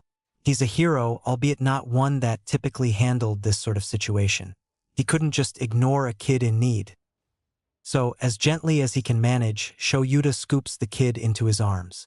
It's only then that he sees they're a boy, though it was hard to tell under all the bruising and blood covering his face. Someone hurt this kid. Which, yeah, that makes his blood boil. There's even bruises on the kid's knuckles. Bruises that look a hell of a lot like the kid was throwing punches. What exactly happened to him? Under it all, though, he could see a smattering of freckles on chubby cheeks, dark green, almost black hair framing their face in messy curls, and, that's a Present Mike brand t-shirt. It was covered in dirt and blood too, but Shoyuta thinks Hisashi would go crazy if he saw it. Shoyuta can't think about that now though because this kid was also way too light. He's pretty sure children are supposed to weigh more than this potential abuse case. He also looked oddly familiar, which Shuta's not sure why he feels that way. He knows he's never seen this kid before. So why does it feel like Shoyuta should know him? His head hurts thinking about it, so he pushes the thought aside and just focuses on what needs to be done. Sighing quietly, he adjusts his grip to cradle the kid with one arm so he can unlock the front door with his now free hand. As soon as the kid wakes up, he'll have to ask what his name is, because Shoyuta can't keep calling him the kid forever. But that'll still have to wait until the kid is actually awake. Which is fine, it's fine. He'll just patch the kid up, and when he wakes then Shoyuta can find out who thought hurting a kid was an okay thing to do. Then, barring no more unexpected interruptions, he could maybe get some sleep. With a nod to himself, he pushes the door open and steps inside. Shoyuta, you're back. Damn it. He jinxed himself. Why could nothing ever go to plan? And why was Hisashi crashing at his place tonight of all nights? His excitable, nosy, much too loud friend, who is absolutely the last person Shoyuta wants seeing him cradling some random unconscious kid. Well, second to last. If it had been Namuri, he never would have heard the end of it, so maybe it was a blessing in disguise that it's Hisashi. Hisashi, who's gotten up from where he'd been laying on Shuta's couch, ambling over only to falter when he spots the additional guest in Shuta's arms. Whoa, who's the little listener? He asks, all too loud as he rushes up to look the kid over. Keep your voice down, Shoyuta hisses at him, instinctively holding the kid closer. What are you even doing here at? He glances to the clock on the wall. 3 a.m? Oh, I was in the neighborhood. Hisashi flippantly waves a hand to dismiss Shuta's very important question, continuing without even so much as a pause. The better question that I want to know is what you're doing with a kid. What? Did some would-be kidnapper just drop him in your arms and dip? Shoyuta sighs for what feels like the umpteenth time, and pushes past Hisashi to move further into his apartment. He already knew he wouldn't be getting out of this without some kind of explanation. Might as well answer truthfully. Found the kid asleep in the hall on my doorstep, he says, before turning to raise an eyebrow at Hisashi. You didn't see him when you came in? Obviously not, dude. Typical. So he can't have been out there for very long. Shoyuta mutters to himself, then louder. What time did you get here? Hisashi frowns. Like 9:30-ish? Yeah, the kid definitely hadn't been out there for too long. Then, only a few hours at most. And Shoyuta would question how Hisashi hadn't heard anything. Lord knows how thin these damn walls are, but he knew Hisashi's hearing could be dodgy at times, especially now that he was using his quirk more often. Speaking of Hisashi, he was looking at Shoyuta with furrowed brows and a pinched mouth, which typically meant he was about to say something either incredibly illogical or horribly embarrassing. Is the little guy, Hisashi clears his throat. Is he like, yours, dude? What the fuck? Fuck do I look like, a teenage mother? Shoyuta mutters, mostly to himself, as he readjusts the kid in his arms. But before he can go on to say that no, he did not father this or any other child, thank you very much, Hisashi's already talking. Sho!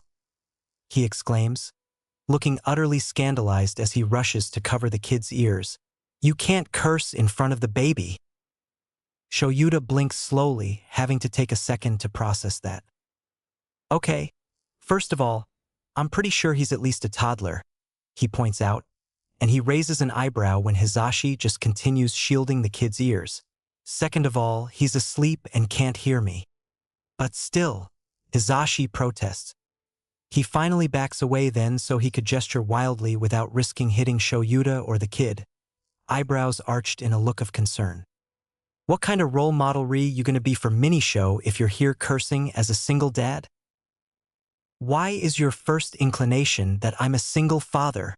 Shoyuta sputters incredulously. And, Despite himself, his face flushes bright red. Hizashi throws his arms out.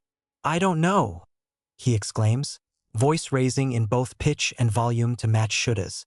"I mean, the lil guy does kinda look like you. And why else would somebody leave him on your doorstep?" "Looks like him," Shoyuta thinks. His eyes flit down, and he looks over the kid's face a second time. Other than the dark, wavy hair and fair skin, he couldn't see much of a resemblance. Though, it's not like he could see much under all that bruising and swelling. Maybe their noses looked kinda similar, and the kid had freckles like Shuta's father did, but wait, fuck, no. This conversation needs to stop right the fuck now. Okay, let's start over. Shoyuta pinches the bridge of his nose and tries to maintain his composure. Dealing with Hizashi's antics wasn't on his list of things he's currently capable of handling. Not when he's dead tired and dealing with a full-blown migraine on top of someone dumping a child on his doorstep. "I do not, and never will, have children, least of all this one." But he levels Hizashi with a look when it looked like he was about to start talking, and Hizashi's mouth immediately clicks shut. Shoyuta continues, "But this particular kid is hurt, and he was laying on my doorstep. I couldn't just leave him there." Well, he could have, and he did momentarily think about it. But there's no way he'd have been able to call himself a hero if he'd gone through with such an irresponsible thought. Hizashi holds his hands up in surrender. Okay, I hear you loud and clear," he says with an easy, appeasing smile, but that quickly morphed into more of a smirk. "Mini Show isn't yours." "Don't call him that," Shoyuta huffs, scowling in Hizashi's direction while he finally sets the kid down. It's not like he could keep holding him in his arms forever. He places him on the couch, a bright pink monstrosity that Namuri had gifted him some time ago, because in her words, "Your apartment is so dull and lifeless. So I need somewhere to sit that isn't the floor when I visit." She hadn't accepted his grumbled protests that she didn't need to visit.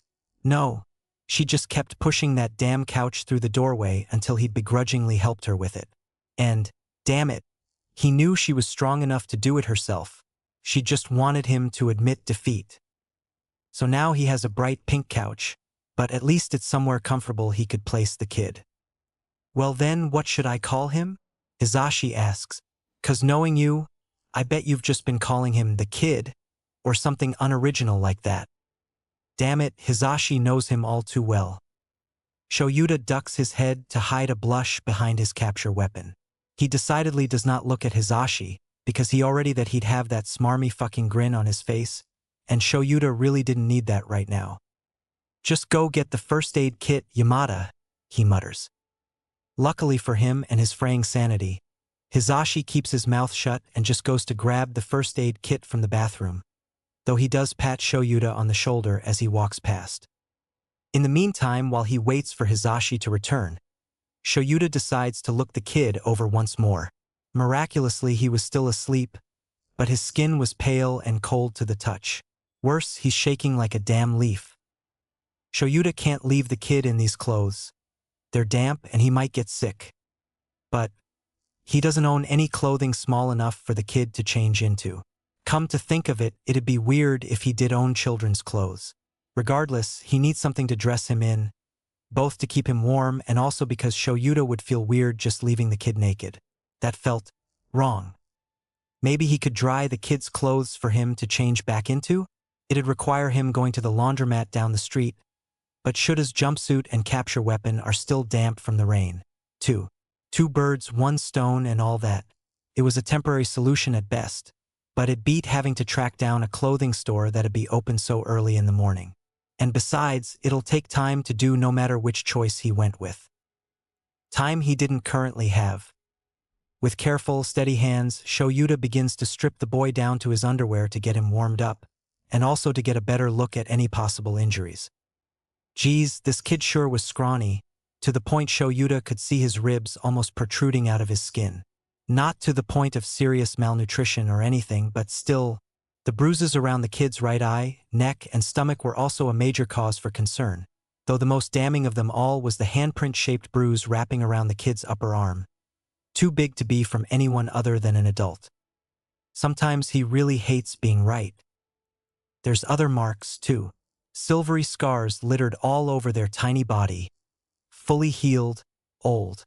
Shuda's not sure what could have made marks like that, but off the top of his head he thinks they look like burns? But then something else catches his attention. Two much darker scars. One curving around the boy's left bicep and the other on the right side of his back. Neither looked recent, but the way the latter slotted between the kid's ribs. Puncture marks? A wound like that could be fatal. Shuda's brow furrows as he brushes his fingers over the mark, surprised to find the skin smooth and flat, not puckered like he'd been expecting. A birthmark, perhaps? No active bleeding or fatal-looking injuries, though, which is a relief. Regardless, those bruises have to hurt. Hizashi finally returns then while Shuda's folding the kid's clothes to place to the side. He's got the first aid kit and one of the bathroom towels in hand, both of which Shoyuta accepts with a grateful nod. Better to get the kid dry before anything else. While he gets to work on that, Shoyuta can't help but watch through the corner of his eye the way Hizashi notices the "put your hands up" t-shirt, which Shoyuta definitely hadn't placed on top of the pile on purpose or anything, and the way he immediately began to silently freak out over it. Shoyuta fondly rolls his eyes. Despite him trying to be gentle, though, the kid whimpers and twitches while being dried off with the towel. It makes Shuda's heart ache. Poor kid. Since there's no obvious cuts or other bleeding wounds, all Shoyuta can do is apply some bruise cream, wrap the boy's abdomen to help with some of the swelling, and grab him an ice pack from the freezer. But he's still way too cold for that, isn't he? Fuck. Dropping the ice pack on the coffee table, Shoyuta leaves the kid with Hizashi for a minute so he can go grab one of his smallest shirts alongside a spare blanket. He needs Hizashi's help getting the kid into the shirt, which is still way too big on him. Kid's practically swimming in it, but at least it was something. Shoyuta ignores the knowing look Hizashi flashes his way while he further swaddles the kid with the blanket, settling him back down on the couch. Then, with the ice pack on his eye and the towel covering his damp hair, they were done. Shoyuta plops down on the other end of the couch with a heavy sigh. Hizashi sits next to him and bumps their shoulders together with a soft, humorless laugh. "Yeah, tell me about it," he says. "The little kid cases always the worst. It's fucked up." "Thought we weren't cursing in front of the baby?" asks Shoyuta in a deadpan, one eyebrow twitching up despite his attempts to keep his expression neutral. Not that he cares since the kid is still asleep, but he's surprised by Hizashi's apparent change of mind. "Ah." Hizashi waggles a finger right in front of Shuda's face, and Shoyuta leans away with a scowl. "You aren't cursing in front of the baby." Then Hizashi grins and gestures at himself with a flare. "I am a handsome young bachelor who must be able to curse at all times or else I'll explode. You dig? You don't want me to explode, do you, Sho?" Shoyuta won't lie, he's currently considering it. Luckily for Hizashi, he pulls his hand out of biting range then so he could wave it flippantly. "Besides," he says, leaning back into the couch and crossing his legs, "Lil listener can't listen right now, 'cause he's off in dreamland, so it's no big deal." Shoyuta continues thinking about Hizashi exploding. He pinches the bridge of his nose and groans, "You're incorrigible." "But you luove me," Hizashi retorts. Then he throws an arm around Shuda's shoulders, as casual as ever. The move was far from unusual. Hizashi was a huge fan of physical contact, but this time he immediately stiffens. "Ugh, geez." Hizashi shudders and pulls his arm back. He pinches part of Shuda's capture weapon between two fingers with a dubious expression. "You're all wet and shit. Did you get thrown in a river?" "Ah, Hizashi must have gotten here before the rain started." "Lucky bastard." "Certainly feels like it," Shoyuta mutters in response, keeping his voice low on the off chance the kid might have woken up. He shifts in discomfort. "My jumpsuit is sticking in uncomfortable places." It's been uncomfortable since long before he got home, actually. Ideally, he would have changed by now, but making sure the kid was all right had been a higher priority. and so he'd been able to ignore his own discomfort and damp clothing in favor of tending to him. But apparently, Hizashi can't ignore it. Ah, dude. His nose scrunches up in faux disgust, and he shoves at Sho Yuta to make him move. That's what that smell is? Go take a shower or something. You stink like a wet dog. Wow, thanks, Sho Yuta thinks. Don't need to tell me twice, is what he ends up muttering. He shoves Hizashi back and grabs the first aid kit when he stands, then shuffles off to the bathroom without another word. The kid will be fine with Hizashi for a while. After ducking into the bedroom to drop off his support gear and grab a clean set of clothing, Sho Yuta heads for the bathroom so he can finally peel his damp jumpsuit off. Ugh yeah, it definitely needs a run through the dryer at the very least, if not a full washing. He really doesn't want to deal with mildew again. Once he's fully undressed, Sho Yuta spares himself a glance in the mirror. It's a good thing he hadn't been too badly injured while on patrol tonight. Just a few scrapes and bruises, but nothing that needed any kind of medical attention. It would have really sucked if this was one of those nights where he dragged himself home half dead with the intent of passing out on his futon. Thankfully, his own lack of injuries meant he could put all of his attention into tending to the kid instead, and avoiding another scolding from Hizashi over not taking care of himself. Well, it'd be a waste to wrap any of his own bruises, so Sho Yuta just sticks the kit back under the sink where it belongs. He doesn't need the bruise cream either. Then he steps into the shower. The spray of shockingly cold water wakes him up in an instant, and Sho Yuta doesn't linger. He just does the bare minimum of scrubbing himself clean of all the sweat and grime before he hops back out, and damn. He only owns 2 bath towels, which he rotated on a weekly basis. Obviously, they'd given the clean one to the kid, which left only the second towel, the one that was due for a washing. Sunday is his usual laundry day. Today is Sunday morning. The towel is damp, and when he gives it a dubious sniff it smells vaguely of mildew. Sho Yuta wrinkles his nose. He probably should have thought about this before stepping into the shower. Whatever, it's not like it'll be the first time. He'll survive. Though maybe he should invest in some extra towels. Only having 2 of them just wasn't cutting it anymore. And the longer his hair grew, the more of a hassle it became, so more towels seemed the most logical solution. Or he could just cut out the middleman and chop his hair short. Nope. All in all, it only takes him about 15 minutes to get cleaned up, dry himself off, and change into his clean clothes. But of course something has to go wrong in that short period of time, because the universe loves fucking with him. He should honestly just expect it by now. Regardless, it's still a surprise when he comes back to the living room only to be met with the sight of the kid, somehow still asleep, cuddled up to Hizashi's chest, and his friend with his hands in the air. Sho Yuta just has one question. How? Hizashi's only response is a helpless, wide-eyed look. It sure made for a comical sight.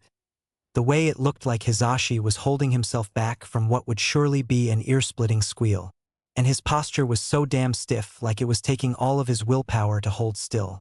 A feat in and of itself considering Hizashi was pretty much always moving. Sho Yuta still has no idea how Hizashi could have gotten himself into this situation in the first place. Making his way over with near-silent footfalls, he notes that the ice pack had fallen to the floor, and that the kid was holding onto Hizashi's shirt with both hands in a white-knuckle grip. I think he likes you, Sho Yuta muses with a note of amusement. Yeah, man, I can see that, Hizashi replies in a harsh whisper, hands twitching where they're still hovering above the kid's head. Look, can you just help a bro out here? I gotta piss. Oh, but of course. Sho Yuta sighs and shakes his head, but regardless he does attempt to untangle the kid from Hizashi. Damn, he's got one hell of a grip. How did this even happen? He asks again, this time with more words. You're a skin me? Hizashi exclaims incredulously. Luckily, he manages to keep his voice down. Sho Yuta stares at him for a long, long moment. Because yes, he is asking, and he would rather not have to do so for a third time. I am. He continues to stare until Hizashi finally breaks, gesturing with one hand at the ice pack on the floor. I dunno, he whines. All I did was try and adjust the ice pack, 'cause he was wiggling all around, and then the little listener just jumped up and grabbed me. Only you, Hizashi, only you. Shoyuta shakes his head, ignoring the odd sort of fond exasperation that warms his chest. Yeah. Hizashi grumbles petulantly, before seeming to do a double take. Hey, wait, what's that supposed to mean? Shoyuta opens his mouth to reply, but his response dies in his throat when they hear a soft groan from between them. They both look, watching as the kid's face scrunches up, hands still clinging to Hizashi like he was a baby koala. His eyelashes flutter to reveal a single hazy green eye. Shit. The kid had finally woken up. Chapter 10. Back to where you've never been. Izuka hates when he dreams of his past life. Hates when he believes he's Aizawa Shoyuta again, and doesn't even think to question it. When he thinks everything is okay. Like he never even died. Hizashi would be in the kitchen making breakfast, Eri at his hip with their little radio playing the latest pop song, the two of them belting out the lyrics together. Oboro would be asleep in their shared bed, snoring lightly and limbs sprawled over the sheets. Their cats would be scattered about their favorite sleeping spots or meowing to be fed, as if Hizashi hadn't already filled their bowls. And Shoyuta would sit back and smile and know that he's home, before the image would fade as reality set back in. Izuku's subconscious honestly seems to have it out for him, taunting him with dreams of his loved ones only to whisk them away and leave him feeling even emptier than before. It's torture, and he's so tired. This time, the comforting smell of leather and hairspray lingers longer than usual, but he knows it'll fade soon along with the rest of it, just like every other time. So he curls a little more into himself, waiting for the feeling to inevitably pass or for sleep to take him once more. Hey there, little listener. A painfully familiar voice says, whisper soft and oh so gentle. You with us? Izuku's heart clenches in his chest. Was he still dreaming? He finally lifts his head to look, and that's when the pain he'd been blissfully unaware of up to that point rushes in full force. He hisses, squeezing his eyes shut as his head throbs, and immediately regretting the action, since his right eye hurts like a son of a bitch. Definitely not dreaming, then. Enenjich, ow fuck. There's a sharp intake of air followed by panicked sputtering in response to his muttered curse, and only then does Izuka realize he's pressed up against someone's chest, said someone jostling him with all their coughing. Familiar coughing. Izuku pries his left eye open, the other remains stubbornly swollen shut, so he could figure out where he is, only to be met with a horrifically familiar sight. It's his face, his old face, the face of a young Aizawa Shoyuta, currently glowering at a point just above Izuku's head before he realizes that he's being watched. His expression quickly levels out. Being met face to face with, well, his face is disconcerting at best. Izuku's thoughts quickly spiral. He can't help but feel irrationally bitter, resentful, angry even, mostly directed at the other Shoyuta, the other him. Why does he get to have the life that was stolen from Izuku? What gave him the right, the audacity, to believe that he's the one and only Shoyuta, the original? It's a terrible feeling, to see someone else walking around with his face, his name, his entire goddamn life. But Izuku knows these feelings are illogical. The other Shoyuta hasn't done anything wrong. His only crime is that he exists in the first place, and that's not his fault. It's not anyone's fault. But it's just so much easier to be able to point the blame at someone or something. Anything. Because if there's no one to blame, if it's no one's fault, then that would mean that all of his suffering is for nothing. He honestly shouldn't have allowed these feelings to fester, but it's not like there's anyone he can talk to about it.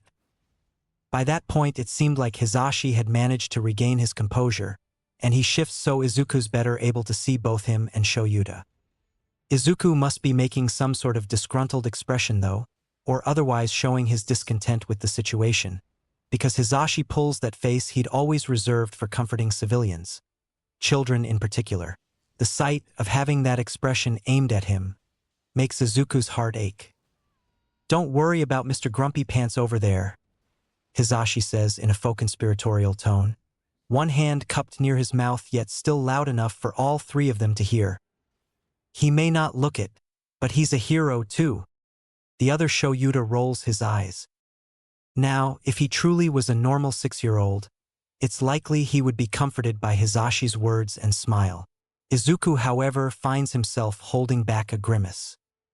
The reality of the situation he's found himself in is finally starting to sink in. How the fuck did he manage to wind up at his old apartment? It's been years since he was last here, years since he'd moved to a better apartment closer to UA.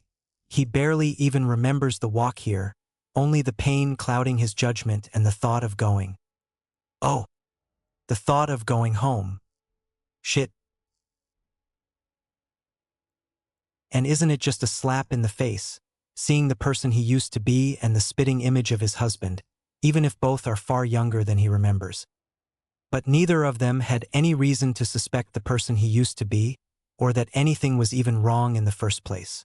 Wrong perhaps in that he's covered in bruises, but not that he used to be a completely different person with a completely different life. Not that he and the person crouched before him used to be one and the same. A new thought blindsides him then. Sitting here on this bright pink couch, in what used to be his shitty, empty apartment, curled up against Hisashi's chest. He will never be Aizawa Shoyuta again. And while logically he'd known that, the full weight of said realization hadn't truly occurred to him until right that moment. Never again will he be called Shoyuta, the name he had carried for all 35 years of his previous life. The people he loved and cared for so deeply, the people he would die for, see him as no more than a stranger. All the struggles and tribulations they had gone through together have been undone. He can never go back. Even if he tried to explain who he used to be, nothing would change. And if anything did change, it most certainly wouldn't be for the better. It's frustrating, being so powerless. Little listener? What's... Oh no, please don't cry. Hisashi, no, not Hisashi. Izuku is a stranger to them, so he doesn't get to use their given names. Yamada frets, flailing his hands slightly with a distraught expression. Crying? Who is? Oh, it's him. Izuku hiccups and scrubs harshly at the tears streaking down his left cheek with the back of his fist. But they just keep coming. Fucking shitty child body and its tendency to burst into tears at the most inconvenient of fucking moments. Perhaps he's been spending too much time around Katsuki. There's a hand rubbing slow circles between his shoulder blades, and it takes him a minute to realize that it's the other show. Aizawa. It's Aizawa, now sitting on the edge of the couch and crouched forward to appear smaller than he is. Yamada does the same, flashing a reassuring smile that sends a jolt of longing through Izuku's heart. But their actions, while well-intended, only serve to make him feel all the worse, because he really is nothing more than a stranger to them. "Hey, buddy," says Yamada. "I know this is all probably super scary, but I promise we're gonna help you out, 'kay?" All he can do is nod. "Can you tell us your name, kid?" Aizawa asks, his voice gentle in a way Izuku recognizes as meaning to be comforting, albeit somewhat clumsy due to inexperience. His expression was as impassive as always, if a little uncomfortable, but Izuku could see the well-hidden glimmer of concern in his eyes. He'd really rather not tell them his name, actually. But he's already fucked up by meeting the two of them so soon. He hadn't met his own problem child until he'd started attending UA after all, so his plans of staying under the radar and following the plot, so to say, are already ruined. Seeing no way out of it other than cooperating, Izuku sniffles and reluctantly nods.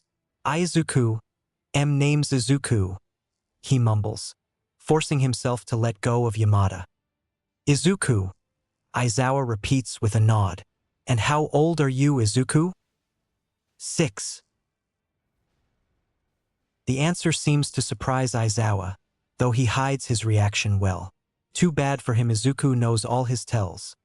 The taken-aback blink and ever-so-slight widening of his eyes, the way he sits up just a little straighter, the subtle glance over what can be seen of Izuku's body. What, did they think he was younger? Izuku sits back, and a blanket he hadn't noticed before slips off his shoulders along with his. This isn't the same shirt he'd put on this morning. He frowns as he inspects the unfamiliar shirt, grabbing at the excess material with both hands. It's nothing more than a plain black t-shirt, but it's the least colorful thing he's worn in months, the closest to what he used to wear back when he was still Shoyuta. Ah, sorry about that. He hears Aizawa say, the corners of the man's mouth twitching down as he looks away.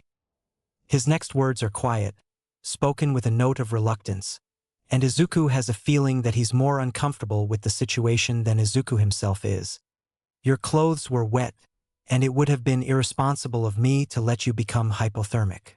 I couldn't ask for permission since you were unconscious at the time. But, sorry. He trails off, voice strained and the slightest bit of pink coloring his cheeks. Fucking hell, Izuku can't believe he'd forgotten how young Aizawa is. He's only, 20 years old at this point in time. And oh yeah. A normal child would likely be upset over strangers changing them in their sleep. Stranger danger and all that, despite the fact they've claimed to be heroes. He'd probably be upset too had he woken up in any other person's home. But Izuku knows that Aizawa and Yamada are trustworthy. But they don't know that he knows that. Deciding to have pity on his past self rather than sit back and watch him flounder in explaining why he isn't a pedophile, though the thought is tempting, he simply says, okay, before tucking his legs under the overly large shirt as though nothing were wrong. So I completely understand if you're… Wait, what? Aizawa cuts himself off, turning to look at him with such a genuinely bewildered look that Izuku nearly bursts into laughter right then and there. I said okay, he reiterates, his years of undercover work helping him keep his expression under control. Well, mostly under control. He does still have snot and tears all over his face.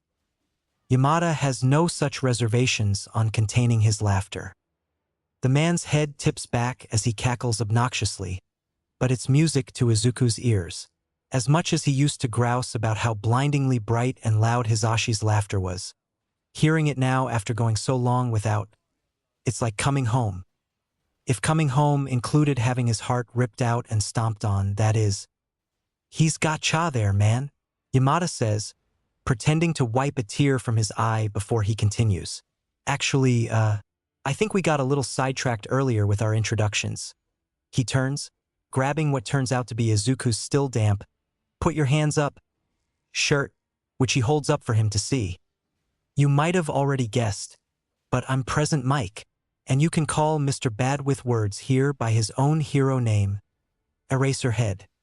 Aizawa glowers at Yamada, more of a pout, really, and huffs.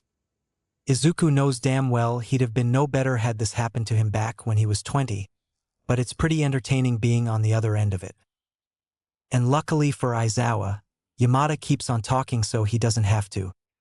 So yeah, now that we've all been introduced, do you know how you ended up here, buddy? Right, they're gently interrogating him, because he's a small child who they found beaten black and blue. Fuck. They probably think he's being abused. He is, mostly in the case of child neglect, but he doesn't exactly want to talk about that. I walked, he mutters. Oh, I walked here, too, Yamada says with a somewhat nervous laugh, while Aizawa looked like he was stopping himself from facepalming. Yamada continues, but that doesn't explain how you got here specifically. You dig, 'cause Eraser here found you snoozin' on his doorstep. Do you happen to live somewhere in this apartment building? Right, because winding up on Aizawa's doorstep specifically was anything but a common occurrence, especially considering his underground hero status. People don't just fall asleep on a hero's doorstep without reason. And Izuku knows that he would have been just as curious, if not a good bit suspicious, had the same thing happen to him in his past life. But it could still, however unlikely, be explained as a coincidence. He just has to act like a normal child. Izuku lets himself fidget with the hem of the black t-shirt he's wearing, keeping his gaze averted as he explains, "I was walking home and must have come here by mistake. Sorry." "There's no need to apologize. It's a good thing you wound up on a hero's doorstep," says Aizawa, switching back to that gentle tone. To anyone else it might come across as stiff and unfeeling, but Izuku knew better. His past self was right, though. He could just as easily have passed out on anyone else's doorstep, and they may not have had such good intentions. Your injuries, however, are a different matter. Aizawa goes on to say, "Mind telling us who hurt you?" Well, that's much easier to answer. All he has to do is watch the way he words things. He has to sound like a child and not an adult, as much as doing so pains him. Izuku's not above acting his age, if it gets him what he wants, and he most certainly isn't going to let those little shits get away with attacking him. "Some big kids beat me up," he says, allowing his voice to waver. "They said, 'Cause someone has to remind villains like me about their place in the world." Aizawa and Yamada react exactly how he's expecting them to. The former's shoulders tense in that particular way that meant he was trying not to show his anger, lips pressing into a thin line and eyes narrowing dangerously.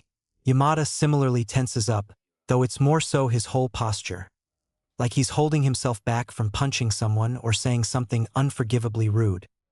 No good hero wants to see a kid in harm's way, but these two especially had a soft spot for kids. Before either of them can figure out how to respond, though, Izuku's stomach audibly grumbles, reminding him that he'd thrown up the last thing he ate. How long ago was that, again? Aizawa sighs before he pushes himself up from the couch. Probably should have expected that. Izuku hears Aizawa mutter to himself.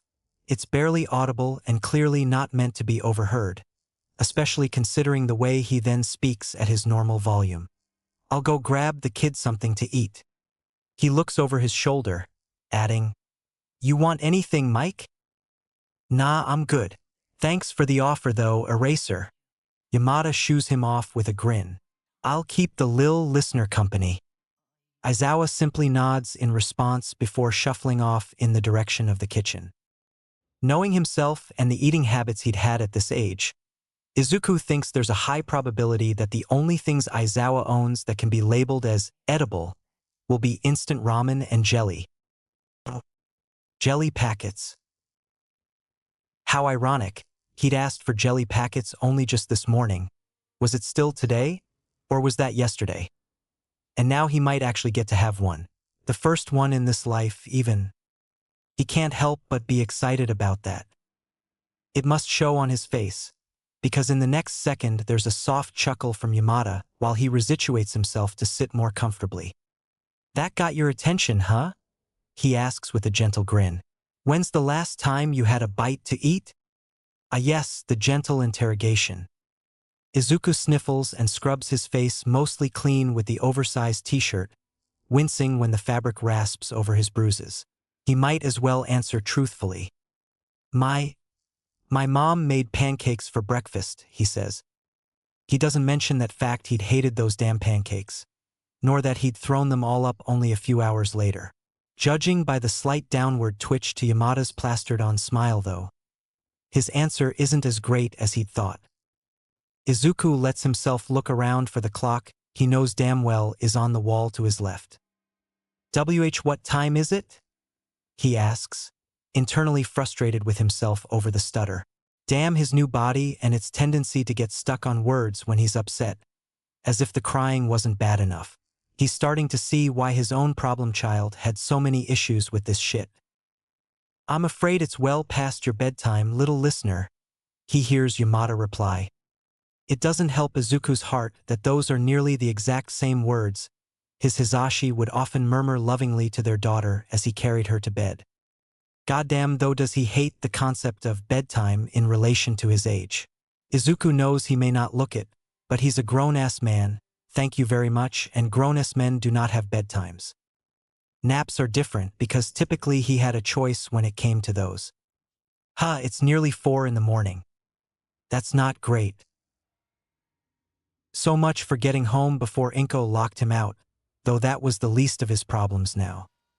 Pretty sure any rational person would be sleeping at this hour. Mike. Aizawa cuts in, jolting Izuku back into the present. He turns to watch the man return from the kitchen with, yes, he's got 2 jelly packets in his hands, one of which is already open and being sipped on. Yamada croons, and Izuku already knows he's about to tease Aizawa. He's quickly proven right. Is Eraser missing out on his beauty sleep? Aizawa only grunts in reply, seemingly too tired to bite back, while he holds the second jelly packet out for Izuku to take. Wasn't sure what flavor you'd like, so… Here, eat up, kid. Despite the outward gruffness to his words, Izuku understands the significance of Aizawa sharing his favorite snack with him.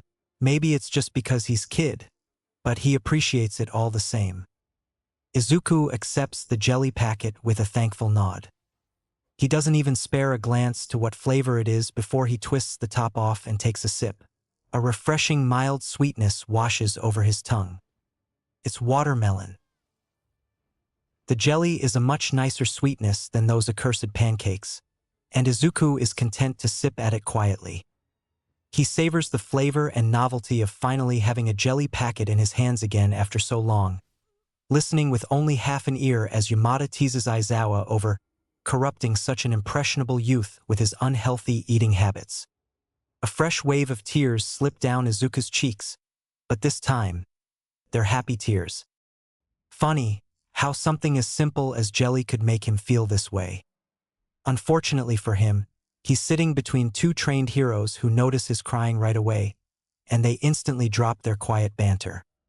What's wrong? Yamada asks worriedly at the same time that Aizawa's brows pinch together, and he mutters, "Do you not like it?" Izuku shakes his head with a hiccup, scrubbing the tears away yet again with the back of his fist. Damn it, he's really crying over a jelly packet, isn't he? This kind of behavior would only make the 2 of them all the more suspicious of his home life. I like it, he says. It's really good. Thank you. Judging by the way Aizawa's eyebrows remain furrowed and Yamada continues to frown, they're still concerned. Yet again cursing his body's inclination to bursting into tears at the most inopportune of times, Izuku figures it's best to keep telling the truth rather than trying to think of and stick to a plausible lie. I cry really easily, he explains, voice wavering despite his best efforts to regain his composure. And I haven't had a jelly packet in so long. I missed it. Like earlier, Aizawa reaches out with his free hand to awkwardly pat Izuku on the back. It's all right, kid, he says. Glad you've got good taste, though. Unlike some people, Aizawa shoots a pointed look in Yamada's direction. Regardless, if you want anything else, just let us know, all right? Izuku nods because there's not much else he can do. They can't give him what he truly wants, no one can, but the offer is appreciated. What happens then now? He asks with a quiet sniffle. It's too bad that he can't hide out in his old apartment forever, even if some part of him wants to. Well, that depends on you, little listener, says Yamada. Aizawa grunts in agreement. Due to the nature of your injuries, it'd be best if we brought you down to the police station, he says, before he finishes up his jelly in one gulp so he could give Izuku his full attention. You're not in any trouble, but this way the kids that hurt you won't get away with it, all right? Izuku finishes up his own jelly packet and places it on his lap, nodding slowly. Yeah, he kind of expected that. The chances of them letting him leave on his own had been astronomically low to begin with, much less letting him leave with no questions asked. He knows for a fact that he wouldn't have allowed an injured child out of his sight, not until after he'd ensured their safety by leaving them with the proper authorities. And to them, that's all he is. Just another injured child to take care of. That realization hurts. Can I go to the bathroom first? Izuku asks because he needs a minute to process everything. That, and because yet another downside to being so small is his proportionally small bladder. Of course, Aizawa agrees easily. He was probably expecting the question to pop up at some point anyway. Little kids do tend to ask that a lot, after all. Bathroom's behind that door over there, he says. Aizawa turns to point towards the bathroom door, which is quite helpful of him. Too bad Izuku already knew the whole apartment's layout by memory. With a nod, Izuku hops down off the couch, grimacing at the cold floor under his feet. The borrowed shirt hangs down to a little past his knees, making it look more like a dress than a shirt.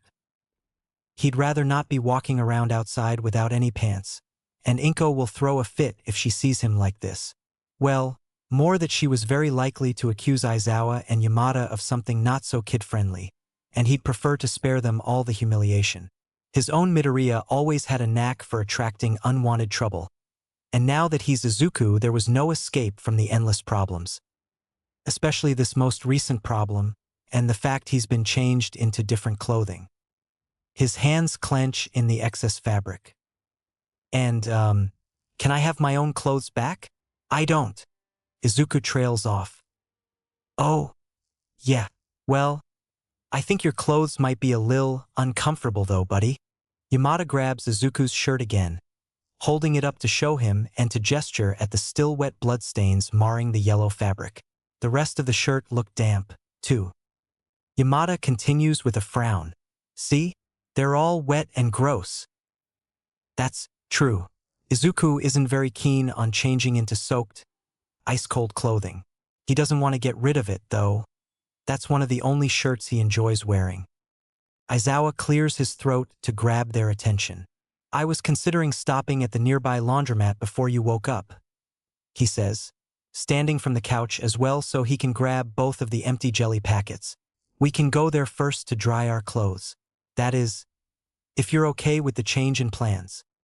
He looks to Izuku when he asks that last part. I don't mind, Izuku shrugs, because it's not like he really has any say in the matter. Plans apparently made, and needing a moment to himself, since he hasn't had a chance to just breathe since he woke up in this memory of an apartment. Izuku takes it upon himself to head for the bathroom before he can be dragged into any more conversation. Neither of the adults stop him. Once inside the bathroom, he shuts the door behind him, barely able to hear the muffled voices of Aizawa and Yamada as they started talking now that he was out of the room. It's not that the walls were providing much soundproofing. He remembers being able to hear everything back when he lived here, but they must be keeping their voices down.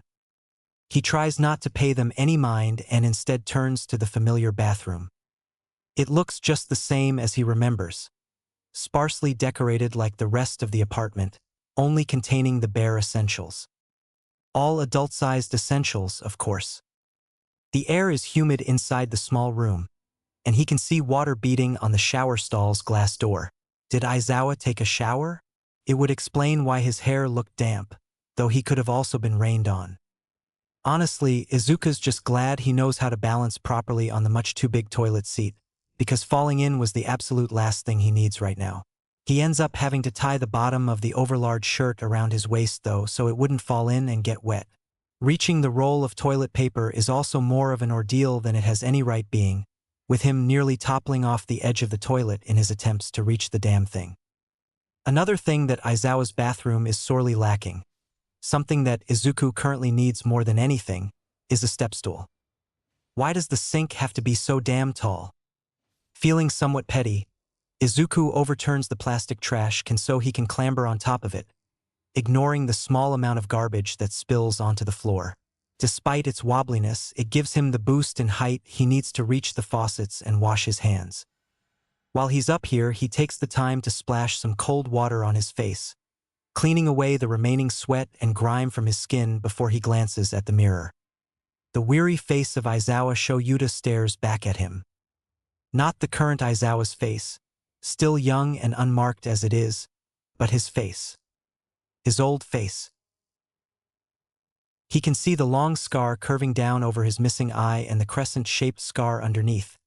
Can see the ever-present redness to his remaining eye from overusing his quirk, the silver streaking through his tangled black hair, And then he blinks and he's Midoriya Izuku again. His heart cracks and splinters and breaks at the visceral reminder of what he's become, of what he's lost, and he very nearly punches the mirror so he could shatter it as thoroughly as it had just shattered him. Because as much as he resents calling out the inherent unfairness of life, this right here? This is unfair. Truly, his subconscious has it out for him, taunting him like this. There's not a damn thing anyone can do to change it, though. As always, Izuku is left to pick up the pieces and pull himself back together. All by himself, just like every other time. So he dries the water and tears from his face, takes a deep breath, and walks out of the bathroom. Aizawa and Yamada look up when the door creaks open, the former now wearing a jacket and rubbing the back of his neck with one hand, probably uncomfortable about leaving the apartment without his capture weapon at the ready. "Heya, buddy," says Yamada with a grin and a wave. "You ready to head out?" "Nope." "Yeah," Izuku nods. He eyes the bag hanging from Aizawa's other hand, seeing what looked to be Izuku's clothes mixed in with Aizawa's jumpsuit and, yup, his capture weapon. That's good. They'd get mildewy if he let them sit out. Izuku also sees his red shoes. They're wet like the rest of his clothes, but he can't exactly walk around outside barefoot. Not unless he wanted cuts all over the bottoms of his feet. He'd prefer to avoid a repeat of that.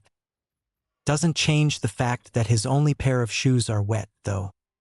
"I went ahead and washed the blood out of your shirt so it won't stain," Aizawa tells him, fiddling with the zipper on his jacket. Then he notices where Izuku is looking.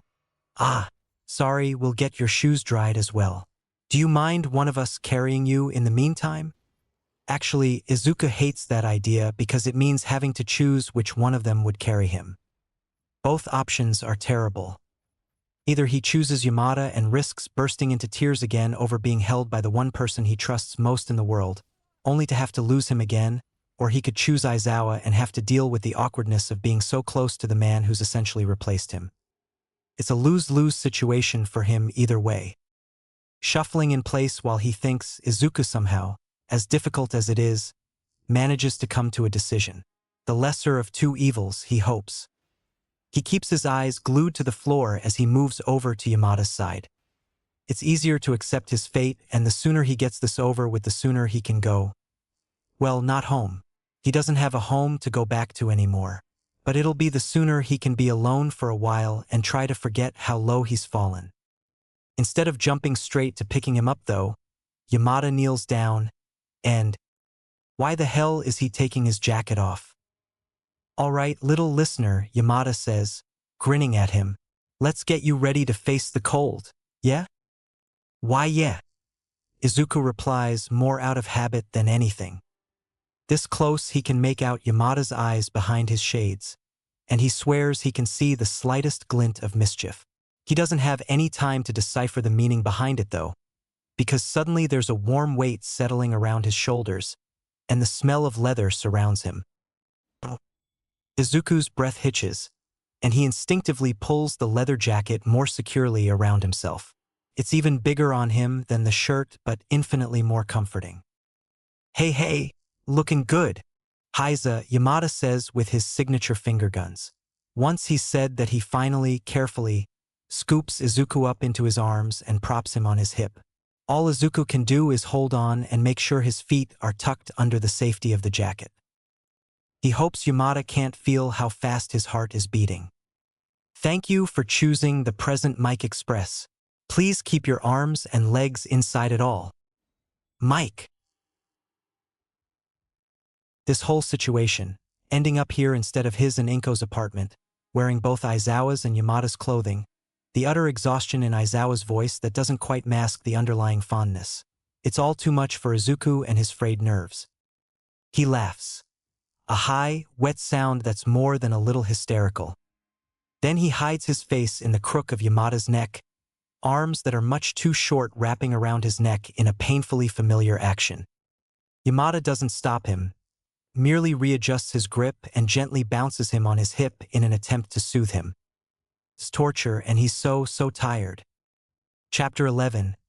Keep me safe. Despite it being so early in the morning, not everywhere is closed. Namely, the McDonald's restaurant that Yamada and Aizawa take him to, followed by a 24/7 laundromat. Izuku nibbles on his hash brown.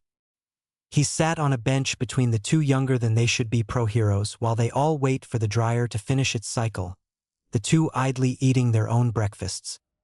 Does it count as breakfast if it's barely 4 in the morning? He's gonna go with yes. Funny enough, he and Aizawa had ordered the same thing. A bacon, egg, and cheese McGriddle, 2 hash browns, and, if he'd had his way, a coffee. Unfortunately for Izuku, not even Aizawa or Yamada were willing to give him what he so desperately desired. Instead, he's stuck taking sips from his little plastic jug of milk, eyeing the steam that wafts from Aizawa's cup with thinly veiled envy. At least the food tastes good, much better than those accursed pancakes that were all but shoved down his throat the other morning. It's all salt and grease, and it warms Izuku from the inside out. He's still got Yamada's leather jacket practically swallowing him whole, but only because he'd fought back when they tried to take it off of him. Maybe it's childish of him to cling to it, but he just wants to stay wrapped in Yamada's jacket for a little while longer. Just a little longer. And since his socks and shoes are in the dryer along with everything else, Aizawa and Yamada had obliged him by letting him keep the jacket, for now. It's Yamada's personal jacket rather than his hero one, so it's softer and free of all the adornments Yamada's added to his costume thus far, and compared to Izuku, it's quite large. His bare feet stick out from under the jacket's folds. The smell of the leather is comforting, and it's warm. So now Izuku sits contently under the jacket, and watches his and Aizawa's clothing go round and round in the dryer. The three of them do get some suspicious and judgmental looks. A barely dressed child with 2 young men is apparently a cause for concern. But Izuku is well versed in ignoring such looks by now. If he could ignore having a microphone shoved in his face by eager reporters, he could deal with this. "How's your breakfast tasting there, bud?" Yamada asks, pulling Izuku from his thoughts. He glances up to see Yamada grinning around the straw of his orange juice. Izuku swallows before he answers in a mumble. "Good." Then he quickly averts his gaze again. He's mostly gotten used to hearing Yamada's voice again, enough so that he's no longer at risk of bursting into tears every damn time the man speaks. Despite that, he still couldn't quite gather up the courage to look him in the eyes. Izuku simply keeps his eyes, considering the right one is swelled shut, downcast. If that means he comes across as shy, so be it. "That's good," he hears Yamada chirp. "Much better than jelly, yeah?" Despite himself, Izuku glances up through his bangs. "No," he says. He has to suppress a smirk, though, when he goes on to say, "Jelly's better." Yamada gasps dramatically. "I knew it. You've totally corrupted him, eraser." "I haven't corrupted anyone. That's your job?" Aizawa bites back, reaching over Izuku's head to shove at Yamada's shoulder. He sounded annoyed, but Izuku thinks the man was holding back a smile of his own. "Jelly's better," Izuku reiterates, just to see the way Aizawa grins sharply and to hear Yamada's affronted huff. "But hash brown's good too." He takes a bite of his hash brown to make his point. "Now there's something we can agree on," Yamada says with a put-upon sigh, right before he finishes his own hash brown in one bite. Impressive, considering there'd still been half of it left. The dryer buzzing startles all 3 of them. Yamada damn near chokes on his hash brown, and though he's not much help, Izuku reaches a hand out of the jacket's confines to pat the man on the back. He seems to appreciate the gesture, if his sideways grin is anything to go by. Meanwhile, Aizawa shoves the last bite of his breakfast sandwich in his mouth and stands. He shuffles over to the dryer to tug the door open, checking their clothes with one hand to make sure they're truly dry and didn't need another run through. That'd be annoying, since it'd mean another half-hour or so before they could leave. Honestly though, Izuku wouldn't complain about it, since it'd also mean getting to avoid the police station for a while longer. While Aizawa does that, Yamada tosses whatever's left of their breakfast, mostly just a wad of crumpled wrappers and Izuku's empty milk jug, into the trash. Apparently the clothes are good, as Aizawa pulls everything out and into a laundry basket so he can carry it over. He drops the basket on the bench where he'd been sitting. "I'll help you get your socks on," Aizawa says while he digs through the clothing, expression growing frustrated as he couldn't seem to find more than just the one sock currently in his hand. Izuku does his best not to pout. "I can dress myself," he mutters.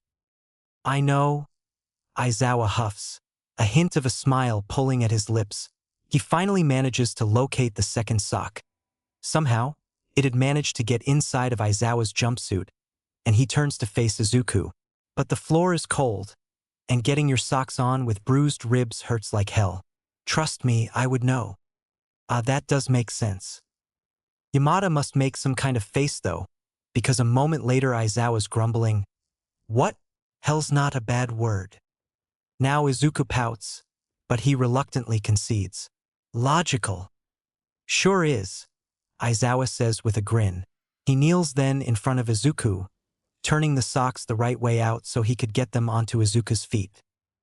White he does that. Izuku reaches into the basket himself to collect his other clothes, but he stills when he feels the warmth radiating off the pile.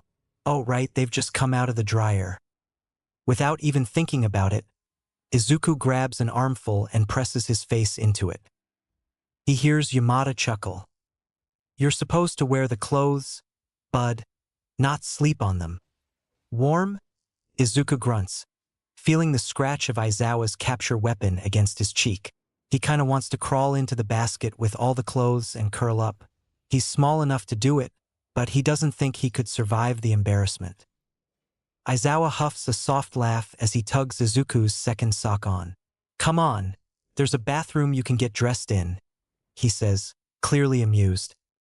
Oh yeah, Izuku remembers.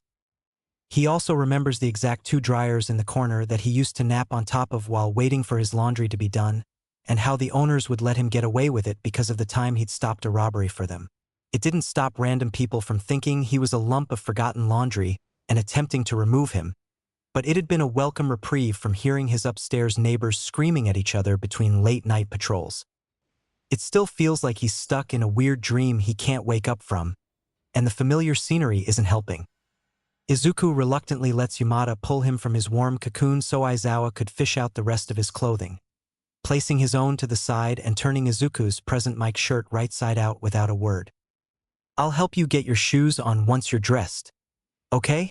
Aizawa says when he's done that, ushering Izuku off the bench and towards the little bathroom.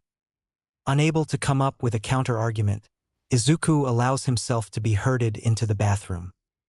Aizawa hands Izuku his clothing, adding, "Mike and I'll be right here when you're done," before he closes the door.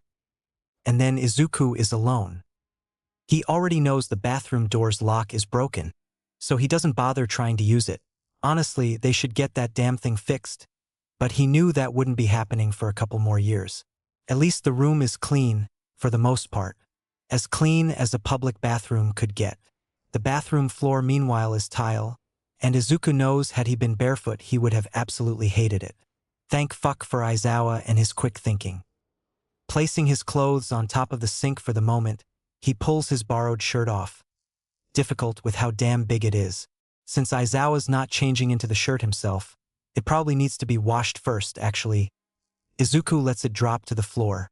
He's left to shiver in only his underwear and socks.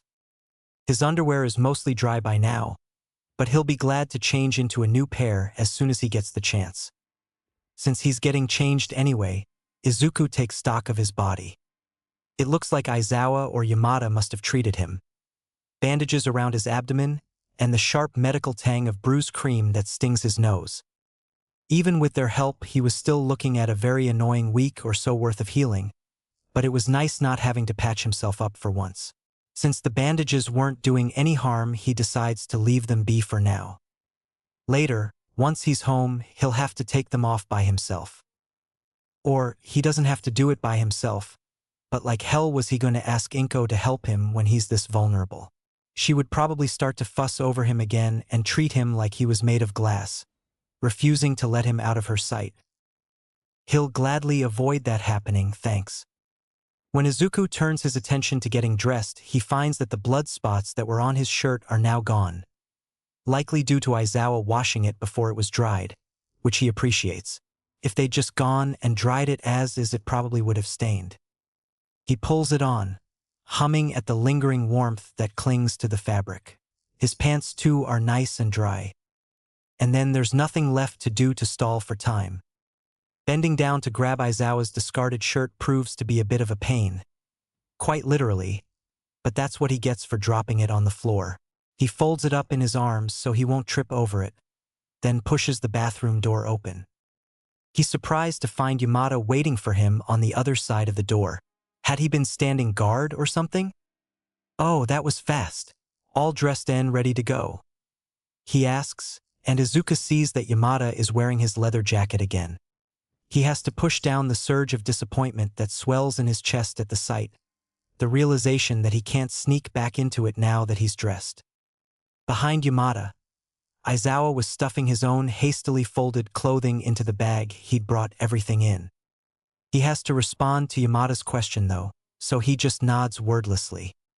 All right, Yamada crows in English, which is honestly so like him that Izuku has to stop himself from sighing fondly or rolling his eyes.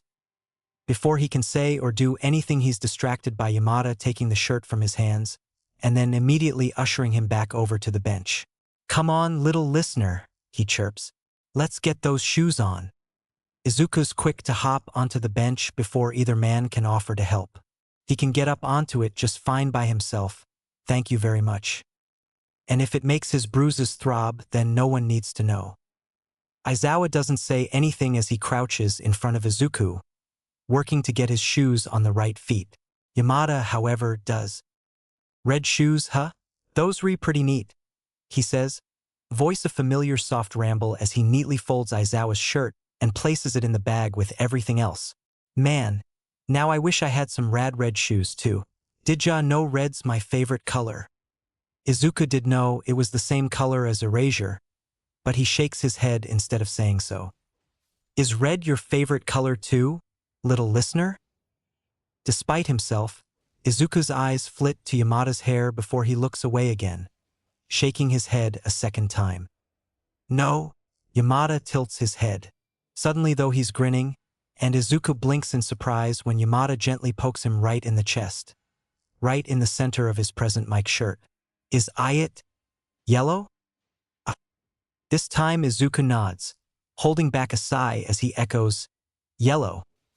The color of Yamada's hair, tied back in a messy bun on those wonderful lazy days. The yellow tinge to the sky early in the morning when everyone else was still asleep. The flecks of gold in Oboro's otherwise blue eyes after they got him back from the dead. Told you, kid's got good taste, Aizawa mutters with a grin. He's done tying Izuku's shoes now too, and he pats Izuku's knee before sitting back on his heels. Ready to get going? He asks. Not really, no. Izuku hums. He hops off the bench, testing to see how tightly Aizawa had tied his shoes. Wasn't too bad, actually. It's kind of a long walk to the station, huffs Yamada, patting his hands against his own thighs as he looks out the laundromat windows to the street.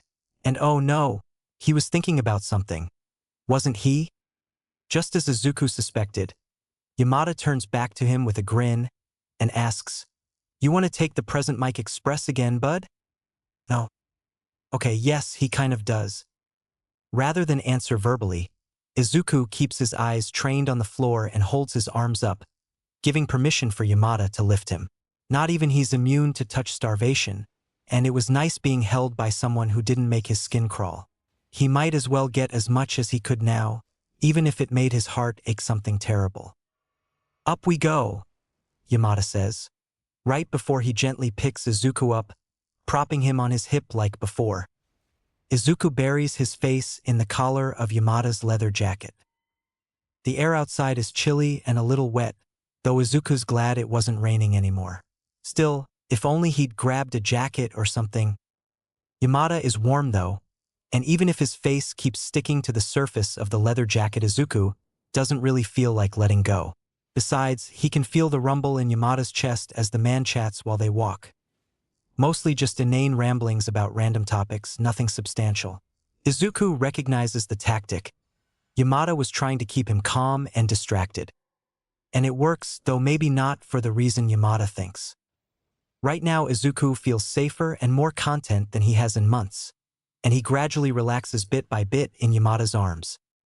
They make a quick stop back at Aizawa's apartment so the man could drop off his dry clothes. Yamada and Izuku lingering outside the building until Aizawa returns empty-handed. Well, mostly empty-handed. He's got his capture weapon wrapped around his shoulders again, and had changed back into his uniform tool belt and all. They head straight to the police station after that.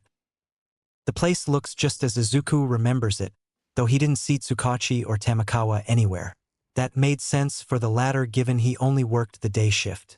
Tsukachi did too, technically, but Izuku knew he tended to pull late nights if he was deep in a case. Hopefully tonight wasn't one of those nights. If Tsukachi was here, then Izuku would really need to watch what he said. Though on the other hand, it would be nice having someone believe him without question. Fortunately, or perhaps unfortunately, when Aizawa asks a tired-looking officer if Tsukachi is in, he's told that he's not.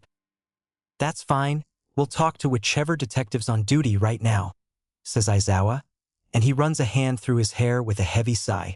He must be tired, Izuku thinks. Actually, judging by the time, Aizawa must have found him right after he got off patrol, right? No wonder he looked so run down. Hey, Yamada says, pulling Izuku's attention away from where Aizawa was explaining things to the officer. Don't worry, buddy. Eraser and I are gonna stay here with you, 'kay? He tells Izuku. The nice policeman's gonna have a couple questions for ya about what happened, but after that we'll make sure you get home safe and sound. How's that sound? It's only then that Izuku realizes he's clinging to Yamada much tighter than before. He forces himself to loosen his grip, even when the thought of going home makes him want to hold on all the tighter. He doesn't want to go home. He wants to stay here in Yamada's arms, but Izuku can't say that. Instead, all he can do is nod silently. The way Yamada flashes a reassuring grin almost makes it worth it. All right, Yamada cheers, managing this time to keep his volume at an acceptable level. Even softer then, he prompts, "Can I get an all right, little listener?" Izuku ducks his head, but he's powerless other than to answer with a mumbled, "All right." Yamada's grin is blinding. Yeah, it's... Aizawa's voice catches their attention, and they turn to look right at the same time he turns to Izuku and asks, "What's your family name, kid?" Oh yeah, he totally forgot to mention that, didn't he? The part of Izuku that enjoys messing with people is almost tempted to respond, Aizawa. If only because Aizawa hadn't told him his family name either. The look on his face would no doubt be hysterical. Yamada's reaction would probably be funny, too. Doing that would be an incredibly bad idea, however, so Izuku will just have to stick with the truth. Even if it's technically the truth that his name used to be Aizawa. And so he answers in a mumble, "Midoriya." Aizawa hums, and turns back to the officer and the paperwork that Izuku hadn't noticed before. "Midoriya Izuku," then, Aizawa mutters. Yamada walks closer to peek at the paper, which means Izuku gets to see that they were filling out a report with his information. Aizawa glances to him. "Do you know your address?" he asks. "Where you live?" Izuku nods, and he opens his mouth to answer. "Rying." The whole room jumps, everyone whirling towards where the noise was coming from. Both Aizawa and Yamada pull their phones from their pockets. Meanwhile, Izuku's eyes widen, because he recognizes the sound of that alert. That's the emergency alert. "Ah, sure. OT. Yamada hisses, holding his phone in such a way that Izuku couldn't see the screen. "Looks like there's something big going on downtown. They're calling for all hands on deck." Well, that confirmed Izuku's fears. Technically, Aizawa and Yamada are off duty, but because they're both here doing hero work and are in the area of the emergency, it would be expected of them to head over. Which means they'll have to leave Izuku here. Alone. He clings tighter to Yamada again when that thought strikes him, and Yamada, observant, kind, heroic Yamada, notices right away. Hey, hey, he soothes, gently patting Izuku on the back. I know I said we'd stay, I know, but Eraser and I gotta go do some hero NG. Okay? You'll be safe here with Officer Fujinuma-san. Izuku glances to the officer that had been helping Aizawa with the paperwork, at his short black hair and tired, dark blue eyes, before he buries his face in the crook of Yamada's neck once more. He more feels than hears Yamada sigh. He does, however, hear Aizawa mutter, Mike. Yamada shifts his grip on Izuku. Yeah, I got you, he says, voice hushed. Mind grabbing my gear from your place? Eraser? I'll catch up with you downtown. Just gimme a minute. There's some shuffling, and Izuku assumes that Aizawa has left now. When Yamada moves to kneel and place Izuku on the floor, however, he can't quite bite back the whimper that crawls up his throat. Yamada goes stock still. Come on, bud. He murmurs, still gentle yet sounding strained. Here, how's about this? This time when he tries to put him down, Izuku allows it, if only because he's curious what Yamada will do. He sees that Yamada's worrying his lower lip between his teeth then, and Izuku regrets that he's the cause of it.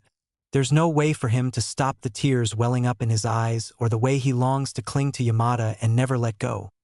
But, sitting back on his heels, Yamada shrugs off his leather jacket, and for the second time that morning he's wrapping it around Izuku's shoulders, tugging on the lapels to close it securely around him. Izuku's breath hitches. Eraserhead and I gotta go fight the bad guys, Yamada tells him. But I'd like you to hold on to my jacket for me, 'kay? I'll come back to get it in a couple days, so I want you to keep it safe for me in the meantime. Yamada smiles, and it's full of so much quiet concern and gentleness that Izuku's heart aches. Can you do that for me, bud? Izuku's nodding in agreement before he can even think to do otherwise. Anything, he'll do anything if it's Yamada asking him. Alrighty, little listener, Yamada murmurs, and he adjusts the jacket one last time before gently ruffling Izuku's hair. Like I said, I'll be back to get it in a couple of days, so I'll see you again then, okay? The jacket is warm again from Yamada wearing it, and Izuku snuggles into it gratefully. Slowly, he nods. Yamada grins in return. Okay, I'm gonna leave you with Officer Fujinuma now, he says, standing up before he quickly shoots a wider grin and a thumbs up at Fujinuma. When he turns back to Izuku, that wide grin softens again. If I don't hurry up, I'm gonna miss all the action. So wish me luck. Good luck, Izuku mumbles, which gets him another hair ruffle. He's left to watch as Yamada speed walks to the exit, glancing over his shoulder one last time before he steps outside and begins running. Izuku quietly wishes he could have stayed near Yamada for a little while longer. Notes: sorry again for literally disappearing for over a year. Like I said last chapter, April 2022 really sucked because we lost my cat of 12 years, Butterscotch. We got a new cat in May, Momo, and then a second one in November, Ragnar. But then we lost Ragnar as well only 6 months after adopting him. Turns out he had feline leukemia and no one knew, and 1 week after the first-year anniversary of losing Butterscotch. Thankfully Momo is totally healthy, but, yeah, sad face. Also, little retcon, I originally had it so that when Izuku used erasure, his right/black eye would glow red while his left/green eye did not, and vice versa with AFO in that his left/green eye would glow gold. Apparently some took it as that meant Izuku only had half of erasure and half AFO, so now both of his eyes will glow red when he's using erasure, and both will glow gold when he's using AFO. If he's using both at the same time, then right equals red and left equals gold. Makes sense.